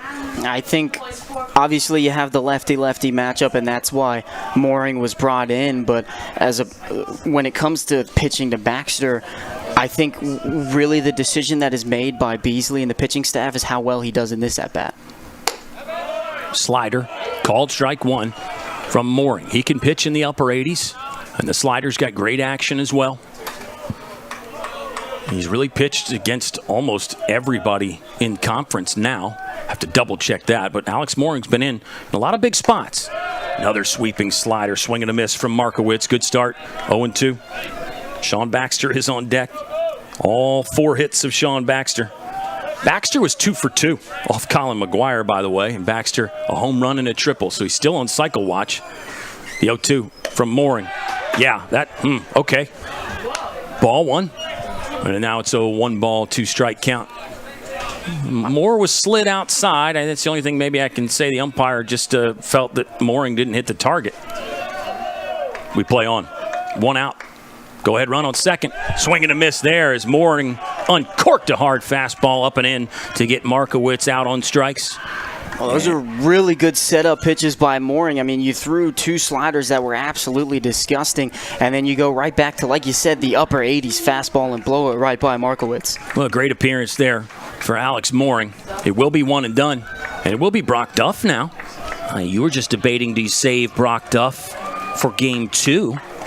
But no, Lynchburg, they're showing their intent and how they feel about this game. They want to get Game 1 right now. Lynchburg, I said, they want to win every time they put the uniform on. Hate to call it a must-win situation, but I think Lynchburg, they really want to get every single win, and you could tell how they feel about Game 1. They are not saving up Brock Duff for Game 2 today or a possible, if necessary, Game 3 on Sunday.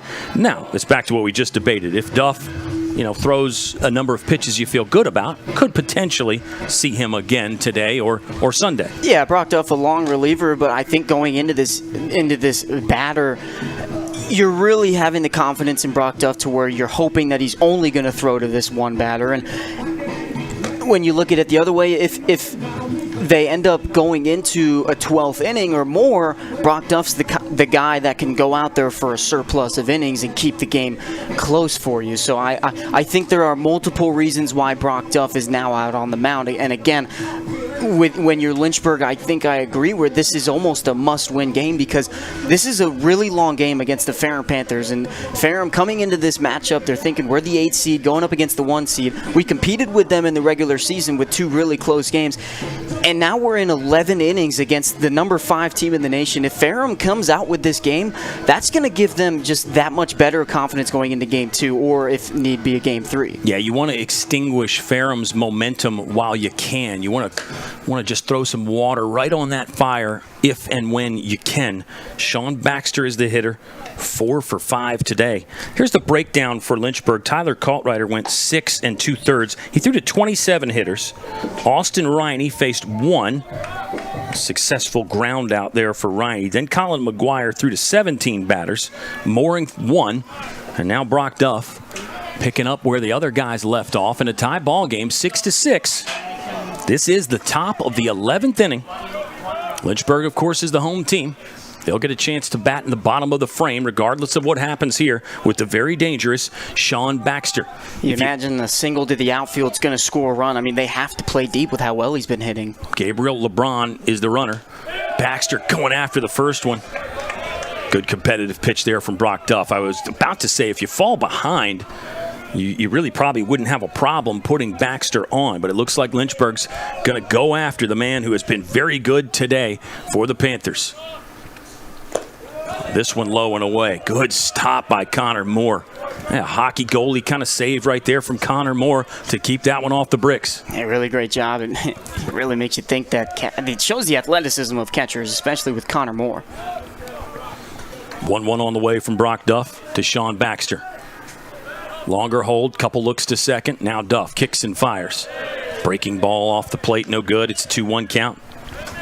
You almost want to say that a walk for a hitter as good as Sean Baxter is not a horrible situation, but you go right after him and you've got Castillo in the 3-hole. No doubt about it.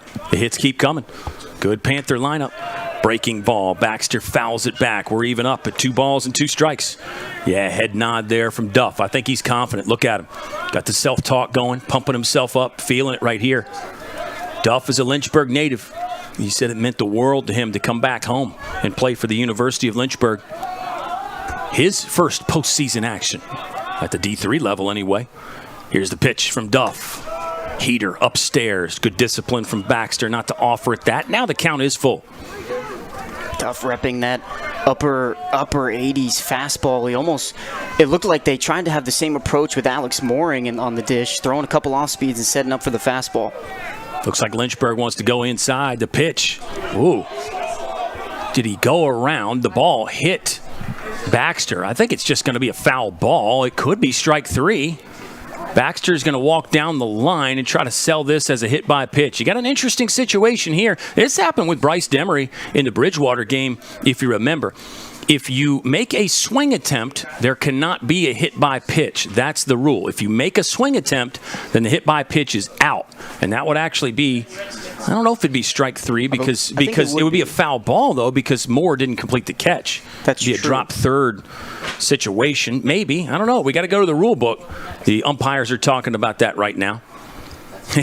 Talk about tension. And then you get this. They're going to call it a hit by pitch. And Travis Beasley is now going to come out and talk to the umpire. Lynchburg tried to run a two-seam fastball inside on Sean Baxter, and Duff got it just a little bit too inside.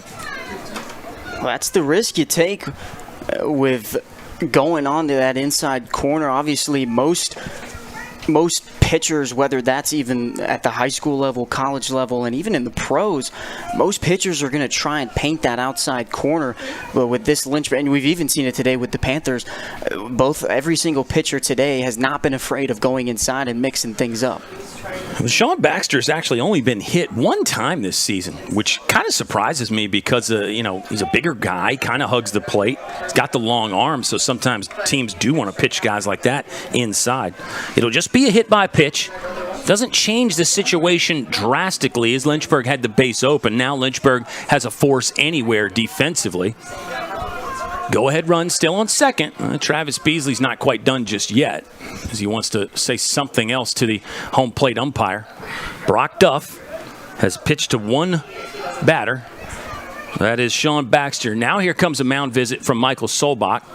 I think probably smart here after a bit of a wild situation in a chaotic game, you have to say, an up and down emotional kind of game. Not a bad move by Michael Solbach to come in and reset things with Brock Duff. I think you could see the body language right away. Michael Solbach was kind of like, hey, not really a bad pitch right there. Just got to clock back in and go to work and get the next guy out. Yeah, it also gives Coach Solbach the ability to kind of give Duff the scouting report for Castillo. Again, has been a great hitter as of late and all season, and it allows you to kind of go over the plan of what they want to throw to him, and also kind of slow down the game a little bit for the Panthers. It's easier to pitch when the game is slowed down than it is to hit when the game is slowed down, because as a hitter, with how good of pitching that Brock Duff and the rest of this pitching staff for Lynchburg is, there's a lot of different things that you have to think about. Duff checks the runner. First pitch to Castillo is hit to shortstop. Brandon Garcia is there. He'll gobble up and throw it across, and the inning is over. Panthers get 2 on, but 2 stranded as Brock Duff keeps the game tied 6-6. Let's just stay right here. It's bonus baseball anyway as we move to the bottom of the 11th inning. This is game 1 in a best 2 of 3 series. We've still got 9 innings left to go, Kyle. I mean, this is awesome. This is just a great day of baseball. It is. It is one of the premier days of baseball, and it has been a lot of fun. And yeah, one more game to play. We got to start looking at sundown times here. I mean, it's 3:54 right now. And again, if you take the 45 minutes or an hour break in between, that means even if Lynchburg wins it here, even if you're talking about starting the next game maybe at 5, I also see athletic trainer Dane Bauer talking to our home plate umpire. I wonder if they're looking at the radar. I said there were low rain chances today, but the rain chances were not 0. So do we have all of a sudden a storm moving in to complicate things even further? Ty Mason back on the mound for Ferrum, by the way. I think worst case scenario for today, I say worst case scenario, we've already got extra baseball, but I think worst case scenario, I assume that they're going to start the game regularly, whether there will be rain in the forecast later on. I think they're going to start it regularly, and we're already not playing tomorrow. You have that Sunday reserved for the if game as of right now. I would assume that if we can't finish the second game, we would move from that point that we ended off to Sunday. Yeah. Which would give us even more baseball. Even more baseball. A busy Sunday at Fox Field. We got to hope the field's not underwater after tomorrow. No. I don't think it'll be that bad. And I'm not a meteorologist, not even a baseball broadcaster, based on all the mistakes we've made today. But hey, it has been fun. And here's Connor Moore. Connor Moore's got game-ending power, as we know. Not saying you have to have the walk-off home run, but if you want to know, Connor Moore has 3 jacks on the season. And he's been pretty hot lately. This is Connor Moore's third at bat today. He's 1 for 2 with a strikeout. He went swinging at the first. This ball's going to stay in play. Look at Mason off the mound. Mason's going to run into his own catcher, and they missed it. Wow. So let's talk about it. Let's unpack it. First off, you love the effort from Mason. You love the fact that he's trying to do anything for his ball club to win.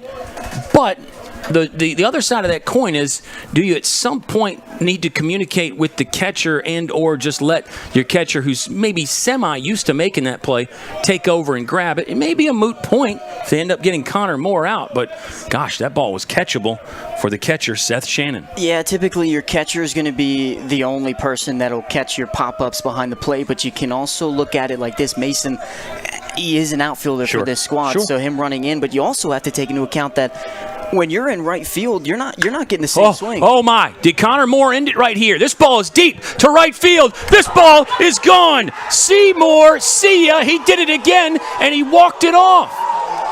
Ferrum had a chance to catch a pop-up behind the plate. Admittedly, a high degree of difficulty on that one. But Ferrum let Connor Moore get another swing, and he did not miss it. Solo jack to right field to walk it off in the bottom of the 11th. Lynchburg wins it 7-6. Hornets still undefeated at home, 19-0 at Foxy this season. Kyle, I'm speechless. I mean, the heart has been racing pretty much all ball game. That was just game one of this postseason. We're going to hopefully have a long one for Lynchburg, but that's just the first 11 innings. I mean, this is outstanding baseball from both squads. That could be just a complete game changer for both of these squads. Lynchburg going out with a huge victory, just a huge swing from Connor Moore. That was his third at-bat, like you said. He pinched hit earlier in this game, and he's done pretty much everything this team had to ask for him today. Well, if that is any indication of how the postseason is going to go, you better buckle up, fans, and get ready for a wild ride. Take your blood pressure and your heart medication. This is what postseason baseball is all about. Connor Moore, a solo home run in the bottom of the 11th to win it for Lynchburg. Think about Lynchburg's, the bookend runs. The first one was Bryce Demery, a solo shot. The last one, Connor Moore, a solo blast. Oh, by the way, both those guys hit their fourth home runs of the season today. You just saw Travis Beasley meeting with Eric Owens, the two head coaches there. I think they're talking about how do we proceed going forward. Are we going to play game 2 today, or are we going to wait a little bit? Connor Moore has walked it off with a solo shot in the bottom of the 11th. Really tip your cap to Ferrum and give the Panthers major props. They were ready for this one. 20-21 is the season record now for Ferrum. Lynchburg is 34-6, and Lynchburg wins another close game. Make it 8-3 in one-run ball games. I think Lynchburg's putting the tarp on here because rain is moving in. So let's just wait on the broadcast for a second. Give me some more additional opinions and observations, Ethan, while we figure out what might be happening here. I think Lynchburg and Ferrum are going to try to play today based on the fact they're getting this tarp on, but you got to get it on, then get it off, get the field ready maybe for a potential game 2 later. But go ahead, take over for a little bit. Well, I think something that kind of causes problems is if you can't get this game done today. Obviously, Ferrum has their graduation tomorrow. So some of the, I'm not sure what's going on with the team, whether they're staying here for Sunday, but they've got their graduation and they do have their seniors.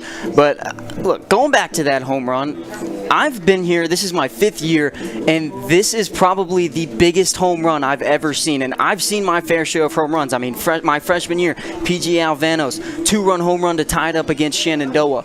Benny Bombs, he's had 2 home runs that have just pushed this team in the postseason. But Connor Moore came from a backup catcher behind what was supposed to be Sean Pokerak and Joey Duffer, came in, stepped up after an ACL injury with Duffer, and has stepped up and just poured it on this season. Nothing has stopped him, and it's just as clutch as it gets. As clutch as it gets is a good way to phrase it. 2 hits in the ball game, by the way, for Connor Moore.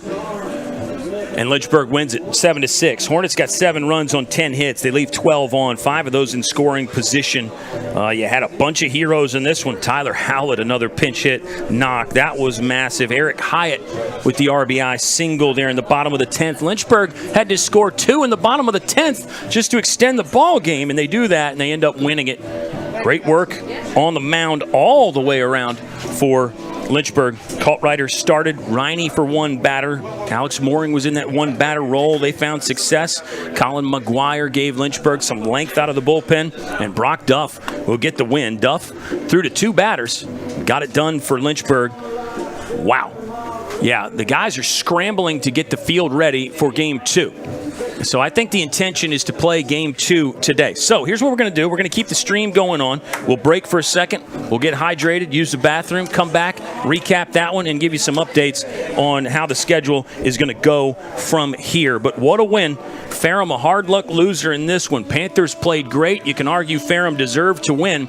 But in Game 1 here, it's Lynchburg's day. Again, still undefeated at home. Hornets are 19-0 at the Fox, 34-6 on the season, and they're looking to complete the sweep and move on to the ODAC Final Four. We'll update you here in just a second, fans. Hang out and hang on. It's the Lynchburg Hornets Sports Network.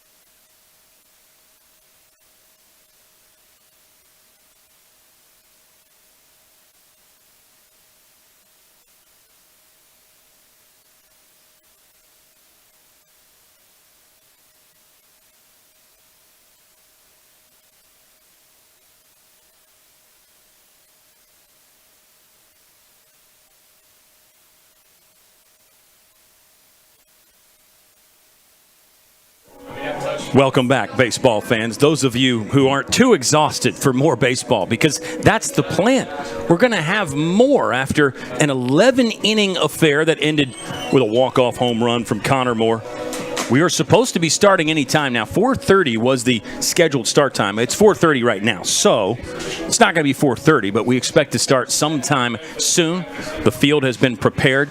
It looks like we thought we had some rain in the forecast, Ethan, a little cell that was moving our direction, but it seems like that has broken up and gone around Fox Field. So we're set for more baseball. We'll see how much we get in. We should have daylight till about 7:30 or 8 tonight, so I think we'll get a good chunk of this ball game in, and like you said, what we don't get played, we'll pick up again Sunday if we can't get it all finished tonight. Yeah, I think they're going to look to just get as much baseball as they can in this second game. Obviously, the weather is coming. It's going to rain all day tomorrow here in the Hill City. Whether or not when it comes, we'll never know because, like you said, we're not meteorologists. So it's going to be a tough call, but they're going to get as much as they can in. It's going to be fun. It's going to be fast-paced baseball, maybe, possibly. You can never really tell with baseball. It's either...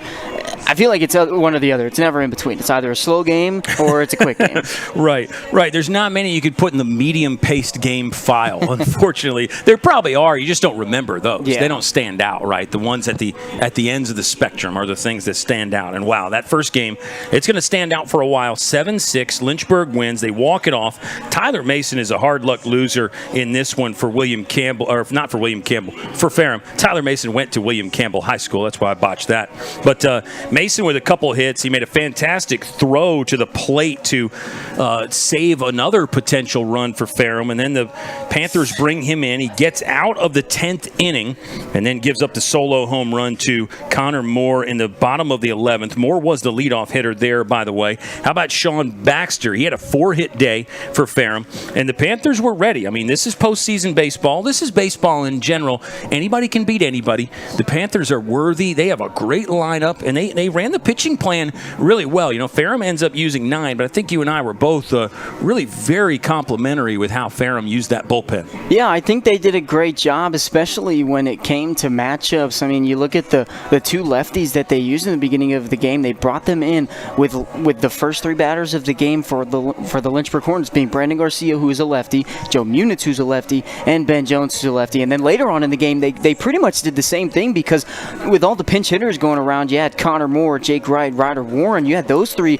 right after each other. So I think the coaching was really great when it came to who was on the mound. And I just think we're going to get the same exact kind of ball game going on in game 2. I think so. You know, the question is going to be, can Ferrum bring that same kind of fight after an emotional roller coaster game where they're way up and then you give up the walk-off home run, all of a sudden you're way down. Not exactly a role reversal for Lynchburg, but the Hornets did play from behind for a lot of that game. Got to remember, Ferrum was up 4-1 going to the bottom of the 7th. Lynchburg scores 3 in the home half of the 7th, nothing in the 8th and 9th. Hornets score 2 to tie it in the bottom of the 10th and extend the game to the 11th. And then the walk-off jack.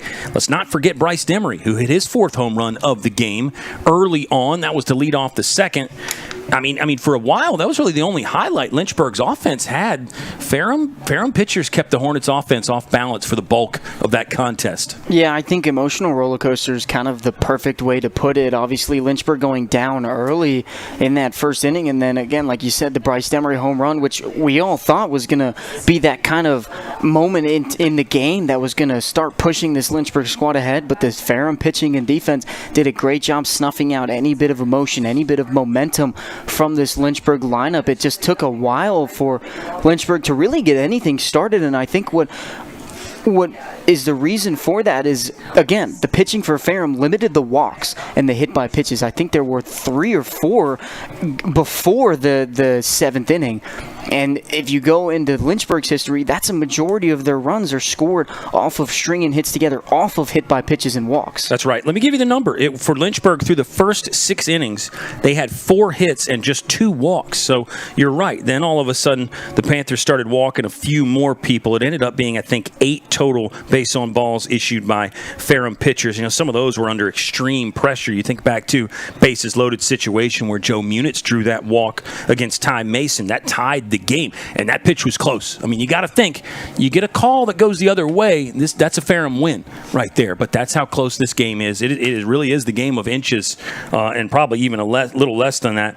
Game time, start time for Game 2 is coming up quick. We got some people asking that in the chat. It was announced at 4:30, but we're beyond that. So it's going to be basically whenever this plate meeting ends and whenever Lynchburg starter Logan Tapman says he's ready. It looks like Tapman has already concluded his warm-up, so he's ready to go. Will be Tapman on the mound facing Jay Penn for Ferrum. So we'll talk about the pitchers here. And we had some great comments in the chat there helping us out with the positions that I apparently botched. I just transposed some numbers there for the Ferrum defense. By the way, I'll point out and make note that Ferrum's going to run out the same lineup. For Lynchburg, it's actually an identical lineup for them as Game 1. It'll be Garcia, Munitz, Jones, Pokerok, Demery, Warren, Webster, Hyatt, and Tsutsui. Now, Lynchburg made some changes in Game 1 that really paid off. We talked about Ferrum using their bullpen. How about the way Lynchburg used the bench with the pinch hitters and defense, and then also those guys out of the bullpen really did step up for the Hornets. Yeah, pinch hitters really were the stars of this ball game, and obviously Seymour is the easy one to point out. Came in, got that RBI single, and then obviously in the 11th, bottom of the 11th, leadoff home run that walked it off. But I mean, you got to talk about Ty Howlett also coming in, doing the exact same thing. Pinch hit. They wanted that righty-lefty matchup at the plate. He came in, stroked the ball right into left field. That ended up scoring a run too. So the pinch hitting really, I would say, is what pushed this Hornet lineup to success in that first game. And I think if they can keep that up and just being able to have those hitters off the bench is just absolutely huge. And in a game like that, everything matters. Every detail, every little play, they all matter in a game like that. Hang on one second. We'll get this straight. Oh, yeah, let's do that. We're shuffling around up here. We've been scrambling around on a long day. Remember, this is a day where first pitch for Game 1 was at noon. And then a long game, extra inning game. It was long anyway, even if it ended in regulation, but we needed a little bit more. So it's been a long day, and we'll play however much we can play today and then pick it up Sunday. The if necessary game is also scheduled for Sunday, and now we have the specific situation for that, of course. Ferrum needs to win here to force the if necessary game. This is ODAC first round action. You win 2 and you're into the final 4. Sounds like some of those other first games have already been concluded in our other series. And we'll check in on that here in just a moment. But let's tell you about Lynchburg's starting pitcher. It's Logan Tapman. He has been the midweek starter for Lynchburg. On the season so far, Tapman has taken the ball 10 previous times. The record is 3-1. 2.37 is the earned run average for Logan Tapman. 36 punch-outs to just 15 walks. Tapman has given up 13 earned runs this entire season. Batters hitting .236 against this junior righty from Berlin, Maryland. So, previous results are really good for Logan Tapman, and Ferrum hasn't seen him yet this season either. That's another thing that I really wanted to highlight on with Tyler Kaltrider and Nick Matfield being the starters on the weekend for this Lynchburg squad. And Ferrum is one of these teams that we do face on the weekends. And so Logan Tapman gets the start. Nick Matfield, obviously against Bridgewater, had some elbow issues, and they had already secured the regular season #1 seed after a win against Randolph-Macon. So last week against Shenandoah, as you can see him on your screen a little bit to the right, kind of behind home plate, the big righty he's from Charlotte, but he's actually also from Virginia Beach. He's kind of from everywhere, military kid. Kind of from everywhere. It's hard to know where he's from. He's at large in the world. Yeah. So the big right-handed pitcher for the squad's done great, and so their thought process is that you've already guaranteed the 1 seed last week, so you didn't really need to throw him. You don't want to risk getting an even bigger injury, especially right before playoffs. And I think that's the same outlook that they're going into in the Game 2. You got Tapman here, who, again, like you said, Ferrum hasn't seen him, so it's pretty much a brand new pitcher. And you also have Nick Matfield, who can pitch on the if game on Sunday. That's right. Kyle Markowitz is the leadoff man again for Ferrum. And we'll be telling you about all these guys, what they did in the first game, because the starting lineups anyway, are the exact same. And you got a lot to work with. I mean, Markowitz had 6 at-bats. He looks like he was 1 for 6 with 2 strikeouts in that game. It is a 2-0 start from Logan Tapman. The righty has missed the zone a couple times. Third baseman Maddox Tsutsui is even with the bag. We'll run down the defense here after this pitch. As Tapman working from the windup, misses again. Battery made to Sean Pokerock. We've got Eric Hyatt at first base for Lynchburg. The Cape Crusaders in the middle are Ben Jones and Brandon Garcia at second and short, respectively. Maddox Sutsui is the sophomore third baseman. In the outfield, left to right, it's Logan Webster, Joe Munitz, and Ryder Warren for Lynchburg. 3-1 count with Sean Baxter on deck. He had a day, 4 hits, including a triple and a homer for Sean Baxter. Lynchburg had 2 long balls. They were both solo shots. This ball is lifted to fairly deep right field, but Logan Webster will make the grab, and there's the first out of game number 2. Ferrum, if they win, moves back to 500. Panthers are looking for their first winning season since 2019. It will be Baxter. I think you got more information on how to work against these talented Panther hitters, Ethan. But now you got a new pitcher out there with different stuff, so you have to try to marry those two things and match that up. And it's not always easy for a pitching coach. Yeah, it's always, especially with how good of a hitter Baxter, Castillo, and really everybody in this Panthers lineup, they've all found success throughout the season.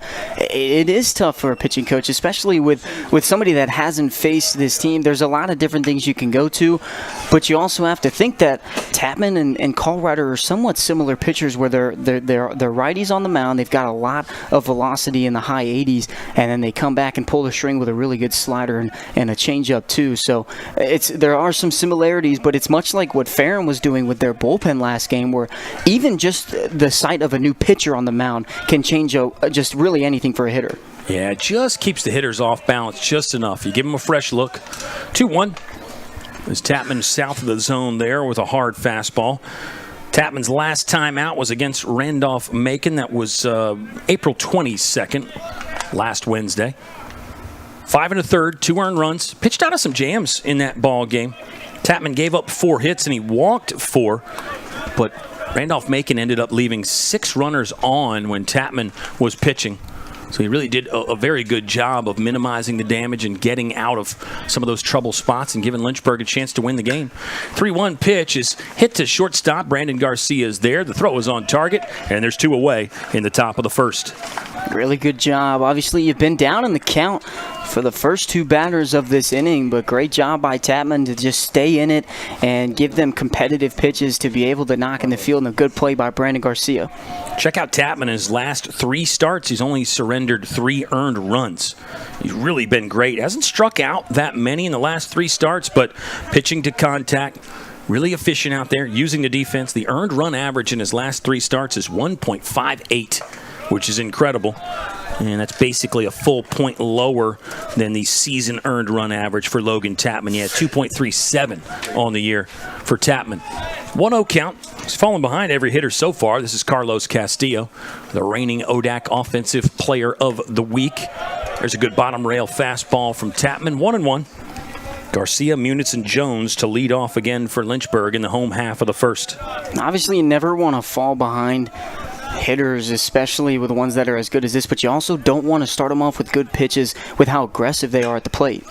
Castillo, this one's airborne to left. Webster going back. He's going to get close to the wall, makes the grab. 3 up, 3 down for Logan Tapman and the Lynchburg Hornets to begin game number 2 of the series. It's an elimination game for Ferrum. It's a closeout game for Lynchburg. We'll stay here in between innings and set the Panther defense and the Lynchburg batting order. We welcome you back if you left. It's Kyle Haney and Ethan Morotsky. We're having fun on a Friday, May the 2nd. We talked about how busy of a weekend this is, and it's a busy baseball weekend as well. Here's the starting lineup for Lynchburg. Brandon Garcia to lead it off. Joe Munitz batting second. Ben Jones third. Sean Pokerock is cleaning up. Bryce Demery, the DH, hitting 5th. Solo homer in the bottom of the 2nd for Lynchburg in game 1. 4th of the season for Demery. Ryder Warren batting 6th, playing right field. Logan Webster in left, hitting 7th. Eric Hyatt in the 8th slot, and rounding out the order is Maddox Sutsui, the third baseman. underclassmen. Look at that. It was up there, and it was the same as last time, so that helps. And I believe the defense is the same for Ferrum, if we've still got that graphic. Outside of your starter on the mound, Jay Penn, that'll be different for the Panthers. So let's just let you look at that and then tell you more about Jay Penn. He is talented.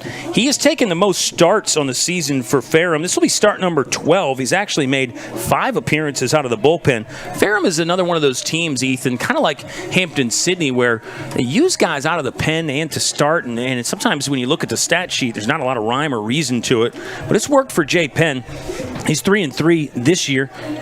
47 strikeouts, 44 walks. I think that tells you a little bit right there. High strikeouts and high walks. I think he's one of those effectively wild guys, and he'll need to be more effective than wild today if he wants to get the job done for Ferrum. And we should note, another lefty. There's a rhyme and a reason to that against this lefty-heavy Lynchburg batting order.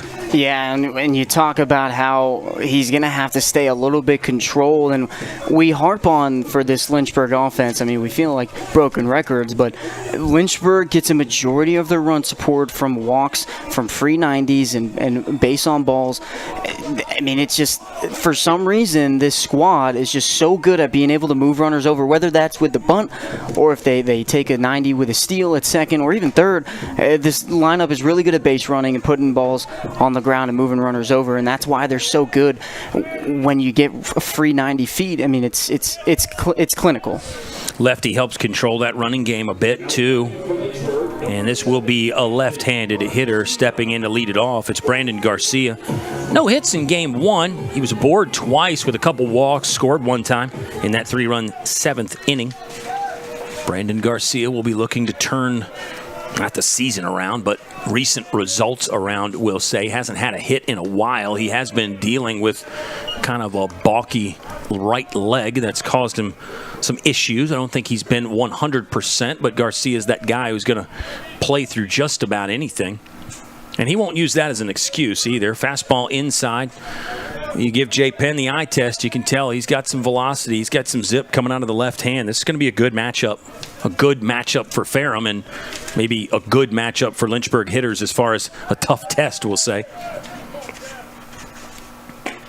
Look at that.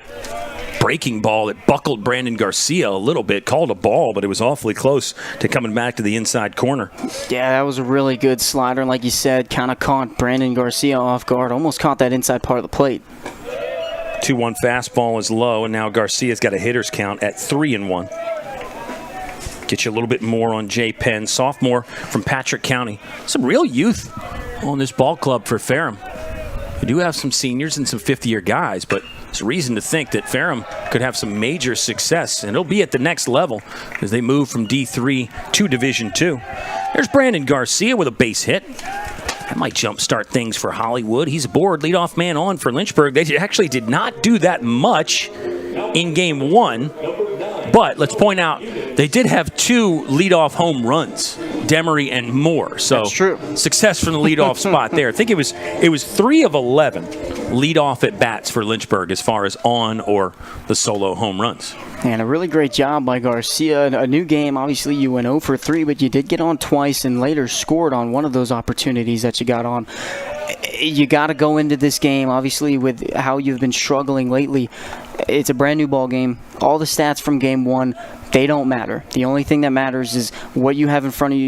You have to control what you can control, and you can't do anything about that last game. So a great start for Brandon Garcia. Jay Penn did pitch 1 inning against Lynchburg in the regular season meeting. Gave up a hit, 2 earned runs in there. Walked a couple, struck out none. That was out of the bullpen. Last appearance for Penn was 6 innings strong against Washington and Lee. Ferrum did come in on a 2-game winning streak. They beat W&L this weekend a couple times. That's obviously been snapped. Lynchburg has now won 2 in a row. And the Hornets have won 15 out of their last 17. Garcia will advance to second on what's either a passed ball or a wild pitch. The catcher is Seth Shannon. And we pointed out something about Shannon. He caught all 11 innings in game 1. He did a lot of work back there. He's going to sleep well tonight, I think. This is, and it's not a hot day, but it's warm. I mean, we got to the low 80s today. That's a tough gig right there for a catcher, doing all the duties today. Not that he catches this entire game, but that's what catchers are built different. That's a phrase you hear a lot. It's legit about catchers like Seth Shannon. He is built different. I might need an ice bath after this. No doubt. Did you ever take ice baths when you were? Do you ever take ice baths still? I don't want to say when you were younger. Yeah, right, because that makes me sound old. Because you're still young. That's right. Thank you, Ethan. Yeah, I've tried it. It's tough. It's tough to stay tough in there mentally. very long. Yeah. You dip even your foot in there, and you're like, man, this was a mistake. Yeah. I think the best thing is just to jump in. Ooh, that one well wide out of the hand of Penn, and it hit Ben Jones right in the back. So a 4-pitch walk to Munitz. Now a hit by pitch, and this is not the start that Jay Penn was looking for. We said effectively wild. It's basically a 1-to-1 ratio between Ks and walks for Penn. And sometimes those guys are hard to hit. I won't say sometimes. I'll say a lot of the time effectively wild guys are hard to hit. But you have the discipline like Lynchburg. You bring a guy like that in the zone, makes it easier. Corners are in for Ferrum. Bases are loaded with nobody out. A chance for Lynchburg to break the door off the hinges early. Here's a guy that can do it. Sean Pokerock was 0 for 3 before he was lifted for Connor Moore. Pokey has had some hot moments this season. We revisited his 6 for 6 game briefly in game 1. That was against Bridgewater, if you don't know. And Ferrum fans, if you're tuning in, wondering what we're talking about, if you go back and look at Lynchburg's schedule, look at the home doubleheader against Bridgewater, and just look at the scores. It was a day of days, and one that we'll be talking about for a while. 1-1 coming up to Pokey, who was 6 for 6 on that day. Great block by Seth Shannon. I mean, I can't say enough good things about the Ferrum catcher. The hard work he's put in today. Yeah, it takes a toll, and not just on, I mean, obviously it takes a toll on your whole body when you're blocking balls in the dirt that come up and hit your chest protector, but the knees especially. Yeah, just all that getting up and getting down. Another low pitch from Penn. Runs our count to 3 balls and 1 strike. Bases are loaded. I think it'll be green light for Pokerock, just maybe that smaller zone concept. Don't help Penn. If he nibbles an edge, just let it go full. Here comes a 3-1. Pokey's under this. Let's see if it's deep enough to score Brandon Garcia on a sac fly. Center fielder running on with a head of steam. Garcia is going to bluff it, shut it down. There's Shannon again with another good play to knock a ball down. Run does not score. It's just an F8 and the first out of the inning for Lynchburg. Hey, good job by Penn. You got the bases loaded.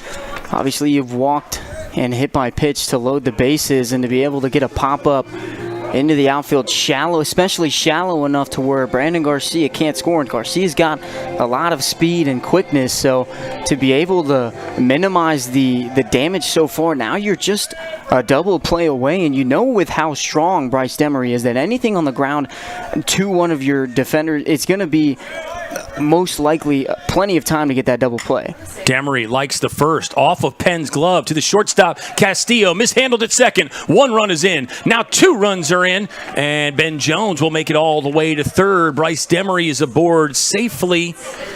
Wow, that ball was hit sharply. Penn went downstairs and got some leather on it. It redirected. Umpire kind of screened the shortstop, but Castillo actually caught it. The mishandle was on the throw to the second baseman, which is J.J. Tyree. And I think it probably goes down as an error, although they're scoring it as a base hit. It's been scored as a base hit. 2 hits in the inning. Oh, a hit and an error is what we're going to call it maybe. 2 runs have scored, by the way. That was Garcia and Munitz that came home. Watch out, Ryder Warren. He's going to be switched on and ready to go. A guy that can really do some damage. Ryder Warren tripled in game 1. He was lifted for... No. Ryder Warren played the entire game. I beg your pardon. It was a 1 for 3 day for Ryder Warren. Triple, walk, hit by pitch. 1 for 3 game. The day still continues. That one's near the head of Ryder Warren. Chin music that he dodges. Lynchburg in a good spot early. They played from behind or tied for most of game 1. They lead now in the bottom half of frame number 1. There's a fastball yanked by Jay Penn. 2-1 count. Logan Webster on deck. I think if you're Ryder Warren and any hitter for Lynchburg at the moment, you know that Penn has had some struggles finding the strike zone so far. In the bottom of the first, you want to be a little bit more passive at the plate, make him come to you. You don't want to overswing and overdo anything, because with how wild he's been so far, anything out of the strike zone that you swing at, you're most likely going to make soft contact and give your at-bat away. Warren lifting this ball to center. Ben Jones will tag. Lynchburg might send him here. Similar to the last one. Jones will hold up. Baxter bobbled it, but a good backup from Jay Penn. He was in the right place for a pitcher. Bryce Demery forced to hold at first as well, so almost a carbon copy, actually, of the fly ball that Pokey hit earlier. And there's 2 outs now in the bottom of the first. And again, you're minimizing the damage if you're Penn. Obviously, you've given up 2 runs already, but having the bases loaded with no outs, if you're on the hitting side of things, you're majority of the time gonna think that this is gonna be a 4 or 5 run inning, but you've only kept it to 2 runs because of those shallow fly balls. So credit to Penn for being able to minimize the damage so far. Logan Webster 0 for 3, flew out to center a couple times, and then a pop up to shallow center field that the second baseman caught in game 1. There is strike 1 from Jay Penn. Yeah, if Penn can get back in the dugout only surrendering 2, that feels like a small victory. You don't want to live on that. You don't want to have your standard being, hey, we're okay giving up 2 runs every inning. But situation as it is, I think Ferrum would feel okay if they could get back in the dugout right here. 1-1, pitch to Webster. Inside, he's under it. Long run to the gap. It will be the center fielder calling for it and taking it. That's Kyle Markowitz that made all the outs here in the bottom of the first, but Lynchburg strikes early. 2 runs on 2 hits. Hornets leave 2 on. There was 1 Panther error, and we're through 1 complete inning in game 2. It's a best 2 of 3 here at Fox Field on the ODAC opening weekend. Hornets lead 1-0 after the walk-off homer in game number 1.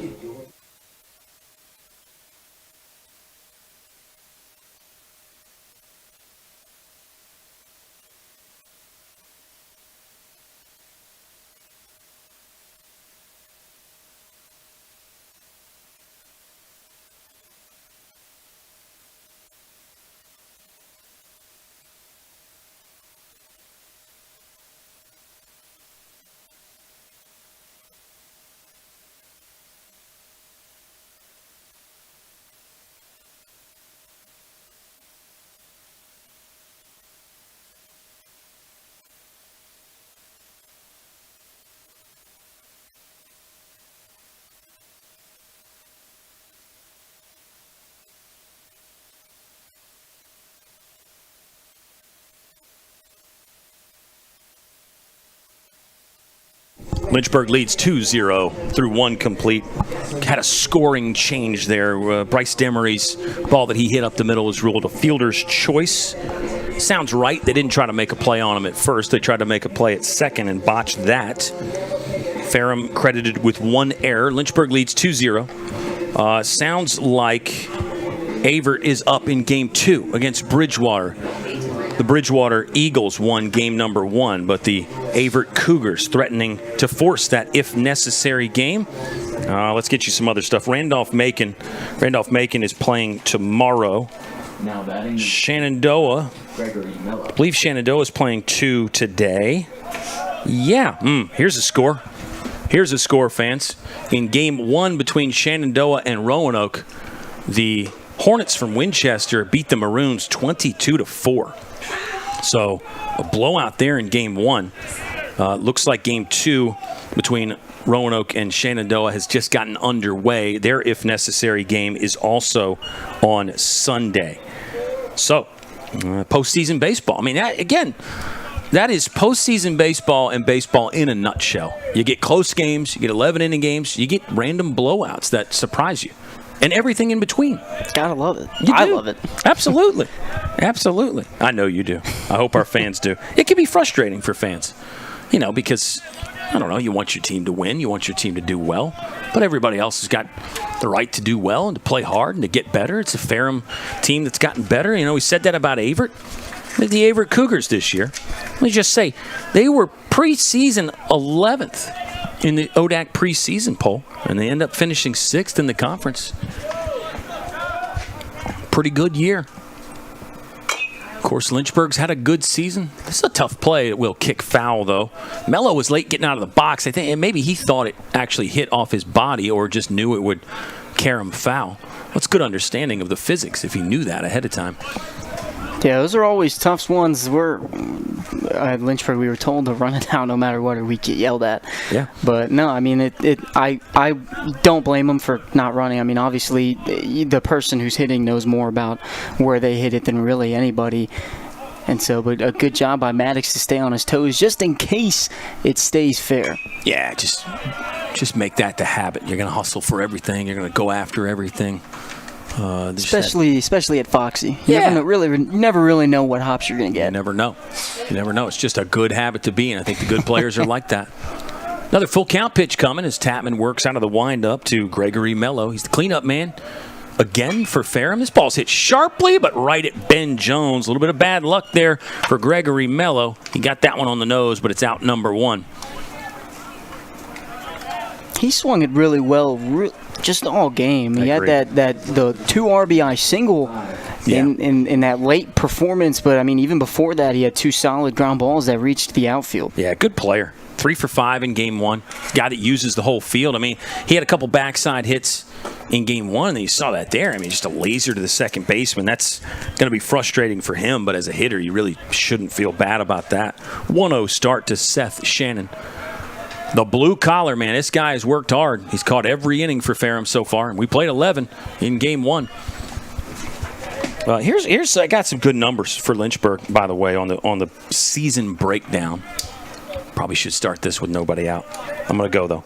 In the month of February, Lynchburg was 5-1. They averaged 4.3 runs per game in the month of February, 5-1. In the month of March, run scoring kicked up, 9.5 runs per game in March. Lynchburg was 13-3 in the month of March. In the month of April, 9.25 runs per game. Lynchburg, 7-1. And, of course, I guess we could say the Hornets are 1-0 in May. Small sample size, but undefeated in the month of May so far.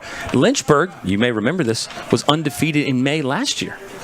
Lost twice there at the end in Eastlake. Those games were actually in June. How wild is that? It's a long postseason. No doubt about it. Here's your first hit of the ball game for Ferrum. That's Seth Shannon with really a good swing. Lynchburg did well to hold him to 1. Shannon had 2 hits in game 1, so 3 now for the hard-working catcher. But yeah, no, that tells you exactly how long the postseason is. Yeah, the fact that again, if Lynchburg continues to play, or any team that continues to play from this point forward, if they go all the way, you don't end the season until June. The postseason itself takes a month. Well, you got to think, if you go back to the World Series year, how many games did we play that year? Around 50? I believe it was 56. So you got to think that's season. Maybe, it's a long year. That's not even half of an MLB season. Nope. It's not even a third of an MLB season. That tells you how many games those guys play. And that's kind of bonkers. Let's see. Did I get? Let me make sure I got the number right though, because I got like mountains of paperwork here, and it's all in different places. Yeah, Lynchburg 48-8 in 2023. So that's 56 games. Yeah. Runner at first is Shannon. 1 out. Ooh, ground ball up the middle. Watch out. Garcia's going to take it himself. That's another Lynchburg double play. Only thing missing is the cape for Hollywood as he moves to the middle and gets both of them. Lynchburg out of the inning. Ferrum 1 hit. None stranded after the double play ball. Lynchburg on top. 2-0 heading to the bottom of the second.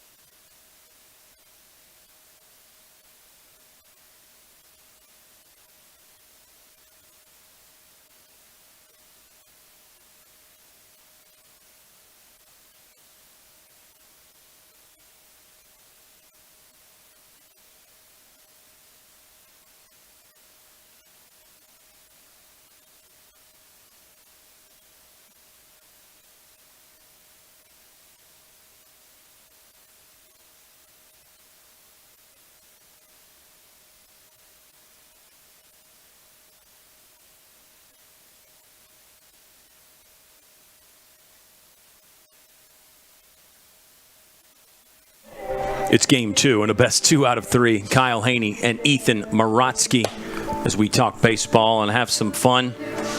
Ski, I don't know. I mean, we've hit on a lot today. What's something we've left out or something you want to go back to after that wild first game? I'm not too sure. It was such a long game that it was hard to miss anything, you know? Right. We had a lot of time to, like, revisit things and talk about we didn't get on any of our crazy tangents, our sidebars that we do sometimes. I'm trying to think. What did we talk? Did we talk Kentucky Derby yet? That's tomorrow. No, we haven't. Yeah, we haven't That's talked all you, though. I mean, we haven't talked about the Kentucky Derby yet. Oh, you didn't do your research? I gave you your research to do. The Kentucky Derby, here's a fun one.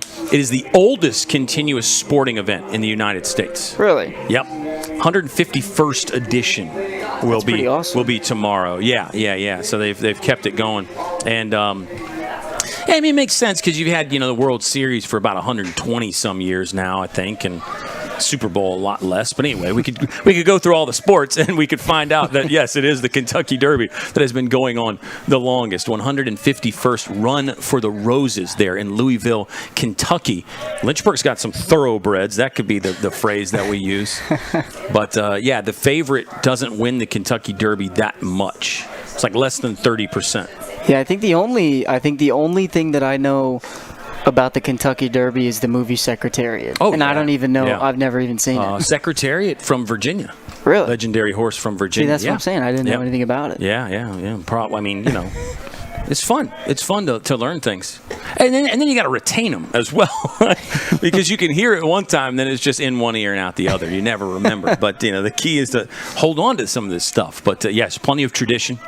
And I don't know, horse racing is a bad word for some people because, maybe you don't like the way the horses are treated. Here's Eric Hyatt. He's under one to right field. Ty Mason calling for it. Grab made out number 1 in the bottom of the second inning. Lynchburg leads 2-0. So, yeah, we'll move past that pretty quick and go on to the next thing. It's playoff time. I guess Lynchburg men's lacrosse has got a big ODAC championship matchup tomorrow on the road in Lexington against Washington and Lee. That could be if they play through the rain. That could be even more exciting. I feel like that's got to be sloppy. You think that's fun for the players? Or do you think it like you got to think the rain's got to weigh down? They're already dealing with sweat. Yeah, sweat. They wear the padding. Yeah, I mean you've played in some rainy days, baseball-wise. Snowy days. So yeah, that's true. That is absolutely true. 0-1 here to Maddox Sutsui. That one not close from Jay Penn. Yeah, that's the phrase I always use. Baseball's supposed to be the boys of summer, but really college baseball, you start in the winter, you end in spring. This ball's hit well by Maddox Sutsui. Some power to the opposite field gap. But there's Kyle Markowitz again. That's another theme of the day. Ferrum's outfield defense has really been pretty stellar. And you haven't necessarily made diving plays. Joe Munitz had a diving play for Lynchburg, but they've run down a lot of balls. They seem to be in the right place every time. Yeah, they've been doing a great job tracking down the range on these outfielders. It's spectacular, and it's not just the range, but they're reading the ball really well off of the bat. I agree. Brandon Garcia, 1 for 1 with a single. He scored. Lynchburg has turned the lineup over here in just the bottom of the second inning. Yeah, I think Penn has done a great job kind of dialing himself in. We talked a little bit about it with Colt Ryder in game 1. It took him a little bit to kind of settle himself in, and it seems like it was kind of the same thing with Jay Penn, where the first 3 batters got on, but then a flyout and an error which caused some runs to score, but then 2 more flyouts right after that. I think he's done a great job so far, to be honest. Yeah, he's retired 4 consecutively. Here's a fastball. It's going to be a called strike. No, well, that's ball 3. 3-0. That's the 3rd or 4th time I've done that today. I just need to wait for the signal. You try to anticipate and you see where it comes in, but the umpire has the final say, as he should. So we'll let them make the call, and that one was a called strike. 3-1. Hey, congratulations to the Lynchburg golf team. They got to ring the bell with an ODAC championship, men's golf, that is. That one's inside. Brandon Garcia's got a walk, so he's been on twice, 2 base on balls in game 1. Lynchburg men's track with an ODAC title. We got a lot of track men and women that work our LHSN games, a lot of just athletes in general that I know you and I have discussed. We got tennis players up here, tennis legends. Not just players, legends. And it's so much fun working with these athletes, and they get it. I think they get the competitive side. They want to do a good job. It's great. The non-athletes we work with are fine too, but LHSN is full of people that do double duty as on our crew and then also competing for the Hornets. Joe Muniz is competing, and he's sitting on a 1-0 count after the fastball from Penn missed.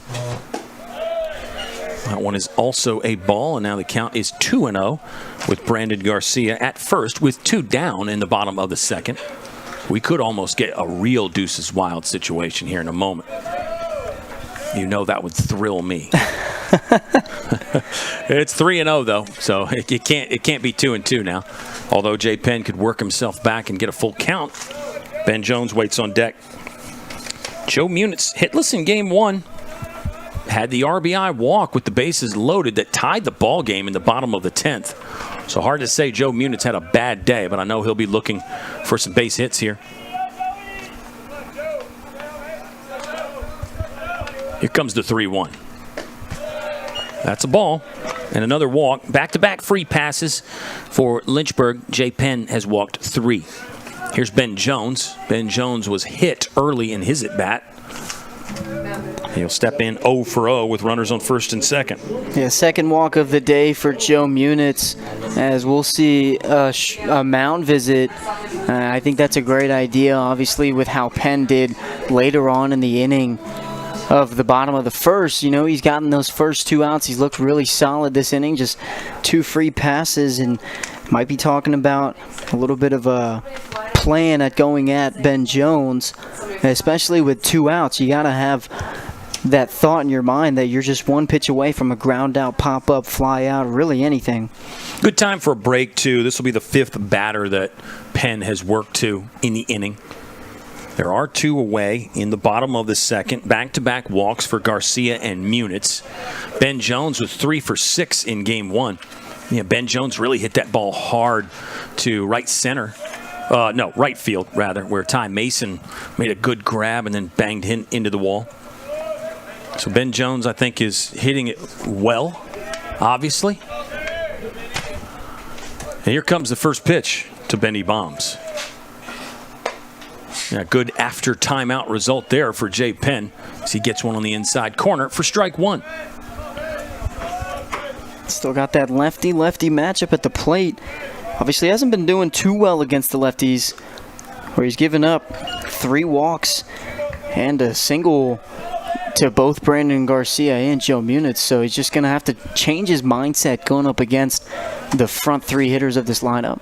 And so far, so good. Got an 0-2 count on Ben Jones after breaking ball looped in there for a called strike. Garcia back in plenty of time. Sean Pokerock on deck. Yeah, I think typically most guys have more control problems with the arm side hitter. Oh, there's a steep breaking ball. That went over top of the zone. Now it's a 1-2 count. And the arm side hitter, left on left, and then obviously righties pitching to righties. I think in general, those are the guys you walk and hit a little bit more. Not a hard and fast rule, but just in general. Here comes a 1-2 from Penn. Oh, Ben Jones has ripped this into the right center gap. Watch out. There's an explosive swing from Benny Bombs. 1 run is in. 2 runs are in. Ben Jones is going to keep on trucking. He'll head into third base with a triple, and Lynchburg has doubled up the advantage. 4-0. Hornets on top. Some more 2-out rally for the Hornets. You get 2 straight outs to start the inning, and then 2 runners get on via the walk, and you've got Benny Bombs not hitting a bomb this time, but deep into right center field and still clearing the bases.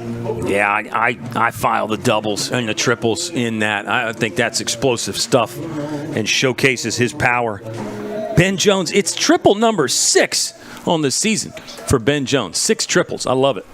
Oh, Sean Pokerock swinging at the first one. This ball's hit deep to center field. Markowitz has got a beat on it. Another good grab in the outfield after a long run by a Panther defender. This time Markowitz hauls it home, but Lynchburg has added to their tally. Hornets 4, Panthers nothing through 2 complete in Game 2 at Fox Field.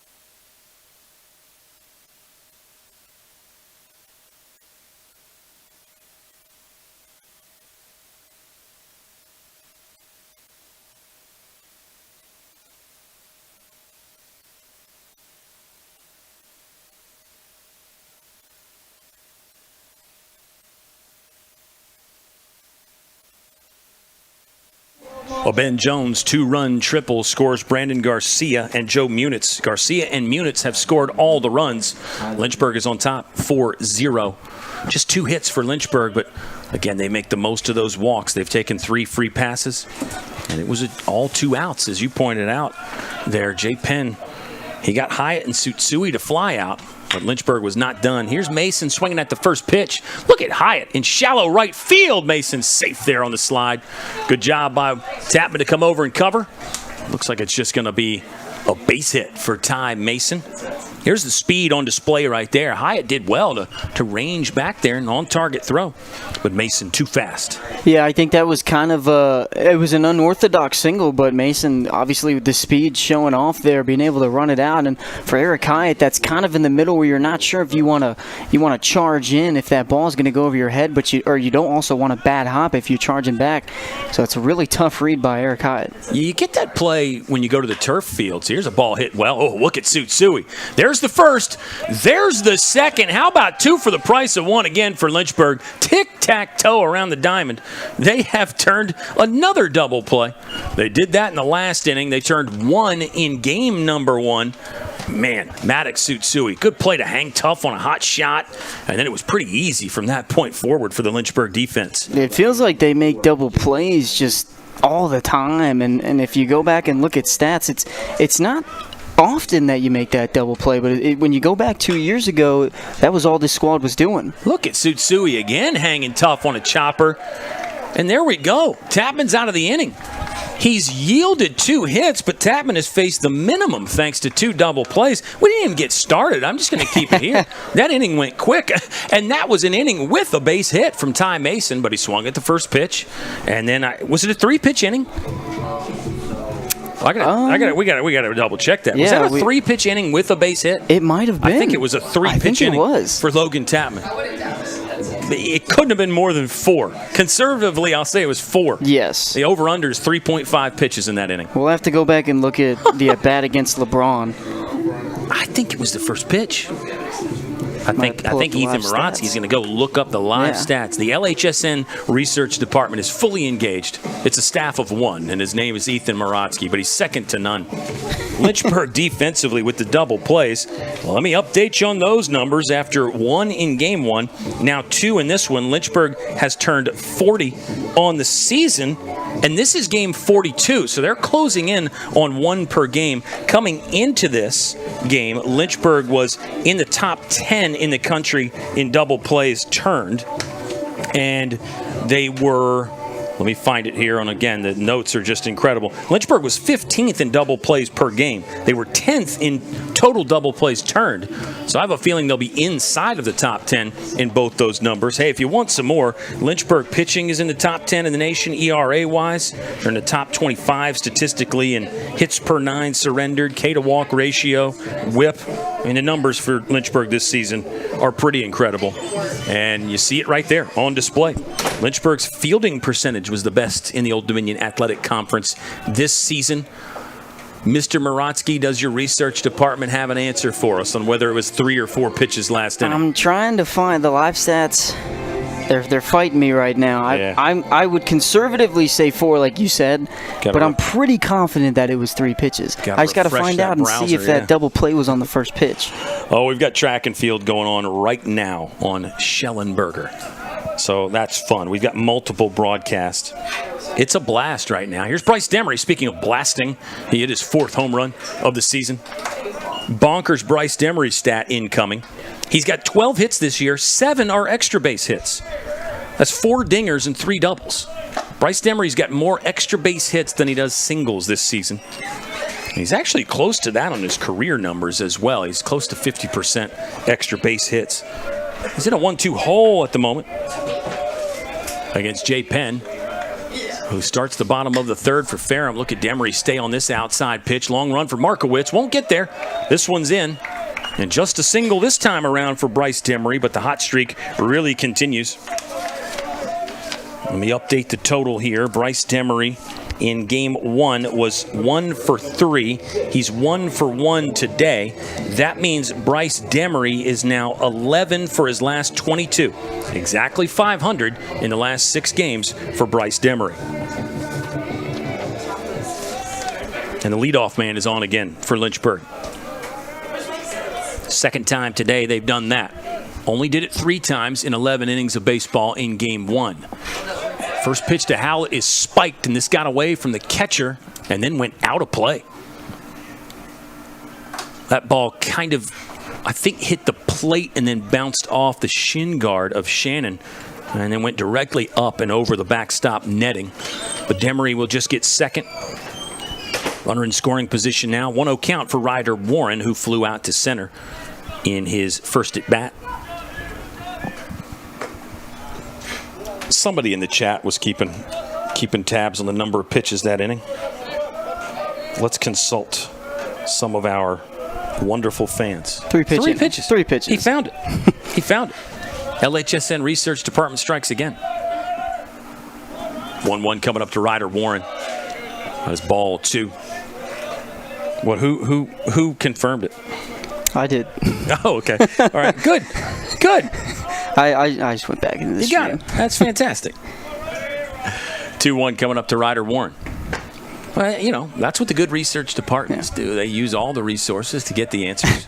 Well, it seems like every single doubleheader that we've called something interesting has happened, and today was the 3-pitch inning. That's a great point. With a base hit and a double With a base play. hit. Yeah. 2-2 coming up to Ryder Warren. We have seen some wild stuff this year. Go back to the Bridgewater doubleheader. 52 runs for Lynchburg total. And we've seen broken bats this year. Yeah. A couple times. On Ben Jones. Yeah. What else?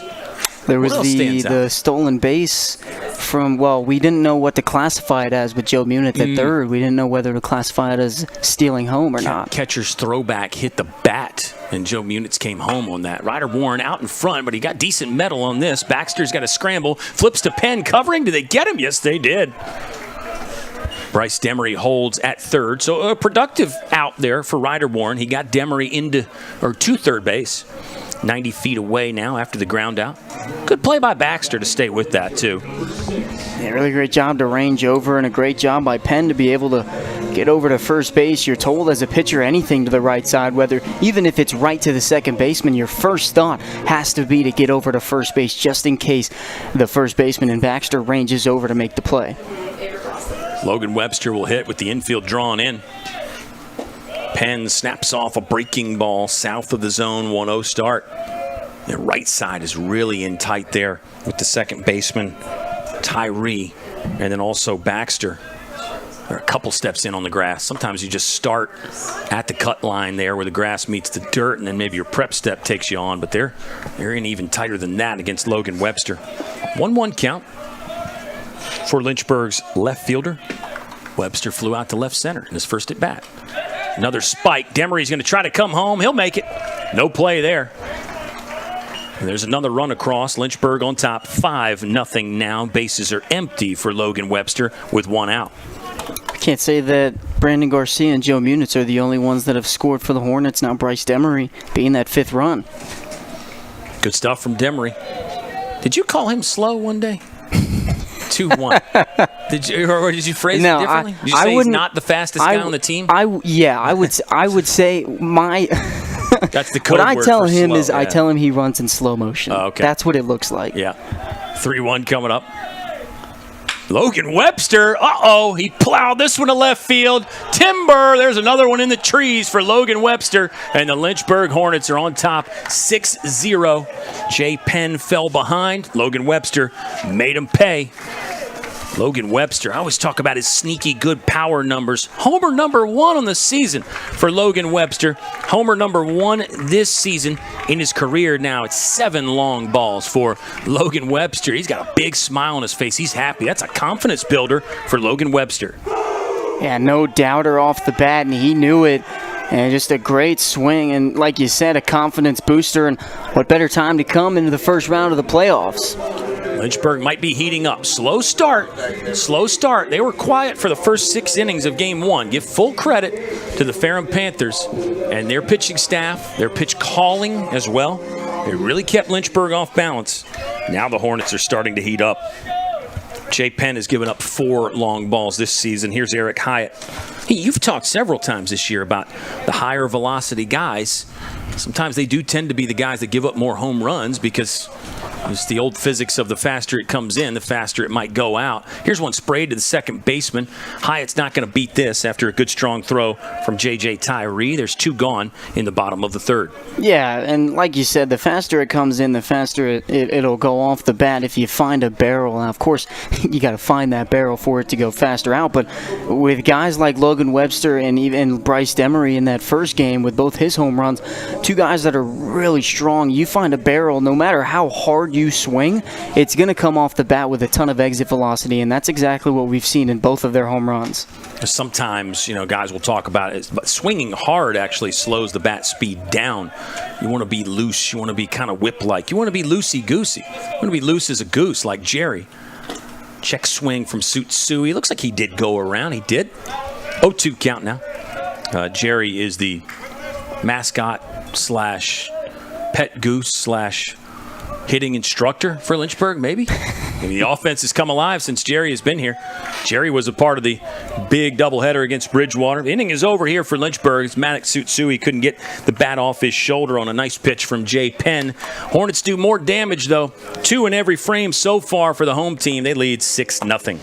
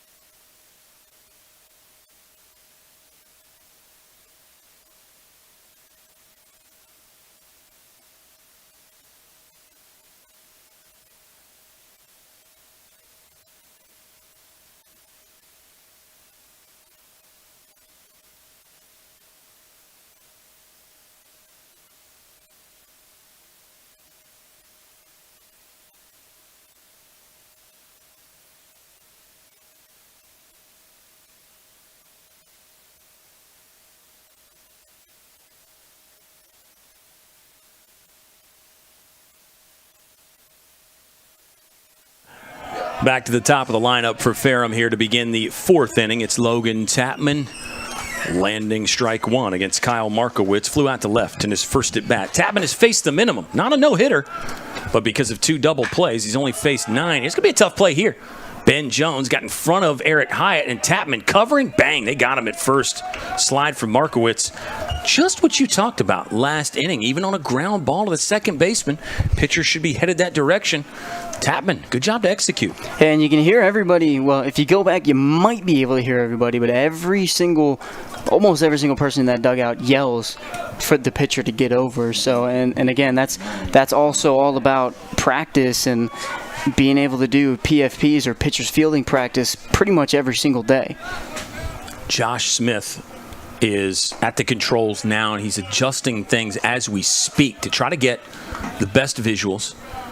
Our utility man, JP, is going to go out and run the camera. It's a behind-the-scenes look at how we operate here at the Lynchburg Hornets Sports Network. Swing and a miss from Sean Baxter, who grounded out to short in his first at-bat. 0-2 hole here. In his second time up, Baxter had 4 hits in Game 1. Really impressed. Homer and a triple. Look at that. Right on cue. And you get a shot at Jerry over there. Well, top the cooler, the water cooler. You notice they tape him down now? I don't know if that's whoa. Great location from Tapman, by the way. Sorry, interrupt you. I don't know if that's so Jerry won't fly away. I mean, it's windy at Fox sometimes. Yeah, fall off. I'm not too sure. I'll have to ask Sean Pokorak that one after the game. Who seems to be the zookeeper, also the vibes train conductor as Baxter gets a piece of this. Look at Pokey. He sprinted after that one, even though it's not an out. It's not a Savannah Bananas situation where you can catch it on a rebound and get an out. I think, again, just back to that mentality, being in the habit of hustling and going after the ball. That's where Pokey's at right now. He's not just an avian expert. He's not just a goose lover. He's a complete ball player. This is fun. Panthers probably aren't having as much fun. We really admired the fight, though, from Ferrum in Game 1. And we still got a lot of Game 2. I mean, I wouldn't count Ferrum out just yet. But let's talk about that. Let's switch it back to business here.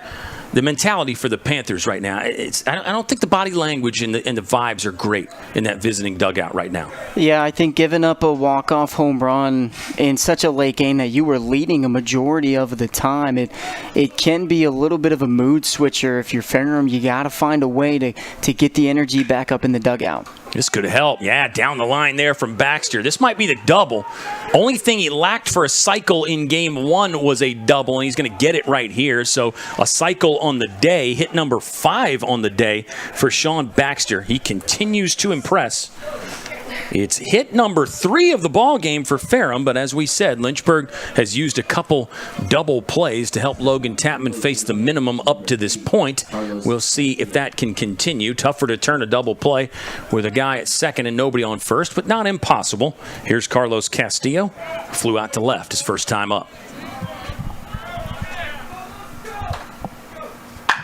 Swinging at the first pitch again. There's Sutsui. Played the hop nicely.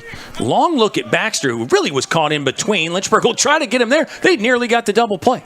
I said it was difficult, but not impossible, and Lynchburg nearly did it right there. Castillo's out at first on the 5-3, and then the snap throw behind from Eric Hyatt. In hindsight, Baxter probably would have been better to take off for third on the throw, because at least you create a longer throw for the first baseman, Eric Hyatt. Yeah, I think obviously he did get back to second, but I agree with you. Going to third, probably a little bit better of a situation. It puts you 90 feet away instead of 180, and just a pass ball could score you possibly. But now a single, you really have to get a single to score him here on this batter. Mello hit the ball hard right at Ben Jones, his first at bat. Breaking ball missed from Logan Tapman. I think Baxter's double was obviously key, but then if you look at Mello, he probably hit the hardest ball of the game for Ferrum. It was just a frozen rope right at Ben Jones. The 1-0 from Tapman on the way. Longer look at Baxter. He'll get a check swing from Mello. He did not go around. And our count is now 2 balls and no strikes. Lynchburg's got the top of the order coming back up again. Third plate appearance for Brandon Garcia will happen in the bottom of the 4th inning. It tells you something about the way Lynchburg's turning the lineup over. Hornets lead 6-0 after walking off Game 1 7-6. Tapman fires, and the 2-0 misses inside. 3-ball count here for Logan Tapman, who really hasn't had many of these, due in part to his control and command, and then also the fact that Ferrum really swinging early and often in almost every at-bat. 3-pitch inning for Tapman in the third, and one where he actually gave up a hit. So 3-pitch innings are rare, but to do it where you give up a hit, I'm sure it's happened because there's been so much baseball played, but that feels like one of the more rare things ever in the game of baseball.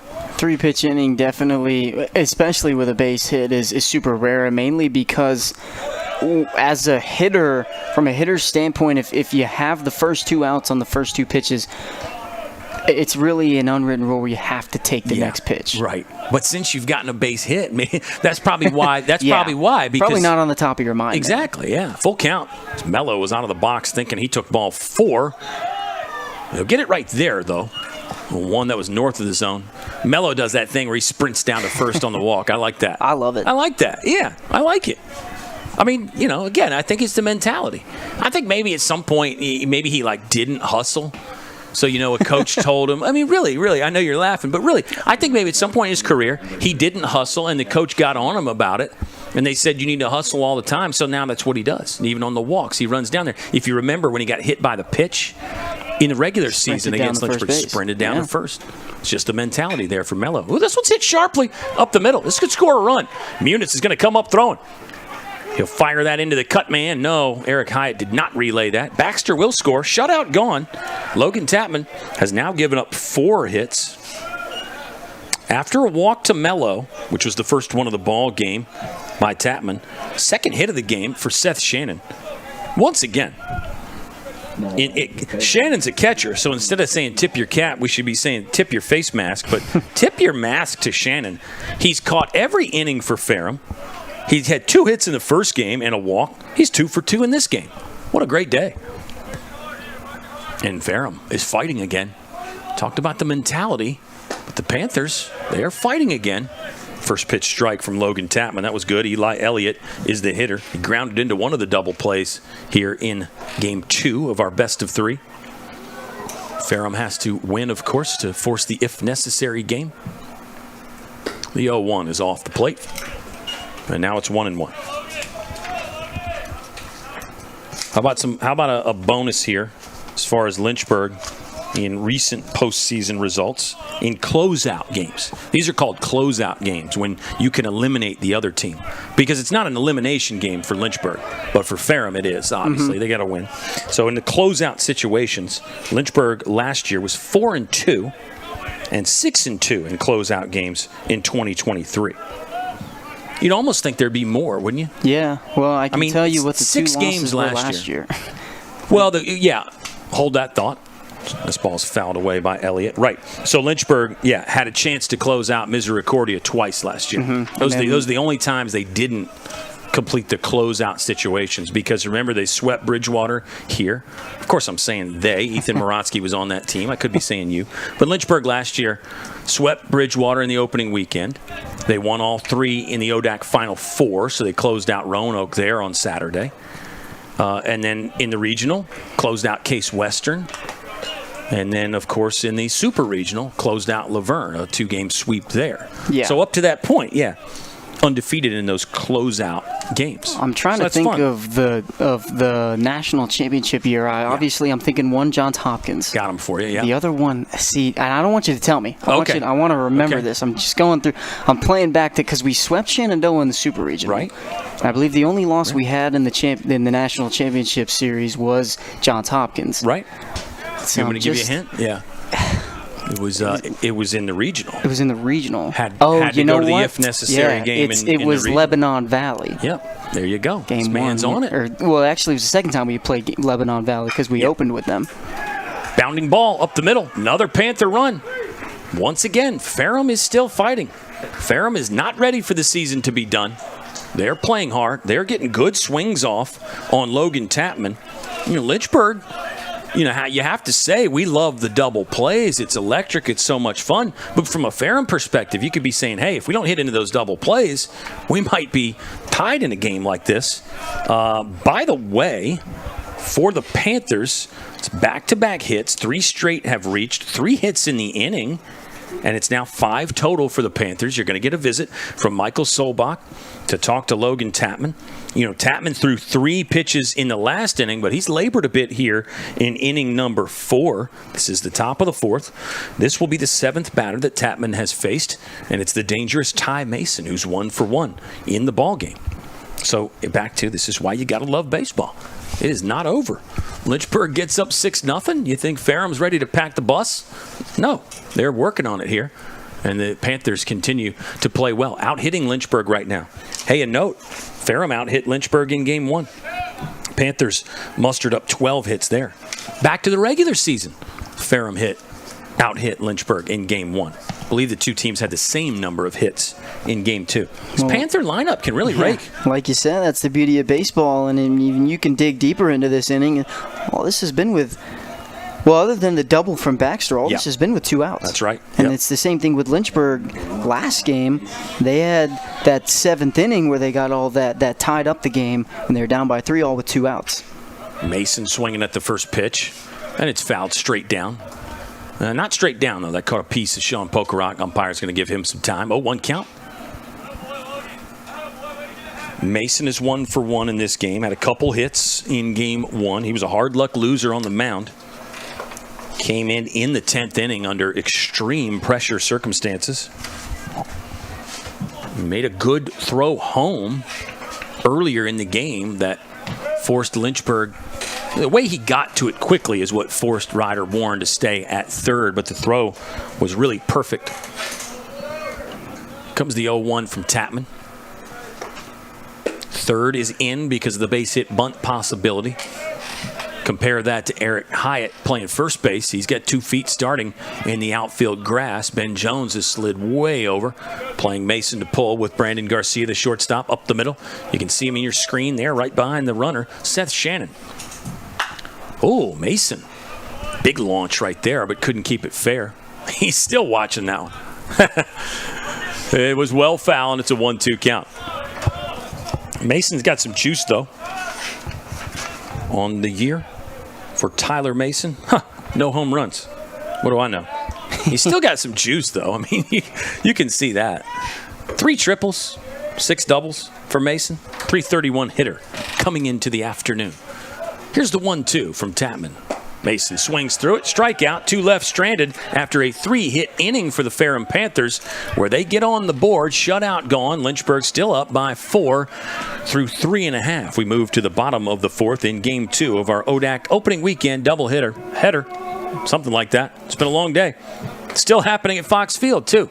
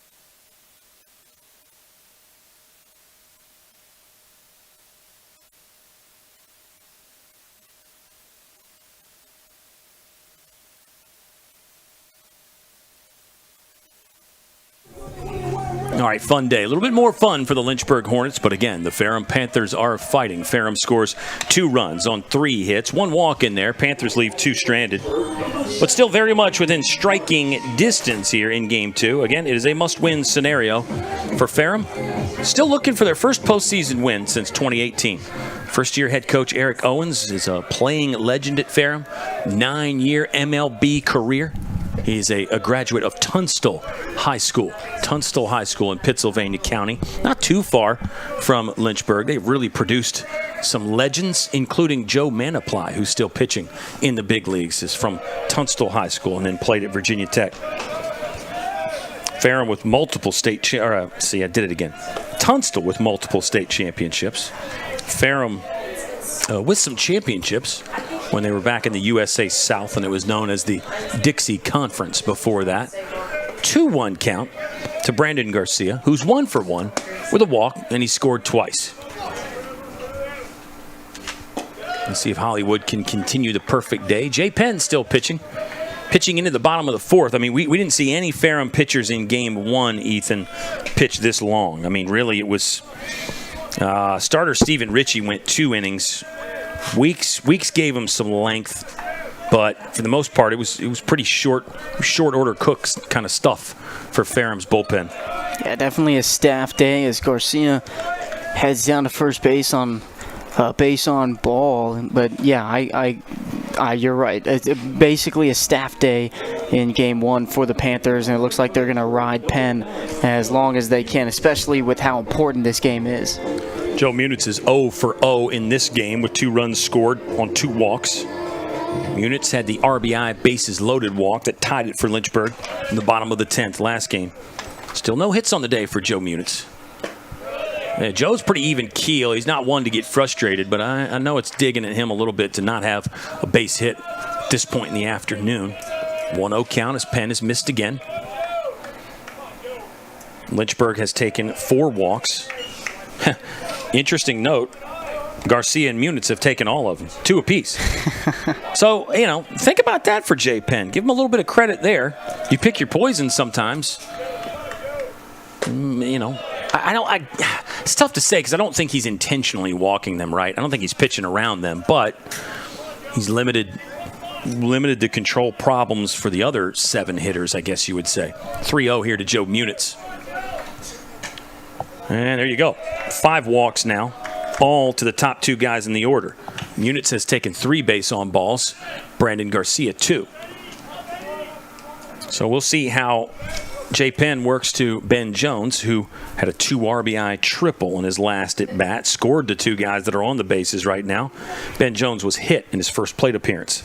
Yeah, pretty much it's almost the same situation that Ben Jones was in. He had 2 outs the last time, so a little bit less stress maybe without 2 outs, but obviously with that being said, there's more at stake. You don't want to hit into that double play and then make it 2 outs. A little bit of a delay here after the mound visit, and then the umpire needed a fresh allotment of baseballs. So Ben Jones, 3 hits in game number 1.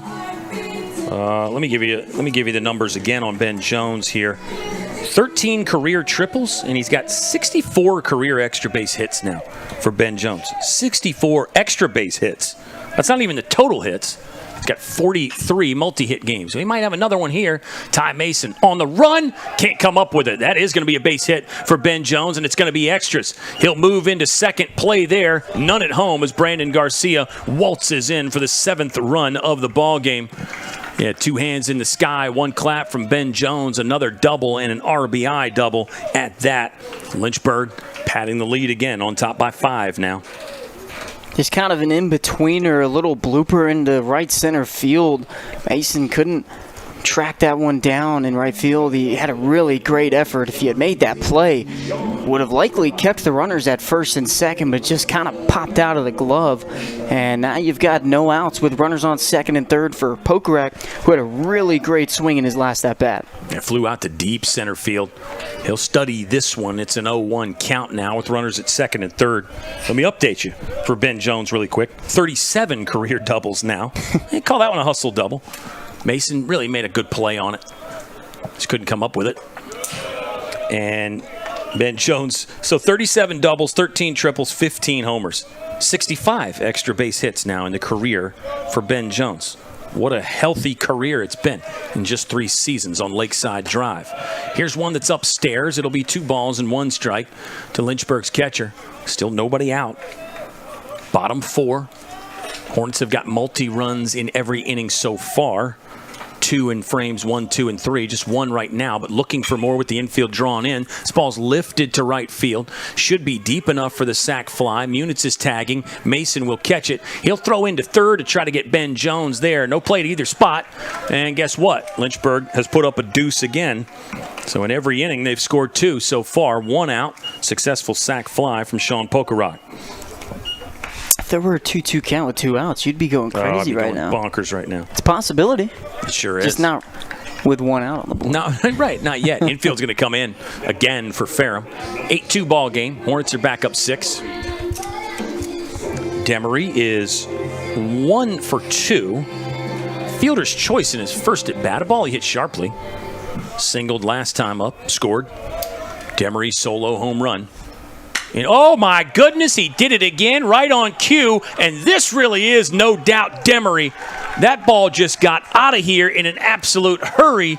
Bryce Demery destroys another one. It's a 2-run jack for the Hornets.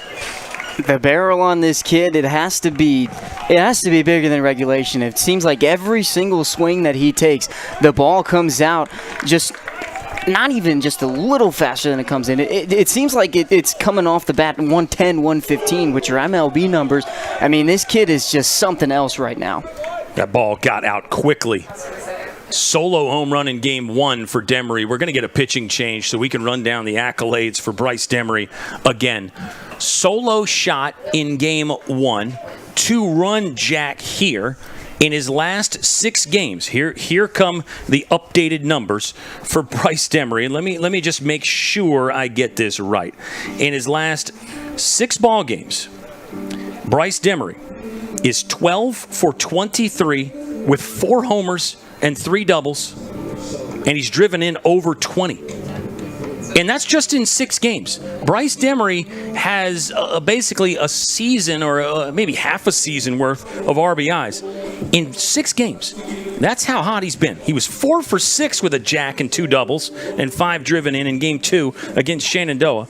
This is all for a guy who started this season 2 for 16. He was hitting 125 to start the year. Got taken out of the lineup for a bit, but here's the lesson, young players and old. Don't stop working. Don't stop trying, because when your name gets called again, you don't want to miss that second opportunity. Bryce Demery has not missed it, and he is not missing many baseballs right now. I mean, you chalk it up to that's baseball. Anything can happen on any given day or any given half season or really anything. And like you said, never give up. You don't know when your name's going to get called again. And lately his name's been called a lot, and he's been delivering. Brady Moore saying that baseball had feelings. That baseball had a family. Bryce Demery absolutely bashed it. The Bryce is right. No doubt Demery.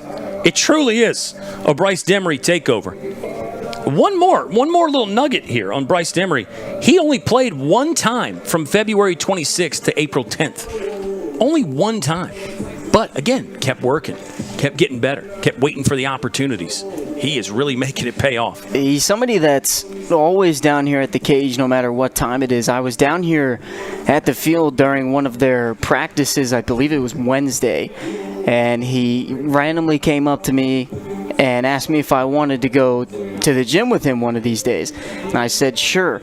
He said, all right, I'm going tomorrow. It's 6 o'clock in the morning. I said, what? I told him no. I said, no, I'll go the next time. Yeah, that's what the good ones are doing now. You know it? That's what the great ones are doing. Constantly working, finding ways to get better. Such a great dude, too. Always smiling. He's a vibes guy. You know, locker room guy. Locker room guy. You know, hey, let's go back to 2023. You know, I know Ferrum fans probably tired of us revisiting 2023, whatever. He was one of those guys with Josh Jorman and several others who was really leading the charge back there in the stands of the non-rostered players who were getting into it, you know. But that's Bryce Demery. Even this year when he hadn't been playing, he's into it, man. Gotta love it. Here's Ryder Warren, 0 for 2 today. We have a new pitcher for Ferrum. And the Panthers, again, we were very complimentary of what they did, maximizing their bullpen. This is Gavin Stone. Stone pitched in Game 1. Earned run average was 7.08 coming into that one. Let's revisit what Stone did and who he pitched to. And, of course, when you go back and look at your stat sheet, I mean, it's basically in shambles. Stone had good numbers. Stone gave up a triple to Ryder Warren, by the way. But he retired, looks like 5 of the 6 he faced. I'm just double-checking it. Yeah, that's exactly right. Stone got an inning and a third in Game 1 is what it breaks down to. Inning and a third. I think I'm getting that right. Might be inning and 2/3 for Stone. 2-2 count now on Ryder Warren. So Gavin Stone, one of the better stat lines from Game 1 for the Ferrum pitchers, although, again, they were all pretty decent. Lynchburg leads 10-0 right now, by the way. Deuces in innings 1, 2, and 3. And now a quad. 4 on the board here in the bottom of the 4th. Hey, 4th inning was the big one against Bridgewater a couple weekends ago. Ryder Warren's going to hit a 6-hopper to the second baseman. Pretty routine play there for out number 2.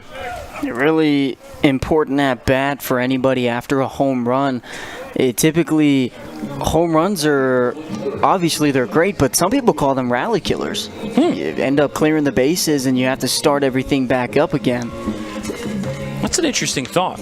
I mean, think about that maybe with Bryce's solo home run in the second. You know, you get a solo home run, but the bases are clear, and then the pitcher, you know, throws some good pitches and gets out. Not 3 up, 3 down, obviously. Watch out. Logan Webster, who tattooed a ball his last time up, has driven this one to deep center field, but Markowitz will haul it in after making a long run. Another good catch in center from Kyle Markowitz. But a major damage inning for Lynchburg. They score 4 runs on 2 hits, leave none stranded. Another big fly from No Doubt Demery. 2-out shot from Bryce Demery puts Lynchburg up 10-2 through 4 complete.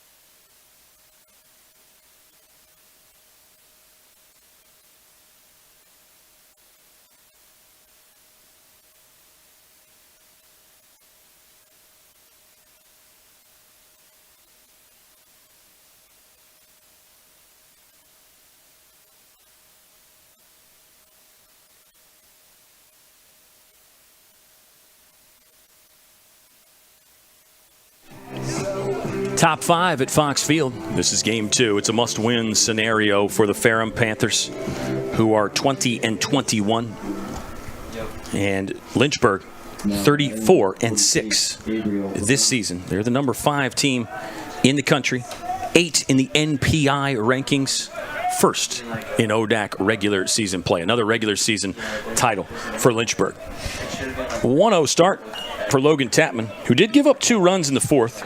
He'll be grateful for more run support. Lynchburg has added to the lead, on top by 8 now. But I know Logan Tapman's got a high standard for himself. He never one that wants to give up any runs. So it could be a good bounce back frame for Tapman, or perhaps the Panther bats stay warm. Tapman working from the windup. Gabriel LeBron showing a potential base hit bunt, but he pulls it back. LeBron grounded into a double play. That was part of the 3-pitch inning in the third.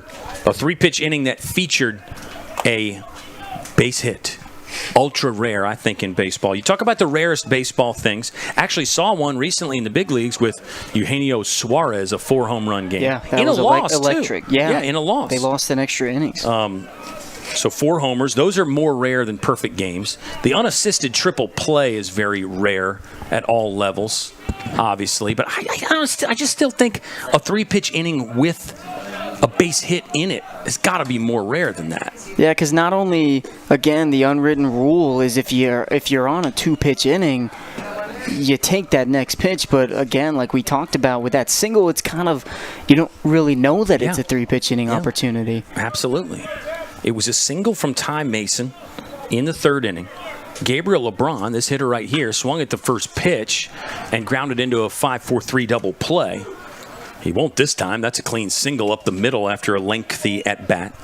And then just going back to that third inning, J.J. Tyree then swung at the first pitch, grounded that out to third. So it ended up being a 3-pitch inning with a hit and a double play in there. Again, in all the baseball games that have been played, I feel confident in saying that it's happened, but you have to say it's got to be ultra rare. Leadoff runner on for Ferrum. Second time they've done that. In fact, the last time was that third inning where Mason singled and then was erased on the double play. Called strike 1 to J.J. Tyree. We talk about how rare it is. I wonder, and I'm going to ask you this, do you think it's more rare than the 2 grand slams in 1 inning? Ooh, yeah. By the same batter? Yeah. I know that's happened a couple times. Yeah. Fernando Tatis Sr., of course, did that.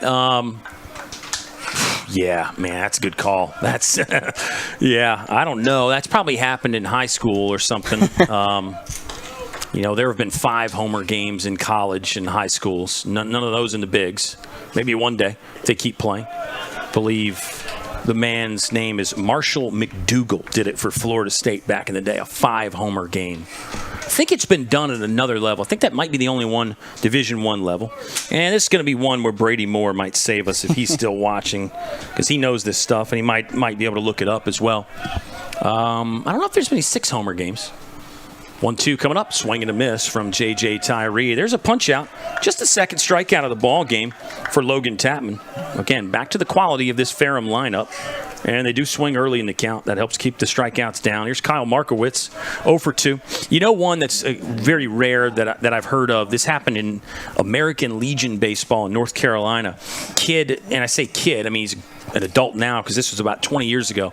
But look this one up. He hit for the cycle in home runs, as in he had a solo, a 2-run, a 3-run home run, and a grand slam, all in the same game. I think that's probably, in my opinion, I think that's probably the rarest. Because for everything to line up perfect for you, to have no runners on, then 2 runners on, then a 1 or 3. Right. Yeah, that's nuts. 1-0 count here to Markowitz, who's played a very good center field, and just 1 hit on the day for Markowitz. He was 1 for 6 in game 1. 0 for 2 today. Yeah, I mean, you're right. It would be nuts, is if he threw in like an inside the parker there for good measure. One of the home runs was an inside the park home run. Which, hey, we haven't seen one of those yet this year. That could be the next crazy thing that we see. That'll be up in Tyson's. Yeah, I haven't seen an inside the parker in a while. Get a couple of those every season in the big leagues. And, it's usually a ball that goes back to the wall, and the outfielder makes a play, misses, and then the rebound goes in an area where they can't get to it in time, and the guy continues to run. Yeah, one that I think of and of course this is me being a Brewers fan, the one that I think of was Prince Fielder in Tampa. Oh, yeah. When he hit it, kind of like hit the ceiling and nobody really knew where it went. Yeah. Rounded the bases. Nobody wanted to get in his way when he ran into the dugout because he didn't stop. Right. He hit home plate, just kept running into the dugout. That was a great one. 1-2 count as Markowitz just got a piece of that. Pokey retrieving the loose baseball there. Now he's ready with the mask. Set to give the sign to Logan Tapman. Tapman checks the runner at first. Probably a non-steal situation from here on out for Ferrum unless they get closer. You just don't want to risk it down 8. Not that you have to go station to station on base hits or anything like that, but you certainly wouldn't want to risk getting a runner thrown out on a stolen base attempt. It's 6 hits in the ball game for Ferrum. Once again, I think they're out hitting Lynchburg. I'll double check it. Might be the same amount of hits, actually. I believe it is. And just I said you don't want to risk the stolen base. They're going to take off and go. Did they get him? Yes, they did. Threw him out at second base there. That was Gabriel LeBron that took off. And, again, in a 8-run deficit, there's not many books of baseball that would invite that play. The first base coach is going to have a chat with LeBron. I think they did that on his own. I think he freelanced there based on the reaction I'm seeing from the coaches. 2-2 count. Good throw from Pokey. Got to give Lynchburg some credit. This ball's down the stairs, and the count will run full. Good tag play from Ben Jones. Umpire gave that a long look. I guess he wanted to make sure Jones held onto the ball there. Yeah, it was a really great throw, really great one-hop throw, taking advantage. You know, even you can throw it a little harder, but, I mean, keeping it off the ground on a one-hop, and it was a perfect one-hop, too. It wasn't a short one. It wasn't too long to where it was a two-hop there, but a great throw from Pokerak. Full count walk. Tapman actually had another chance to give up a hit, but face the minimum in an inning. He did that twice already today with those double plays. But now he'll face a fourth batter in the frame. It's Sean Baxter. If you've been paying attention, you know how potent he is. Baxter with a double and a run scored in this game. 4 hits in game 1, including a triple and a homer and 2 singles. So he's got a cycle on the day. Baxter coming in was hitting .391. That's going up. I was surprised to see that he's only got 4 home runs. You think he might have some more, honestly, with his power. I know, that's an oversimplification, of course, because pitching's good too. But I like this guy. I really do. 1-0 on the way. Bit of a longer hold from Tapman, and then he'll nail the bottom edge of that strike zone to even up the count at 1-1. Yeah, Sean Baxter, I've actually played with him since we were in... You know all these Northern Virginia guys. Yeah. Baxter, Woodbridge, Virginia. Yeah. Played at Potomac High School. I played against him all through high school. Yeah. And then played with him a couple times in Little League. Was he a great hitter back then? Yeah, all the time. Yeah. Good basketball player. All the time. Oh, okay, cool. Hey, you can see that, I think, that athleticism. You know, and hey, it's back to what we talked about. Those guys that are good hitters tend to be good at other sports too, because hitting's the hardest thing to do in sports. Wait for the reaction from the rest of the press box. I think everybody agrees. Yeah. Josh Smith. I hope. Josh Smith would tell you getting a Roger Federer forehand back is pretty true. tough too. Try that. Try to get a Serena Williams serve back over when it's coming in there like 110 or 120 or whatever. It is impressive how quick they hit those serves in professional tennis. I mean, we think, 100 smoking from a pitcher. They hit those serves at 120, 130. Could you imagine getting hit by that tennis ball? Yeah, you got a racket, but yeah. You get a little, bigger sweet spot on the racket. But still, if you don't catch that right, it just caroms off into the 12th row and you hit a fan. Swing and a miss from Baxter. Got him there. 2 punch outs in the inning for Logan Tapman. Better frame that time after Ferrum scores 2 in the top of the 4th. They get blanked here in the top 5. And Lynchburg is sporting the 10-2 lead through 4.5. It's game 2 of our best 2 out of 3 series at Fox Field in Lynchburg.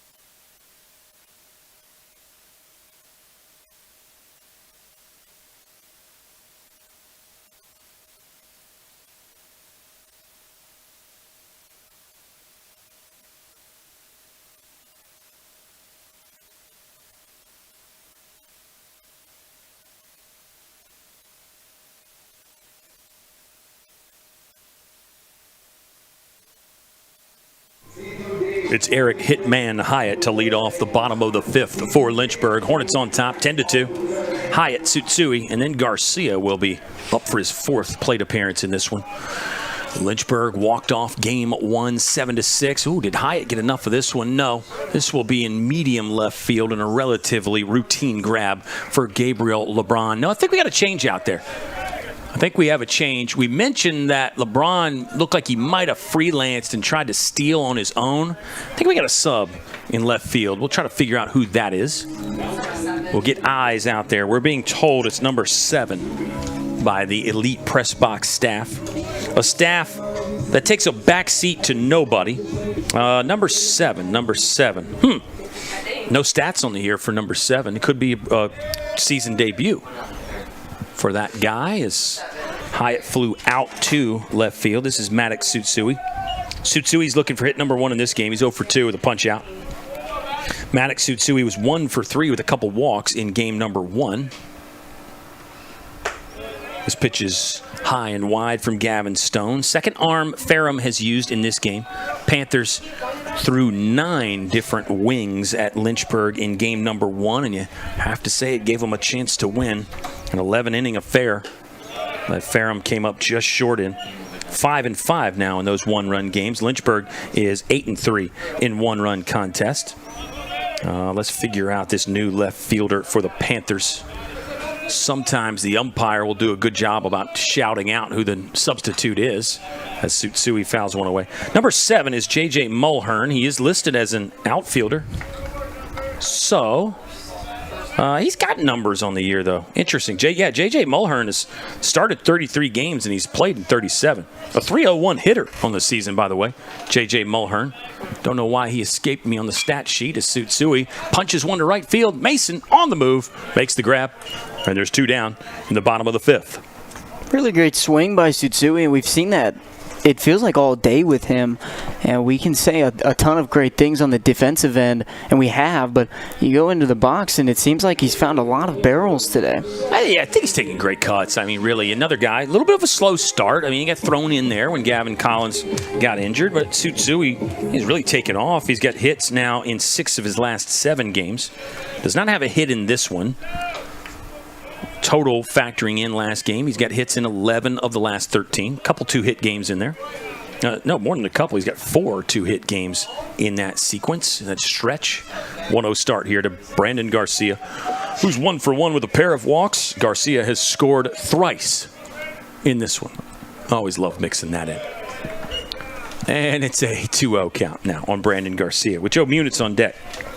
Munitz has got the fun box score going. He's 0 for 0 with 3 walks and a couple runs. Hey, Garcia and Munitz still the only ones that have been walked in this ball game. Yeah. For the Hornets, of course. Right. That's interesting. Yeah. You do have the hit by pitch with Coach Jones. Yeah. With Ben Jones. That's pretty good. Shout out to Coach Lucas Jones and the Jones family. They pop in and watch from time to time. The 3-0 from Brandon Garcia, or for Brandon Garcia, is called a strike. 3 balls, 1 strike, 2 outs. Bottom 5, Lynchburg by 8. They've scored in every inning. They've scored multiple runs in every inning so far. They'll have to come with 2 outs again if they continue that feat here in frame number 5. Lynchburg looking for win number 35 of the season now. 34-6 at the moment. Winners of 8 of their last 9 and 15 of their last 17. Full count. Oh, that got hit hard, and Stone caught it. It got wedged between, I think, his tricep and his body there. Maybe the glove was involved. That was hit well. That was kind of scary, but a good play from Gavin Stone. It was a little bit Houdini there as we were looking for the ball, and Stone had it. Then he flipped it back. Garcia wondering how he caught it, but he did. Logan Tapman's coming back for the top of the 6th. What do you want to do? You want to stay here or you want to take a break? Let's stay here. I love it. I was hoping you'd say that. There's a trick question and you passed. So back to that's baseball.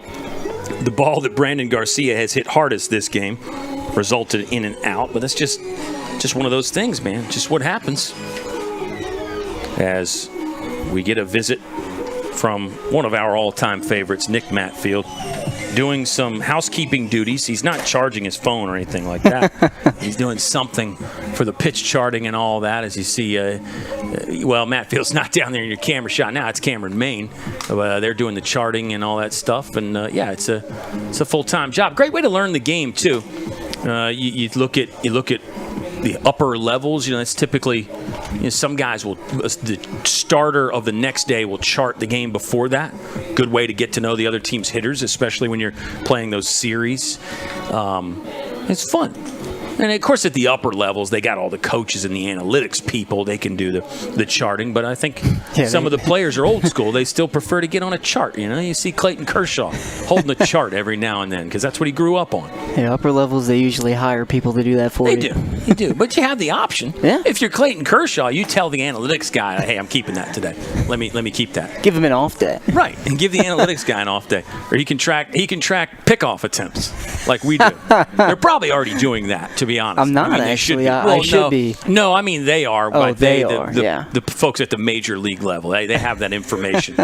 Of course, now with the limitations on how many times they can throw over, now you don't have to track it as much. So we sidebar again, and I love that. I think digression is the spice of life, really, you think about a baseball broadcast with a doubleheader. One was extra innings, so you're looking at 20 innings of baseball. If we didn't digress and go off the script some, how boring would it get? Pretty boring. You got to banter a little bit. Well, even when you go look at the MLB, whenever they play doubleheaders, they're typically 7-inning games, if you think about it. 7-inning doubleheaders in the MLB? Minor leagues do 7. I believe when they have doubleheaders, because you don't really have doubleheaders very often. You feel sure about that? Well, now you got me second guessing myself. I know. It'd be fun to play poker against because I feel like I could get you to fold a lot. Here comes a 1-1 to Carlos Castillo as he fouls it away. I don't know how to feel about that. No, I know. That you should feel attacked. That was a minor attack right there. It's okay. And I apologize. No, you're good, man. I owe you an apology, and you'll get one. You'll get a written apology from my legal team. Not taking any blame, of course, but apologize. 8-run Lynchburg lead. We'll try to get it back on the rails here as Tapman has missed one in the dirt to Castillo. I just want to run down Castillo's great week last week again. 8 for 12, 4 homers in 3 games, drove in 7. This man, Carlos Castillo, has a 3-home run game this year. He came against Covenant on April the 18th, not that long ago. He has 10 jacks on the season, and I believe 7 of them have come, within the last 14 days or so. So Lynchburg, you have to say, has done a good job of keeping him in check and keeping him in the ballpark at least. Sean Baxter has a home run for Ferrum. There's a swing and a miss. Back-to-back punch-outs for Logan Tapman. He struck out 4 now. He's actually struck out 3 of the last 4, so Tapman might be finding a groove here. There's 1 gone in the top of the 6th inning. Lynchburg's got 2 home runs in this game. That's Webster and Demery. Both of those were legitimate no-doubters, and that's not just a nickname for Demery. They were gone off the bat. Last game, Bryce Demery had a home run in the 2nd inning. That was more of a wall scraper, but a dinger nonetheless. And then Connor Moore ended our ball game with a solo shot to walk it off in the bottom of the 11th. So a 4-homer day for Lynchburg total. And this is a Lynchburg team that came in with 17 jacks. That's on the lower side conference-wide. But now they've added 4 to that, so they're up to 21. Ferrum, for reference, has 23 home runs, factoring in Baxter's. Might have one right here. Look out. Mello got into one. Yeah, another dinger. This ball's gone. The balls are flying out of Fox Field. The most recent one, a solo shot from Gregory Mello. And he's the guy that sprints to first on the walks and the hit by pitch. He's not taking much pace off on the home run trot. That's one of the faster ones you'll see as Mello leaves the yard for a solo shot to make it a 10-3 ball game. Another no-doubter, and it, again, we say this every time he gets up to the plate. It seems like every single swing he takes, he finds barrels, and they're always sharply hidden. This one, no doubter over the left field fence, and a beautiful swing. 2nd homer of the season for Mello. It's another one, much like Baxter, where I kind of scratch my head and wonder why he doesn't have more based on the swings that you see. 24 jacks now for Ferrum as a team. So the numbers, we were reading them, and just right on cue. Gregory Mello adds 1 to it. Good cut right there. Well, I think that's one for Logan Tapman. You'll try to flush that pretty quick and move on. Solo home runs shouldn't beat you, and especially when you've gotten the run support like Tapman has with Lynchburg. 10 already. Still on top by 7. But back to Tapman's got a high standard for himself. He's not going to feel great about giving up the homer there. Seth Shannon is 2 for 2, by the way. Another guy that we just love, and he's caught every inning for the Ferrum Panthers. You really got to admire the fight. Give me a rundown here. Mello's a junior. Shannon's a senior. Eli Elliott, who's on deck, is a first year. Mason, sophomore. J.J. Tyree is a first year. Markowitz, a senior. Baxter, a senior. Castillo, grad student. So Ferrum's losing some heavy hitters. I mean, you look at the lineup today, you got 3 seniors and a 5th year. And they're all in the top 5 of the order. So, no doubt, the Panthers will be losing some serious firepower, but I like the young base that they have. Yeah, you go look at their bullpen. I mean, there were a couple of those arms that were shutting Lynchburg out were freshmen. Yeah. That's exactly right. Mound visit here. Sean Pokerock having a word with Logan Tapman, the gloves over the mouth there, so the Ferrum dugout can't pick up anything, or maybe some folks watching our LHSN broadcast. And, we have so many of the other teams that watch for the scouting reports and those kinds of things. And I always say if you're listening to us for the scouting report, you're already behind the curve. But they could be watching. They could turn the sound down. Hopefully they do that. So many great coaches out there, though, Ski, in the ODAC and beyond. It's really you talk about the different levels. I mean, again, I think Division III just has so much talent from the coaching side and the playing side. And we see that as these players move on to higher levels, other levels. Remember, I said I'm going to not say higher. I'm going to say other levels. Recent Division III player just made their major league debut a week or so ago. Got to find that one. Yeah, I'd have to do some research on that. Well, you are the LHSN research department. I'm kidding. 0-1 count. We said we were going to get back on the rails. Chopper here. Tough play. Tapman's only got one way to go. That's the first. They'll get Eli Elliott by a step. Bang, bang at first. Elliott out there. There's 2 gone in the top of the 6th. Oh, my goodness. All right, Baseball Almanac. This was sent in by my own mother, Elizabeth Haney. Not Mother's Day yet, but that's coming up in May. 3 pitch innings. They've got some notes here. A fairly comprehensive list. We're going to get a pitching change. This is probably the time when we should be digressing and going on the side quest, as Travis Beasley will take the ball from Logan Tapman. Tapman in line for the win, 5 2/3. Again, he's going to have some pitches he would love to have back.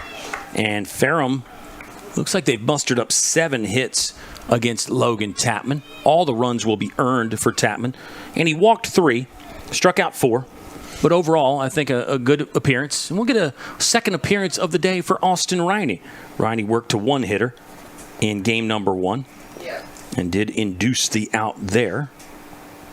But 3 pitch innings. Walter Johnson, the big train, who was very good back in the day in Washington, D.C. Walter Johnson is known to have 4 3-pitch innings. He did it 4 times.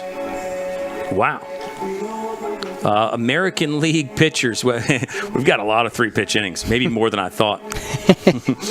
It looks like 86 times it's been done in the American League, most recently in 2024. In the National League, 3-pitch innings have happened 120 times. Most recently, Tanner Scott for the Los Angeles Dodgers did it this year on April 5th in the 9th inning. Boy, just looking at some other, that's a dive right there. I mean, that's a deep dive. You can get down a rabbit hole with this stuff really quick. Do you think there's more 3-pitch innings in the National League because back in the day pitchers would hit? Do you think that has something to do with having more of them? Dude, you could be onto something there. Yeah, you could be really onto something. I'm looking for some asterisks and some notes about 3-pitch innings that involved, runners getting on base, whether it was a hit like we had today or possibly some other way. We got some notes here. We'll go back to this in a second.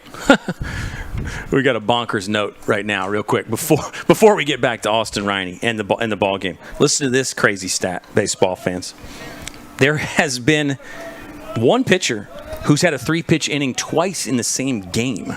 Red Faber did this back in 1915 at Comiskey Park in Chicago. He is the only known pitcher, at least in Major League Baseball, to have multiple 3-pitch innings in the same game. So, you're up to date on that. Let's get back to this one, as Ty Mason is always fun to watch. Look at this little push bunt by Austin Riney. Ben Jones ran in and barehanded it, but no play. Jones was actually hoping that Seth Shannon took a big turn at third. Maybe he could go there, but unable to. And that's an infield hit, a base hit bunt for Ty Mason. He always finds a way to make an impact. You think about a right fielder, it's hard to be at the center of attention, but Ty Mason is really that guy for Ferrum. Yeah, really great job. Just noticing that second base really was so just far back into the infield, and he had pretty much all the space in the world to lay a bunt down past. I mean, all you got to do is just get it past Austin Riney on the mound. And Riney had a chance, but as a lefty, he's falling off to the third base side of the bag, so that makes it an even better play. You're right. And Lynchburg really did have Mason played to pull and then deeply. Hyatt had his feet on the outfield grass again, so smart play, good awareness. Take what the defense gives you. Riney's still in there, facing another lefty. And this is the guy that subbed in for Gabriel LeBron. This is the 8th spot in the lineup. This is J.J. Mulhern, who actually has played quite a bit. He's a 300 hitter, 31 hits and 103 at-bats. Mulhern's going to dump this one into the outfield. Run will score. Mason's going to go first to third. No play there for Lynchburg, as they'll throw into second to keep Mulhern at first. Runners are at the corners again for these Ferrum Panthers, who, you have to say, continue to fight. A really good piece of hitting. Obviously, they bring in Austin Riney, the lefty, for the lefty-lefty matchups that you have in there, and the next two hitters, and just a great job being able to find some soft contact right over the glove of Ben Jones. You see when the play was going on, Ben Jones actually put his glove up to pretend like he was going to catch the ball. Now that with two outs, it really doesn't matter. Runners are going to be moving anyway, but it's stuff like that, small things like that, that really can sometimes throw off a runner. Yeah, that's exactly right. And I think it's probably smart by Ben Jones. Make the runner just hesitate just a second. And, maybe if it's less than 2 outs, Ben Jones does the full jump to really freeze the runner and maybe make him think that he might catch it. 0-1 count. There are 2 outs. Austin Riney has surrendered back-to-back singles. One was a bunt. One was fairly soft from Mulhern. 9 hits in the ball game for Ferrum. We'll have to say again that the Panthers are out-hitting Lynchburg. Hornets offense so resourceful. They maximize everything. And a couple home runs from Lynchburg will help maximize. It's a home run in this inning, by the way, for Gregory Mello. Castillo started it, struck out. Mello solo homer. Shannon walked. Elliott bounced out to Tapman. And then back-to-back singles here. Austin Riney. 1-2 coming up. Pitch. He got him swinging. Punch out there. Back-to-back strikeouts for J.J. Tyree. And Lynchburg is out of the inning. They do yield a couple, though. Panthers within 6 again. 10-4 ball game in the middle of the 6th. 10-4, baseball fans. Back at you in 30 seconds or so.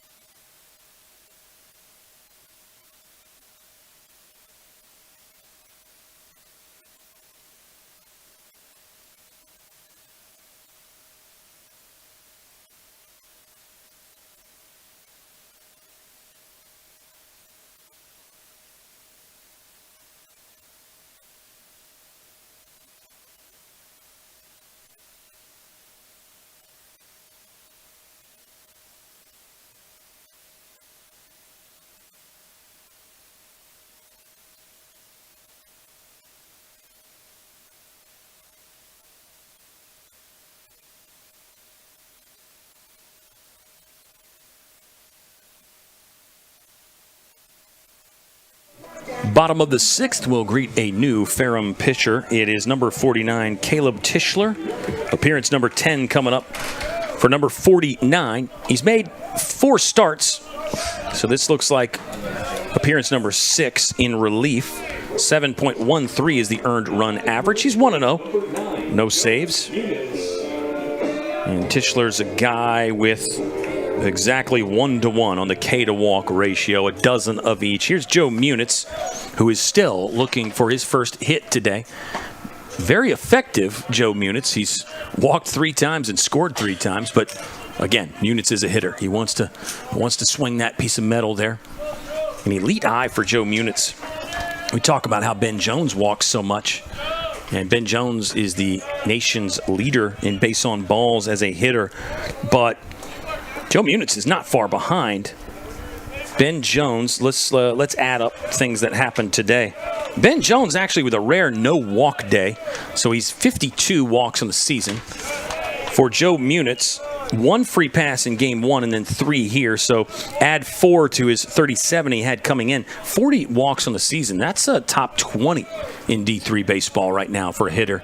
Joe Munitz with an elite eye and a great swing. Here comes a 2-1. Munitz did twitch on that one, but it is ball 3.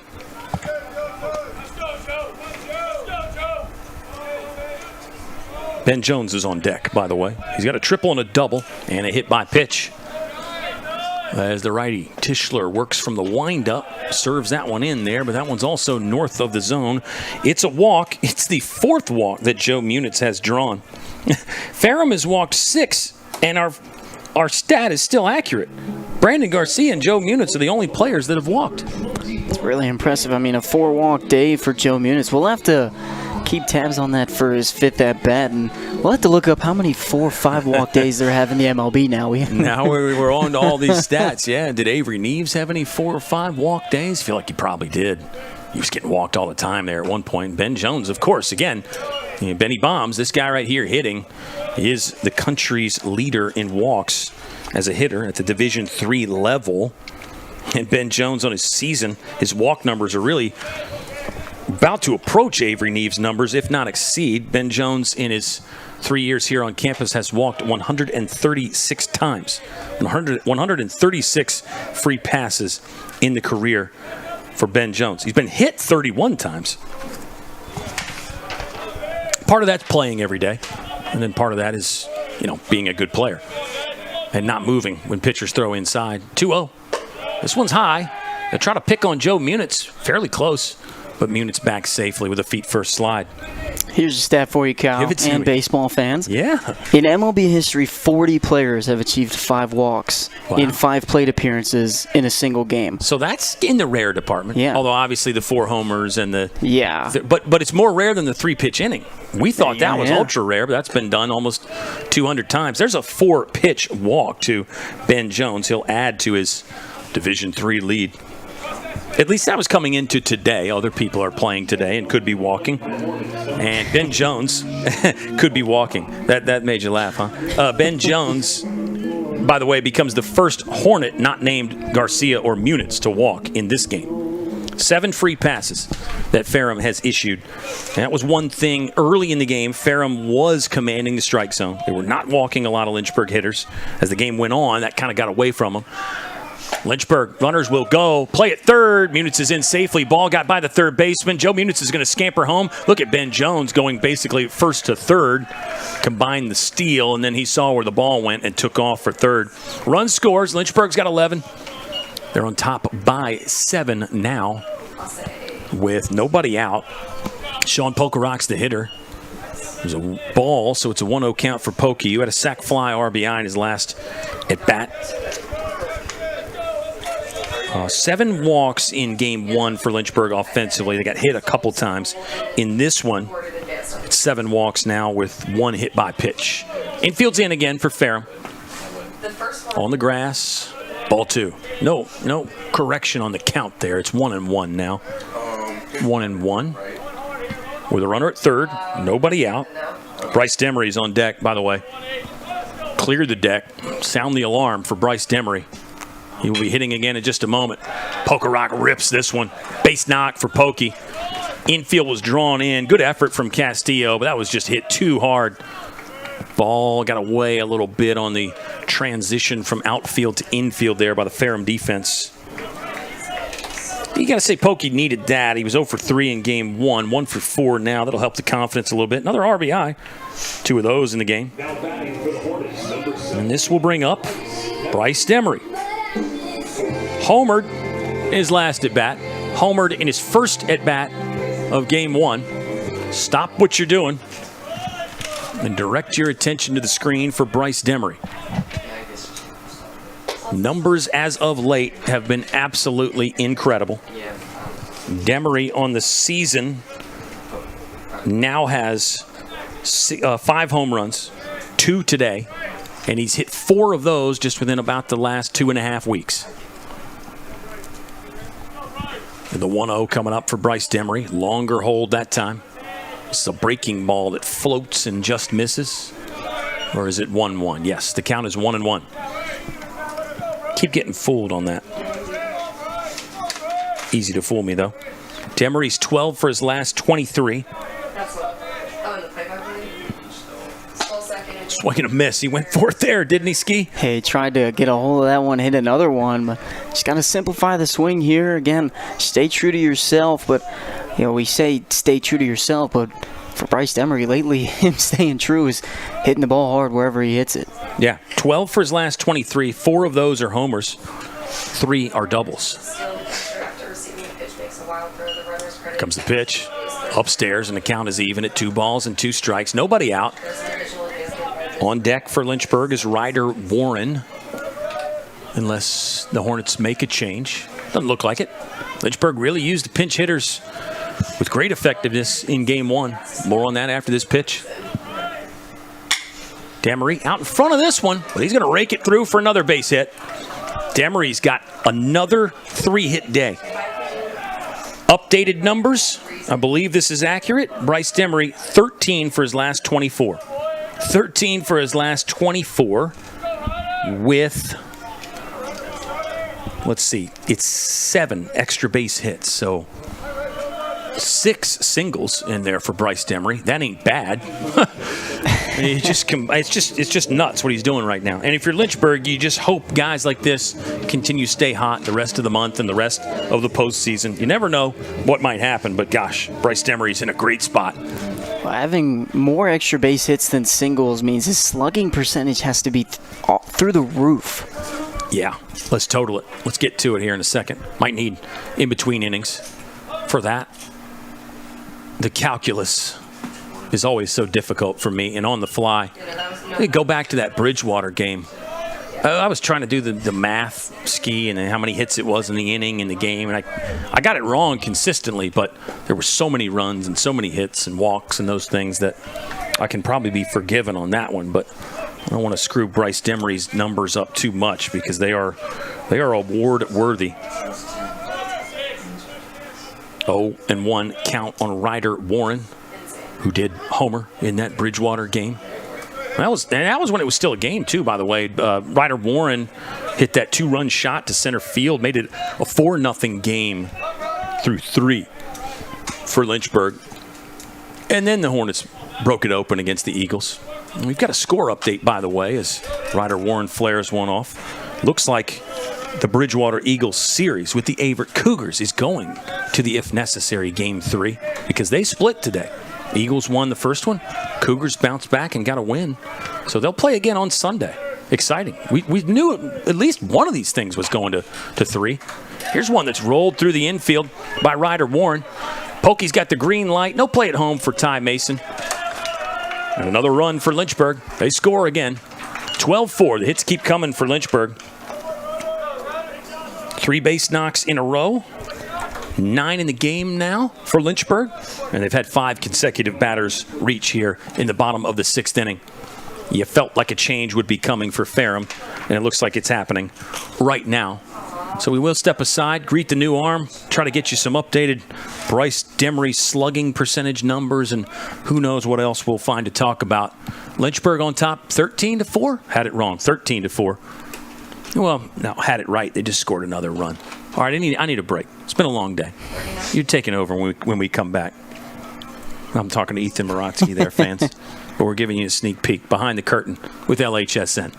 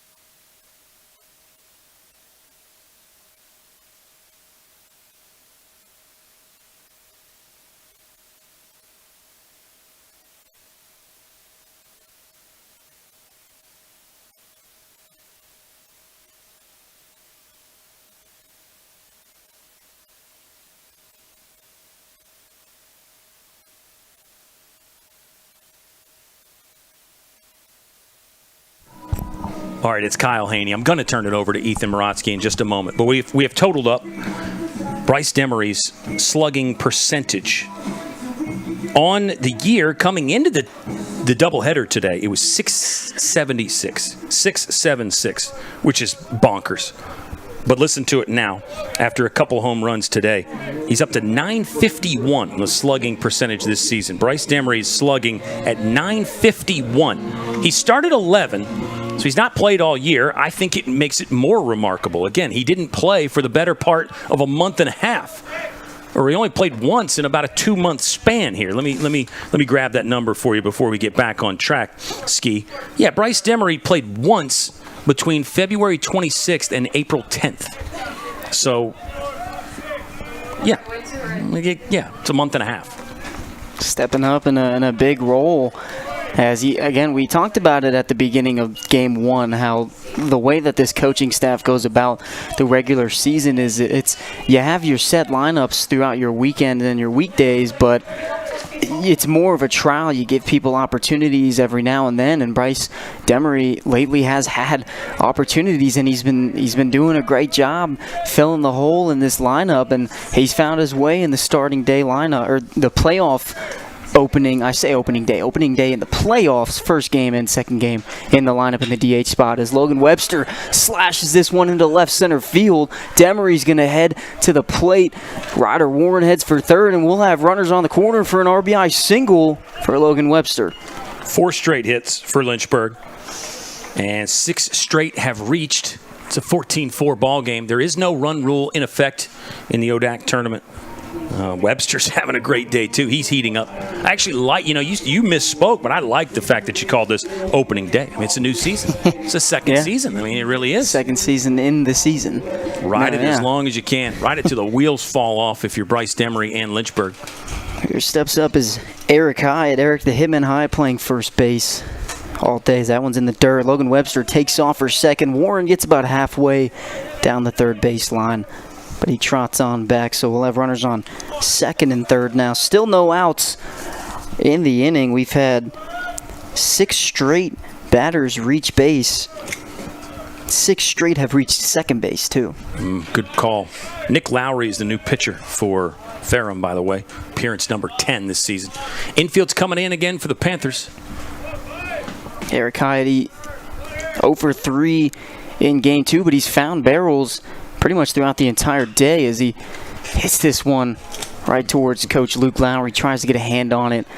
I've seen it a couple times this season. He's pretty good fielding that third base coach spot. Former catcher, good hands. Yeah, absolutely. Great hitting coach. Mm-hmm. A lot of the hitters that I've talked to have really great things to say about him. As Eric Hyatt's in an even 1-1 count. as he hits a high chopper. Ryder Warren heads for the plate, dives in. Eric Hyde out at first, but Warren safe at the plate, so another run for the Hornets makes it 14-4. Finally an out in the inning for Ferrum, though. Good news for the Panthers. You know, Warren, just going back to that, not to be critical, but on that high chopper, if he breaks right away, Ferrum doesn't have any chance to get him at third. But the fact that Ryder Warren hesitated, the Panthers arguably could have gone home there and gotten Ryder Warren, but you can't fault Eli Elliott, the third baseman. Take the sure thing at first. Yeah, especially with the struggle that you've had finding an out so far in this bottom half of the sixth. You take what you can get. Maddox Tsutsui at the plate. First pitch hit towards the right side. Great job by Baxter. Throw to the plate is in time. Logan Webster thrown out. What a fantastic play by Baxter. Impresses at the plate and in the field. Absolutely. Very good play right there. You know, again, he's a bigger guy, but he really moves well, and you can see he throws well. It's like a double play transition there as he scoops that one and fires it home. So Lynchburg has made a couple outs now, 2 in the inning. They do lead 15-4. 2 straight outs. 2 straight outs after 7 batters getting on, or 6 batters getting on in a row, excuse me. But Maddox Tsutsui still at first base, and now the order has flipped once again for Brandon Garcia. Well, that's what I was doing in the crazy Bridgewater doubleheader. You know, there was so many runs and so many hits and things. I was trying to keep track of them and all, and I would get them wrong. And then as soon as I would get it right, they'd get another hit. Yeah. You know, I'd say that's 19 hits in the inning. No, it's 20. Then they'd get another one, and I have to say it's 21 hits in the inning. Well, we ran into this problem. Well, I ran into this problem in the first game because, you know, my scorebook only has 9 innings. You've got the traditional. Yeah. I've got the college scorebook with more room for these high-scoring games and 11-inning games as well, like we had in the first one today. Yeah, the trouble is especially for me, and I assume that it was like this for the 21-run inning, is where do you put the score when you're out of spots? Yeah. You see, you've got an interesting book, too, because it's like got way more than 9 spots for hitters. Yeah. Well, I'm not sure what to do. 16 batters in a lineup usually is not how, how maybe it goes. Some of those youth leagues, you can hit 16 or something, yeah. 2-2 coming up for Brandon Garcia. Deuce is wild. Who's gotten out once today. 1 for 2 with a couple walks, scored 3 times. Good eye by Garcia. Full count. I say Deuce is wild. I think we had what, 11 deuces on the board at that point? We were talking about it earlier. Yeah, I know. That's another one. Who could keep track of all this stuff? We need to hire somebody. Full count. 2 outs. Tsutsui going to be heading to second. Pitch up and away, and that'll be another walk for Brandon Garcia, his 3rd walk of the afternoon, or of the second game. See, it's tricky. But no, I love the discipline there from Brandon Garcia because, look, Lynchburg's up 11. Garcia wants to hit. I think a lot of guys would swing at that pitch. I do. I think it was close enough to swing at it. I think I'd swing at that. I wasn't going to name any names, but shots fired.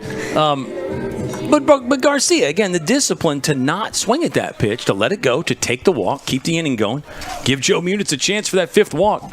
Munitz has walked 5 times in the ball game, and Ethan Morotsky just looked it up. It's pretty rare, a 5-walk game. What'd you say, 40 times or something? 40 times, 40, and 2 players have done it twice in their career. Ooh. I might want to think about that. Could I have a crack at that? Do you remember who it was? I do. I do remember who both of them were. Let's lock in on this at bat because Munitz is really going to have to work for this walk now. He's down 0-2. 0-2 count, 2 outs. Runners on first and second are Tsutsui and Garcia. Outside for ball 1. Any guesses? I'm still, yeah. Well, I mean, my first guess is going to be Barry Bonds. Yeah, that's one. Yeah, because he just walks so much there. The second one, I'm not going to lie, I've never heard of this player. Oh, okay. See, that's a good hint. That's a good hint right there. Shows my age, if you get it right. Well, no, not necessarily. I mean, I think it also says it's probably not a household name. I mean, you've heard of Babe Ruth and Lou Gehrig, so it's not them. Uh-oh. That one laced into right field. It's going to drop. Maddox Tsutsui is going to round third. It's going to be bobbled into right field. Munitz is going to be on his horse. Garcia is going to round third and score. Munitz heads for third.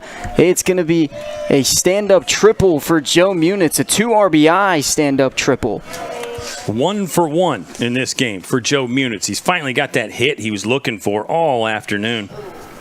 And a little misplay out there in right field by Mason.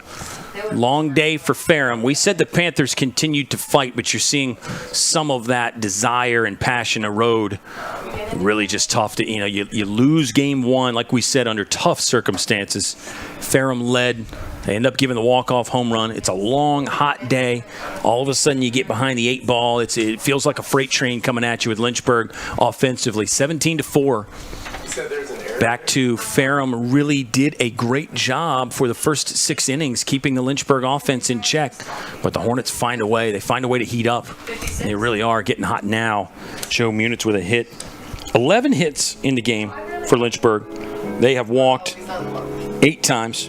In the inning, by the way, Ski, it's 5 hits in the inning. So think about that, too, for Lynchburg. 5 of their 11 hits, not quite half, but close, have come in this bottom of the 6th. It's a 7-run inning right now. They lead 17-4. We'll greet another new pitcher here for Ferrum. Try to get back to your little trivia question there. Should we make a specific trivia portion for our LHSN broadcast next year? You think so? Yeah, I think we should have a trivia, like a set time, a second inning or whatever, something like that. It'll be fun. We can just roll with it. Might as well. I mean, baseball trivia is such a cool thing. It's almost an art in itself, because you want to ask questions that people have a chance at getting.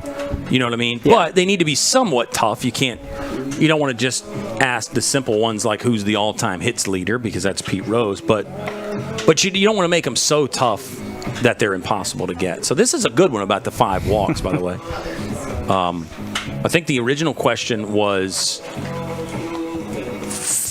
players have walked 5 times in 5 plate appearances, 40 times, and we had 2 players that did it a couple times. As the new pitcher is Dylan Amend. Dylan Amend is a sophomore lefty in for Ferrum. But we got Barry Bonds as one of them. I think that was the easy one. Not to take any credit away from you. No. But Barry Bonds, somebody that would not only would get intentionally walked, what seemed like it could have been almost every at-bat, but somebody who was walked multiple times. I mean, intentionally walked even with the bases loaded. Sure, yeah. And then the next guy, Ski, said he's never heard of. So Ben Jones steps up to the dish, takes first pitch strike. You have a hunch that it's probably a power guy, I think, just because, again, they get pitched around, they get intentionally walked, etc. I'd love to be able to tell you, but I can't. I don't know. Right. Second pitch in the dirt, even up the count at 1-1. Joe Munitz standing on third base. He's 1 for 1, but he's reached base 5 times now. He's reached third base 5 times at least.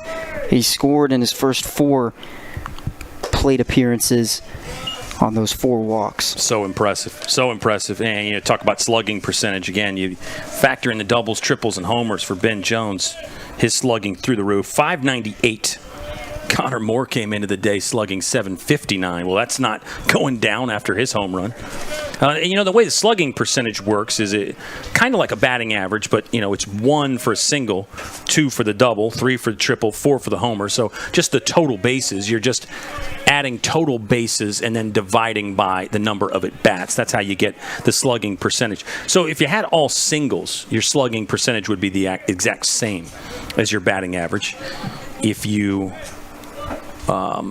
had like all homers, your slugging percentage would be 4,000, which sure somebody started their career like that. Ooh, called strike 3 on Ben Jones, and that'll finally be the 3rd out of the inning. Panthers walking off the field. We're gonna head for the 7th inning. Kyle, do you want to keep it here, keep thinking, or do you want to go on break and think about it? No, let me keep thinking. Just keep it here. We'll think out loud. Great inning for Lynchburg. 7-run inning, by the way. They score 7 on 5 base hits, 3 walks in there for the Panthers. Lynchburg will leave 1 on. Gosh, I'll tell you what, the Hornets, in scoring 17 runs, I think they've only left 3 on base.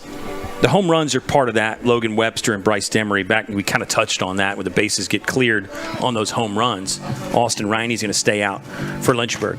All right, so 5 walks in a game at the major league level, and Joe Munitz didn't do it, so you could argue it's bad broadcasting to continue to talk about it, but when have we been shy about breaking the broadcasting rules? We play by our own rules here at LHSN. Says he's never heard of the guy. Interesting. I don't know. Let me.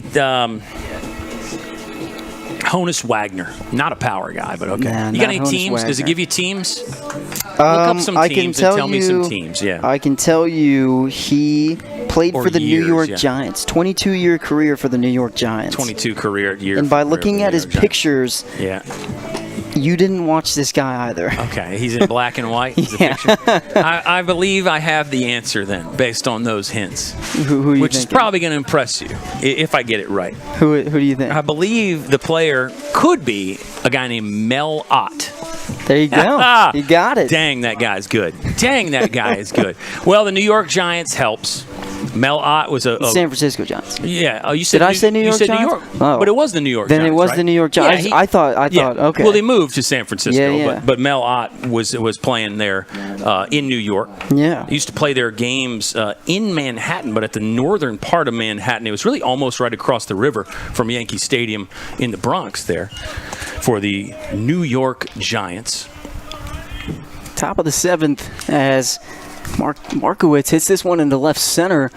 Logan Webster tracking it down for the first out of the inning. Austin Riney still on the mound for the Hornets as now Bees will head out to the mound. We'll get a pitching change. He wanted to throw to the leadoff lefty in Markowitz, and now you're probably going to go to the right-handed pitcher, and we will. Looks like it'll be Trent Judd that'll trot his way to the mound. He'll face Sean Baxter and Castillo, the 2 and 3 hitters for this lineup.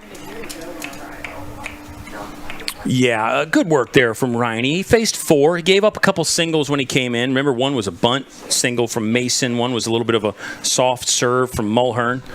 But a strikeout and then a fly out there for Riney. So a little length there. He pitched to one batter in game number 1. And now we get to see Trent Judd.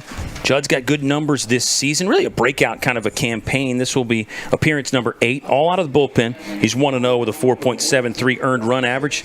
17 strikeouts to just 5 walks for Trent Judd from Salem, Virginia. And going back to how well Riney did today, not just from that first game, but you look at this, what we literally just saw. I mean, that was a long bottom of the 6th inning where Riney had to wait to be able to throw to another batter. He came out and first pitch swinging into left center field for an out.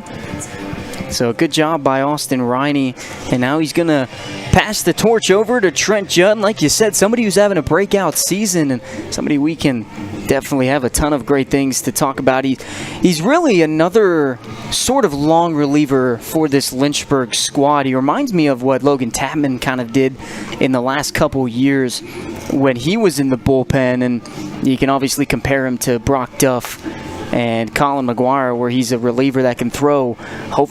You hope that you can get a ton of innings, but he's a guy that can throw 3, 4, and even more if you absolutely need him to. He has thrown in that midweek role, not obviously starting, but when those starting pitchers sort of have a lot of trouble early on, you can go to Trent Judd to kind of be that second starter.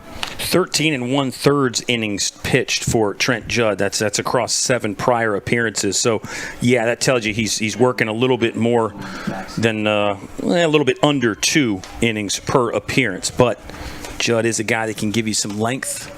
Good live right arm. I said it's a breakout year for me. He had that great appearance against Methodist last year that really stood out to us. And there you go, first pitch strike. Judd looks like he's ready to go. 17-4, the Lynchburg lead. Sean Baxter at the plate had a fantastic day. Like you said earlier, was a double shy of the cycle in the first game as he lifts this one to mid-right field. Ryder Warren underneath it for the second out of the inning. He was a double shy of the cycle in game 1. Had an opportunity, hit that single. So he's had a really great day, but he did hit the double earlier in game 2. So he has had the cycle throughout both of the games, but he's really impressed, not just today though, but for the entire season. Carlos Castillo also impressive on the year. He was a conference leader in hits coming into today, and so you have to say the regular season leader in hits was 65. He added 1 to that. First pitch called strike 1, a really good slider by Judd. Catches that outside corner of the plate.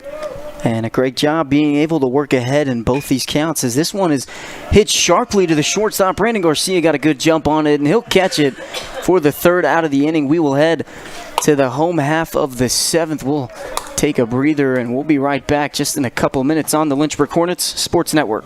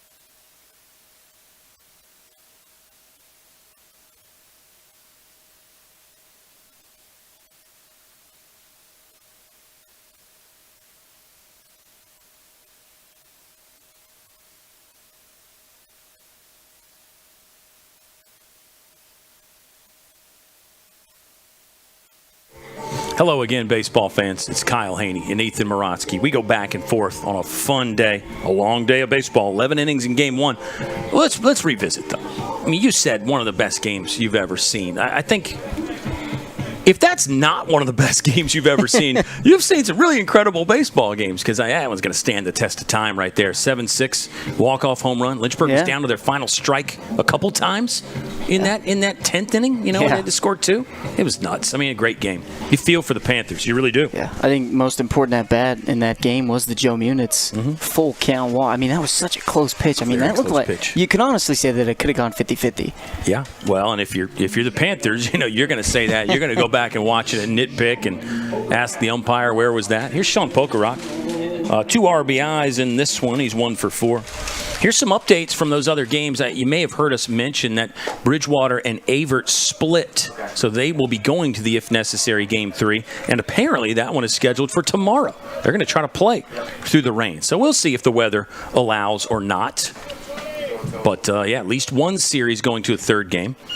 And I'll tell you something else. Roanoke got beat up pretty good against Shenandoah in their opener. It was 22-4 Shenandoah, but right now the Maroons have a 4-3 lead in Game 2, looking to force the if necessary game, which is scheduled for Sunday at 1 p.m.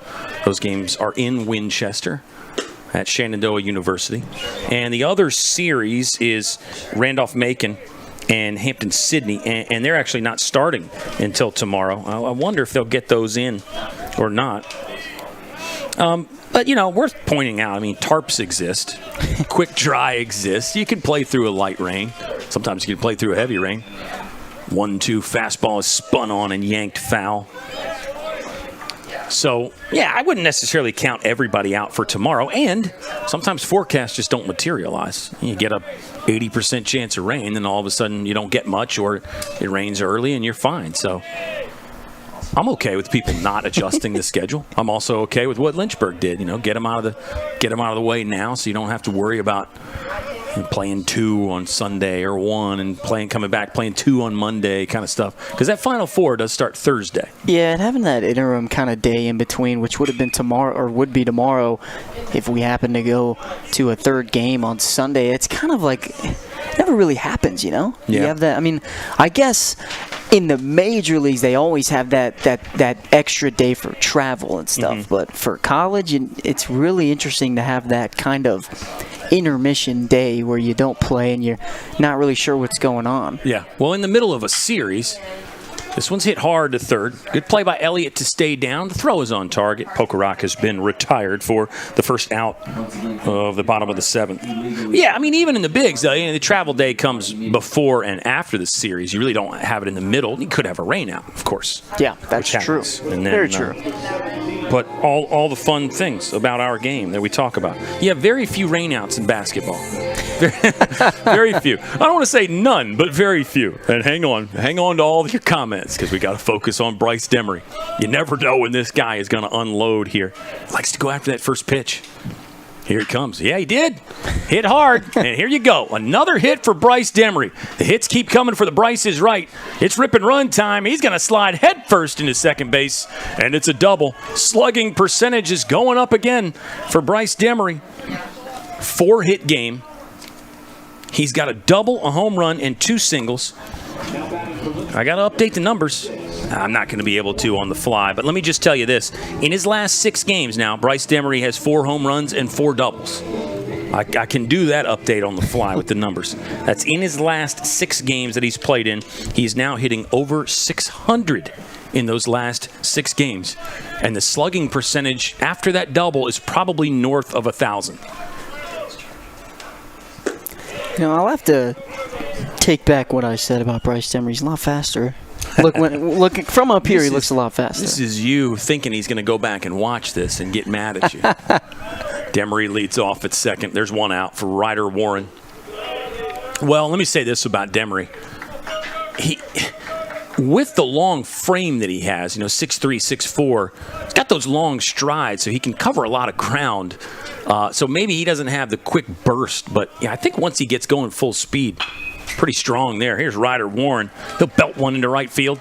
Demery's going to wheel around third. No play there. Look at that speed from Bryce Demery. He's in, standing up for the 18th run of the game for Lynchburg. 13th hit of the ball game for the Hornets. An RBI single for Ryder Warren. Here comes Logan Webster, who is 2 for 4 with a jack, a no-doubter. Again, there is no 10-run rule in tournament play. We did have the run rule in the regular season in the ODAC, and we saw that quite a bit. That was the other thing about the crazy Bridgewater doubleheader. Lynchburg scored 51 runs, right? And they actually did it in only 12 innings of offense because they didn't need to bat in the bottom of the 7th. Yeah. So they really only hit in 12 innings against Bridgewater, and they scored that many runs. It's an impressive feat. Yeah, it is. We've seen some impressive things this season. I mean, this is a season unforgettable. Oh, Ryder Warren's kind of caught in a bad spot here on a dink that floated to the second baseman. It's a double play for Ferrum. That's how the inning will end. It was a run-scoring inning for Lynchburg. They add on 1. Demery doubles and then comes home. So it's 1 run on 2 hits, none left on, no Panther errors, and our score through 7 complete is 18-4. Lynchburg on top in Game 2.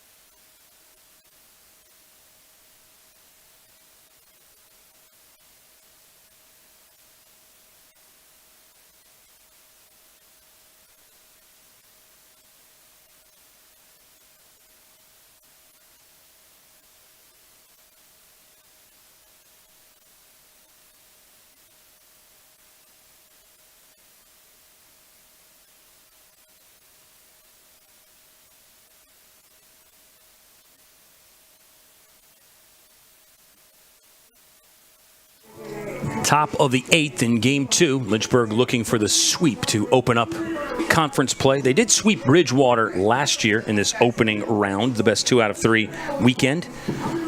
And Lynchburg, in these opening round affairs, have been pretty good lately. And of course, again, the format changed a little bit there during the COVID years and all that stuff. But Lynchburg 8-1 in these first round postseason games since 2021. Here's a stat. Here's a number. Lynchburg in the 20s in the postseason is 40-13. Lynchburg in this decade has won 40 games in the postseason. That feels like a large number. It is a large number. Right. It does. It feels like it because it is, right? Swing and a miss from that is a season's worth of a postseason record. Right. 5 years in there. No postseason in 2020, but postseasons in the years following. This is Gregory Mello, who homered in his last at-bat. We love this guy. A lot of fun to watch. First time facing Trent Judd. Judd inducing a check swing, but Mello did not check the swing. Can't hold up. And it's now an 0-2 count. At home in the decade of the 20s, here's an update. Lynchburg is 104-14. At Fox Field in this decade, Lynchburg is 104-14. 104 wins to 14 losses. Undefeated at home this year, 19-0. Looking to make it 20 straight at Fox. Impressive numbers. Understatement. Yeah, for sure. I mean, Fox is an absolute fortress. A lot of reasons for that. Lynchburg's just been good in the 20s. That helps. They win games everywhere. But great fan support. You get comfortable playing at home. All those other things. You don't have to ride the bus like the other team does. There's a lot of reasons why teams are better at home. Comes a 1-2. Swing and a miss. Judd got a strikeout there. K victim number 1 for Trent Judd. It's Gregory Mello down swinging. Here's another guy that we love. Oh, it's a pinch hitter. Seth Shannon, the catcher, has been lifted for a pinch hitter. We've got number 21, Jackson Hutchison. Oh, man, I was hoping we'd get to talk about Seth Shannon more, and he had caught every inning. Really doing some heavy lifting back there for Ferrum.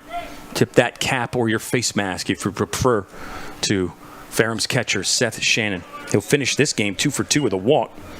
As Jackson Hutchison steps in, he's a .275 hitter on the season, game number 17 that he's played in. I can't remember. You told me you did some catching? I did, yeah, back in my high school day. Well, and a little bit before that, but yeah, I was a utility player in high school and had to catch a couple of seasons. Yeah. It's fun. It is fun until you start getting the foul balls hit off you and catching 11-inning games and all that stuff. The wear and tear it's definitely there, and and of course high school games are only 7 innings, so I couldn't imagine doing 9 innings, let alone 18 or 16 that Shannon has done today. Yep.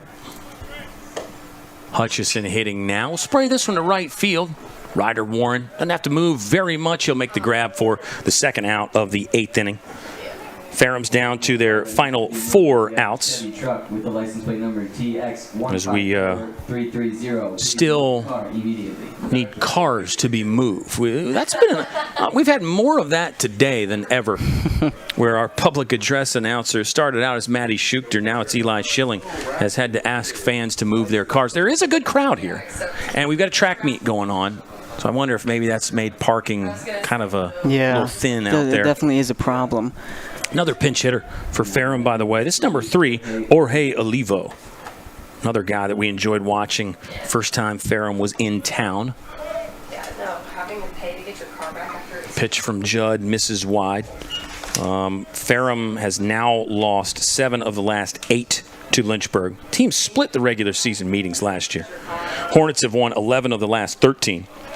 Margin of victory is usually pretty close. There's been 4 one-run games in the last 8 ball games between these two squads.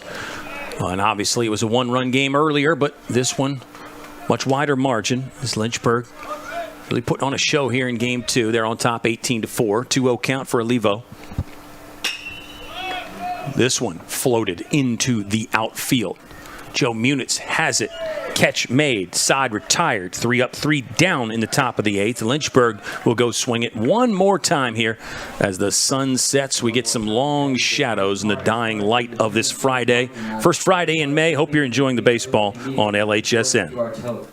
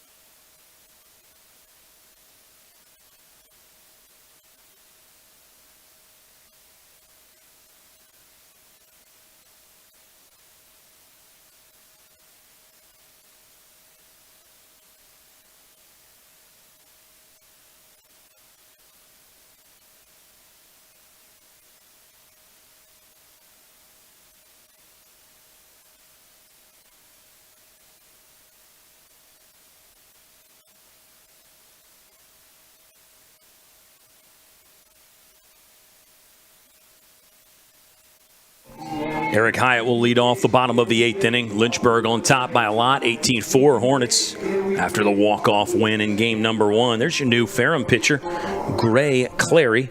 Just appearance number 3 on the season for Gray. He hasn't yielded an earned run yet. We'll see if he can keep that going. Called strike 1 to Eric Hyatt. Jackson Hutchison stays in to catch for Ferrum. And we think Jorge Olivo stayed in as well, getting a thumbs up on that. Maybe 1 or 2 other changes out there for the Panthers. It's a 1-1 count on Eric Hyatt. I think we'll see some pinch hitters again for Lynchburg, maybe. Looks like Tsutsui and Garcia are on deck and in the hole, respectively. Chopper to second. Oops, misplay there by Olivo. He's one of those new guys in. It's going to be an error, unfortunately, for him. Hyatt does reach. First time Eric Hyatt's been on base today. No. Yes. Hyatt hits the balls hard, but that's actually the first time Eric Hyatt has reached base today. Actually, he got hit by a pitch in his first at-bat last game. You're right. Man. Long day. No, I'm batting 190 today. I'm telling you. I've hit a few home runs, though. Slugging percentage is high.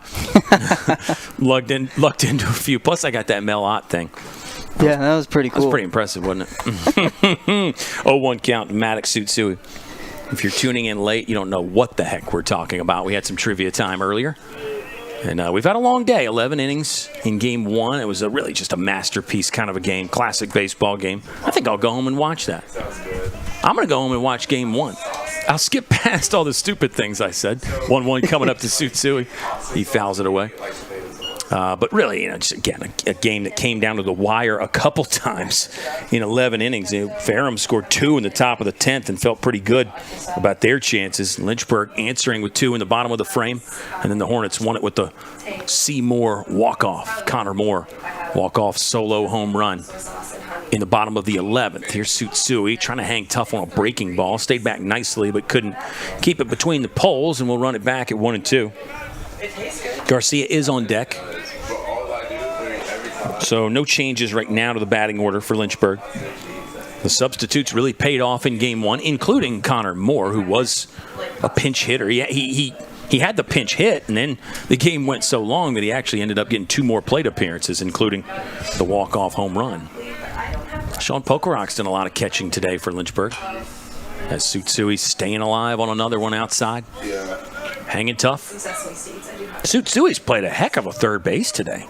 I know we've commented on it when the plays happen, but gosh, think about the amount of little tough hops he's had to handle there, starting a couple double plays. Yeah, he's holding his own over there at the hot corner, and especially with this Panthers lineup that's done a great job. He's really held his own over there in the hot corner. They found a lot of barrels that have gone to him, but made a couple really great plays, couple double plays. Tsutsui struck out looking there on a pretty nasty breaking ball from Gray Clary. Runner on first with 1 out. Brandon Garcia's in. He's 1 for 2 with 3 walks. Garcia walked a couple times in game 1. Looking for a multi-hit game now. Garcia hasn't had one of those in a while in his career. Love this. Brandon Garcia's got 49 multi-hit games in his career. 31 2-hit games, 18 3-hit games. There's another fun one coming your way. Brandon Garcia has hit safely 105 times in 138 starts. A lot of baseball. And then back to the craziness of Major League Baseball. It's not even a full Major League season. Yeah. But Brandon Garcia has been getting it done here for 3 years in Lynchburg. 162 games in one season is a long time. Sure you got to think they started, the beginning of April, and the season doesn't end until October. Yeah, that's when Land's on top of the dugout. I think when you combine spring training, 20 games there, ish. Not that you're going to play them all, but you combine that, and then you combine a potential postseason run. I think we talked about this before. You can end up playing like 200 games in 220 days, or something wild like that. But that's the grind. That's what makes baseball slightly different. I mean, could you imagine if the NFL played every week for 8 months of the year? Brandon Garcia is going to bash one foul. I wonder if it gets to that, just because of the maybe greed's not the right word, but the owners see the writing on the wall, and more games would mean more revenue. You get people in the stands more. I think you're going to get over 20 games in the NFL in our lifetime. Pretty confident with that. Well, we just added a couple years ago. They added another week to the end. I'm pretty sure they're trying to add another one already. Well, they're going to get to 18 because then you would have the same number of home and away games. Right now with 17, you get kind of bunked there as Brandon Garcia is going to foul another one off. Well, now we've really. It's a long day when we're talking about football now. I mean, we talk about some crazy baseball things, but now we're talking about football. Basketball's got a long season, 82 games. They're in the postseason right now. They are. Their postseason takes a heck of a long time, too. Yeah, my Milwaukee Bucks got eliminated. Yeah, tough day there. And then Damian Lillard with the Achilles injury. Brandon Garcia is going to take a walk. That's his 4th walk of the game, by the way. Well, it's like Richmond used to be fun, but Richmond's not. And for Lynchburg, walk number 9, they actually have not taken a free pass since Brandon Garcia's last plate appearance. Yeah. So give Ferrum credit again for commanding the strike zone just a little bit more. Here comes Joe Munitz. He's 1 for 1 with 4 free passes. We could go into the archives and find out how many guys have been, 2 for 2 with 4 walks or 1 for 1 with 5 walks. Not going to happen here, though. Munitz ground ball to the first baseman. That's Baxter. And Baxter's pretty slick over there with that glove, isn't he? Yeah, a lot of athleticism, sneaky athleticism. Obviously, he's a bigger kind of guy, but, I mean, it doesn't seem to stop him. Nope. He's a great ball player. Throws well. I mean, he made that good spin and throw to home to get a runner earlier in this game. And a good spin on target throw at second. Looks like we got a pitching change coming for the Ferrum Panthers, so we can talk more about Sean Baxter at first and whatever else we want to. Yeah, Baxter's got a good arm. Okay, now you said you played against Sean Baxter. Yes. I'm marveling at the arm and the athleticism. Did he pitch in high school? Had to, right? No? I want to think that he did, but I'm not going to give you a definite yes. I appreciate that. That's something that I'd have to ask him post-game. Because I usually put my foot in my mouth and give a definitive answer, and then an inning later I have to say, correction, fans, I was wrong. So that's smart by you to not give that. It's been a fun day. It's been a long day. Tough one for the Panthers. This is their season is going to end here. And interestingly enough, again, we've touched on it just a little bit, Ski, but final Division III game for Ferrum. They're going to move up to D2. That's an entirely new landscape. I got to admit, I'm somewhat, ignorant about Division II baseball, as Jordan Smith will be the new pitcher for Ferrum. He's appeared in 5, 1.80 is the earned run average. Pretty good for Jordan Smith. I know our buddies Oscar Garcia and Gabe Garcia played at Concord, Division II ball there. UVA Wise is now a Division II school. Emory and Henry did basically what Ferrum's doing. Went from the ODAC, went to Division II. And I think the first time we had this doubleheader, I talked about some of the same folks who helped Emory and Henry with that transition are also helping Ferrum, because that's such a complex move. You gotta hire like one of those companies that helps you with some of that stuff. So it's interesting though, and I don't know that I have any other thoughts on it other than that it's interesting, and obviously we wish the Ferrum Panthers the best of luck moving forward. There's always been some great baseball talent that has come through there. You think about Eric Owens, who's the head coach now, and Billy Wagner. They played there when Ferrum was a junior college. So Ferrum's done a little bit of everything, interestingly enough. I guess they haven't done everything, but it'll be 3 different levels that they've competed at. Well, when you go to Emory and Henry and how they went up to a higher level, we had Averett join the ODAC, and kind of in place of them, you wonder maybe if they're going to find a school to possibly join the ODAC. I think it's not like the worst thing in the world if you can't replace Ferrum in the ODAC, because there are so many teams already in the Old Dominion Athletic Conference. I mean, even if you go look at like softball's got even more teams, because you've got teams like Sweetbriar, all those teams that can play, and it's not just softball too. There's soccer, men's soccer, and women's soccer, because you got Randolph down the street that can play those sports. Right. So Hollins is another one that female only, so they only compete in certain things, and Hampton Sydney on the men's only side. So it's a very interesting conference from that perspective for sure, and it's one that you don't really think about that with the Division I level, the SEC and the Big Ten and all those things. But, yeah, the ODAC's a little bit different. A lot of fun. Keeps you on your toes. Ben Jones is on his toes now. 0-2 count. Smith, just missed. Close pitch there. Jordan Smith, this is appearance number 6 on the season. Struck out 3, walked 3. 5 innings worth of work. We're in the bottom of the 8th. 1-2 count with 2 outs. 2 on. Jones jammed. Could be catchable for the new man Hutchison, but he cannot pull it in. Hutchison got rid of the headgear. Good sportsmanship here from Ben Jones to pick that up. He's going to hand it to him. Hutchison kind of got caught in between using 2 hands there at 1. It was always going to be a tough play for him on the move. But he definitely got some leather on it. Especially because that was kind of one that didn't really hang up there that much. Little tough visuals right now with the setting sun and the shadows coming through the trees over there, too. It's a little bit harder to see. See if Ben Jones can see this 1-2 offering from Smith. Runners at the corners for Lynchburg. Downstairs, ball 2. Sean Pokerock is on deck. Pokey caught the first half of game 1 before being lifted for Connor Moore. Seymour was 2 for 3 in that one with the walk-off homer. Ben Jones waiting. Pounds another one. Smith will make the grab. Casual movement and fires over to first for the final out of the 8th. So we'll go to the top of the 9th inning. Panthers will need one of the biggest innings of all time, but it's happened. We've seen it on Fox Field with Lynchburg putting up a boatload of runs in an inning, so you never know. Hope you'll stick around. So he's trying to wrap things up here on doubleheader day, and Lynchburg tries to advance to the ODAC Final Four. The conclusion on the way next on LHSN.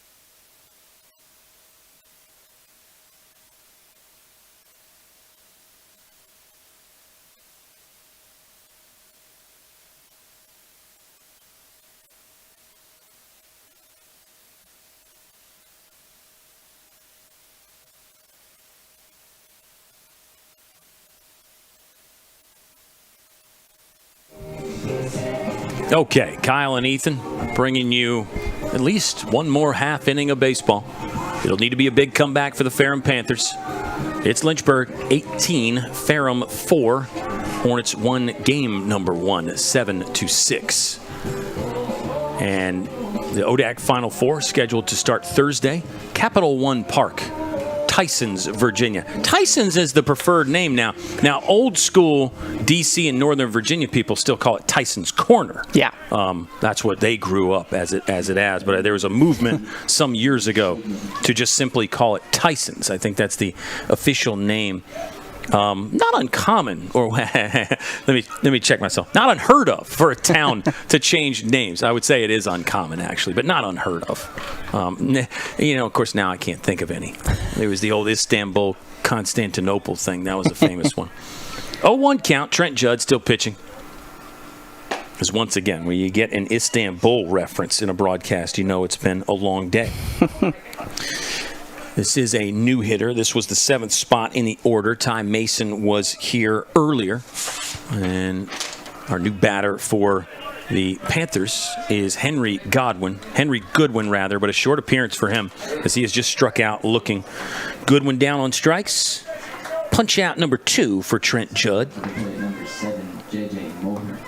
This will be the 7th batter that Judd has faced. This is J.J. Mulhern. It's 1 for 1. Subbed into this ball game and got a single against Austin Riney earlier. Ferrum scored 2 in the 4th here, 2 in the 6th. Let's see if we can get this right for Lynchburg. Hornets in this game, 2 in the 1st, 2 in the 2nd, 2 in the 3rd, 4 in the 4th, 7 in the 6th, 1 in the 7th. Sounds right, looks right.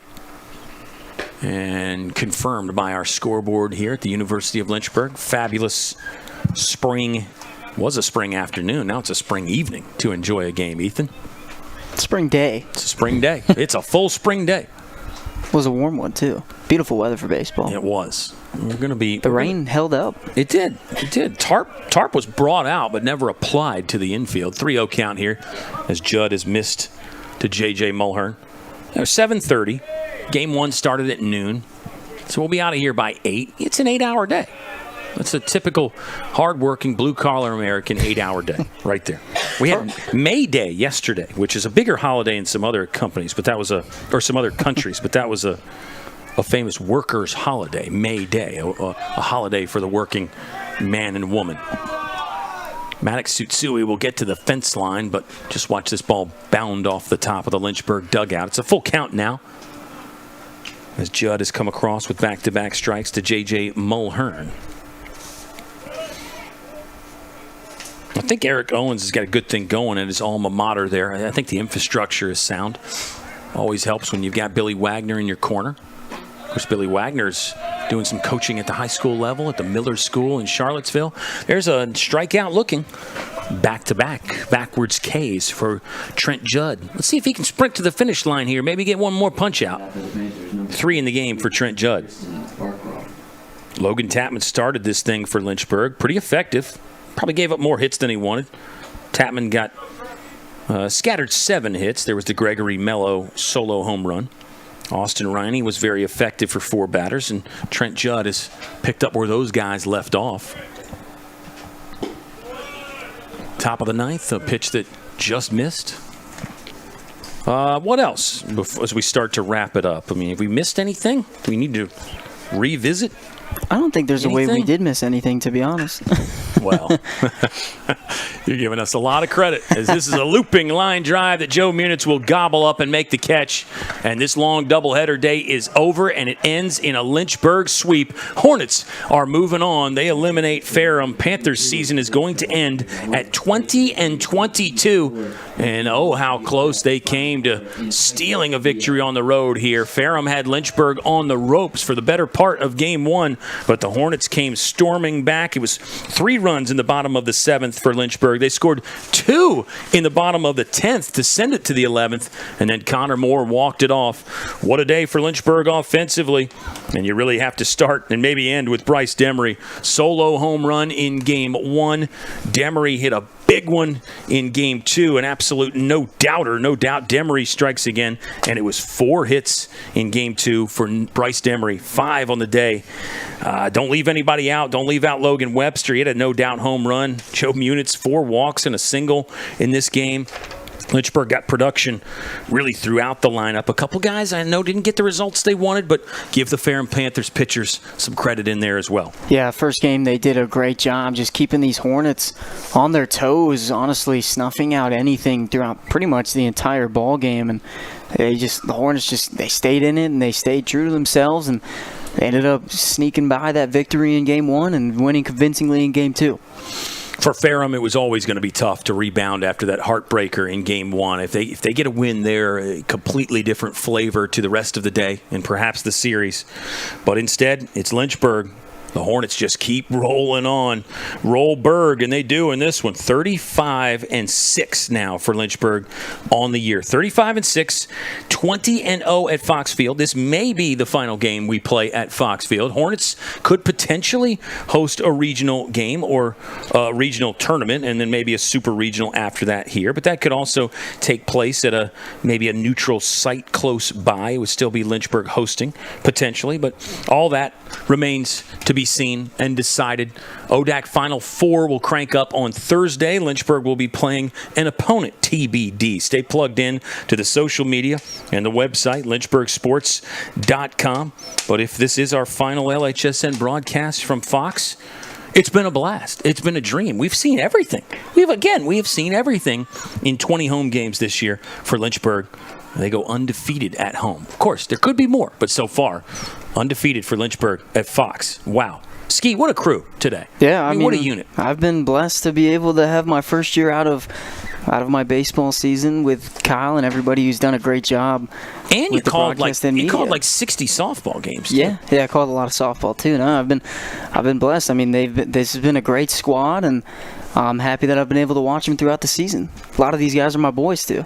All of them are, actually. We'll get to watch Lynchburg again, and they do want to win that ODAC tournament, of course, but a spot in regional play is pretty much assured thanks to that high NPI ranking for Lynchburg. They are 8th in the NPI right now, and I can't even begin to tell you how those equations work, but do some of your own research, fans. The LHSN research department's going to shut down for today, but we hope to be talking to you again soon. Who knows? We might pop on the broadcast up there at Tyson's later on this week. Stay plugged in, again, to the social media and lynchburgsports.com for the entire schedule. For our crew, which was phenomenal, as always. Some people still want to remain anonymous, but we'll just say Inskeep is the best and leave it at that. Eli and Josh are the best, too. And we really had a full house earlier, but some of them went to other places. So we got it done, and Lynchburg got it done. A blowout win in Game 2, a thriller in Game 1. It's another Lynchburg sweep, and they're moving on to the ODAC Final Four. Hornets undefeated at Fox, and they are 35-6 on the season. Best of luck to the Ferrum Panthers as they make the move to Division II athletics. Ferrum finishes up the year at 20-22. Kyle Haney and Ethan Morotsky saying so long. Appreciate you sticking with us and having some fun with us. And, hey, we're sorry for the mistakes. We'll get better next year or later on this season. Yeah. Cue up Snake Farm and let's go get something to eat. Hope you have a great weekend, baseball fans. We'll talk to you again soon.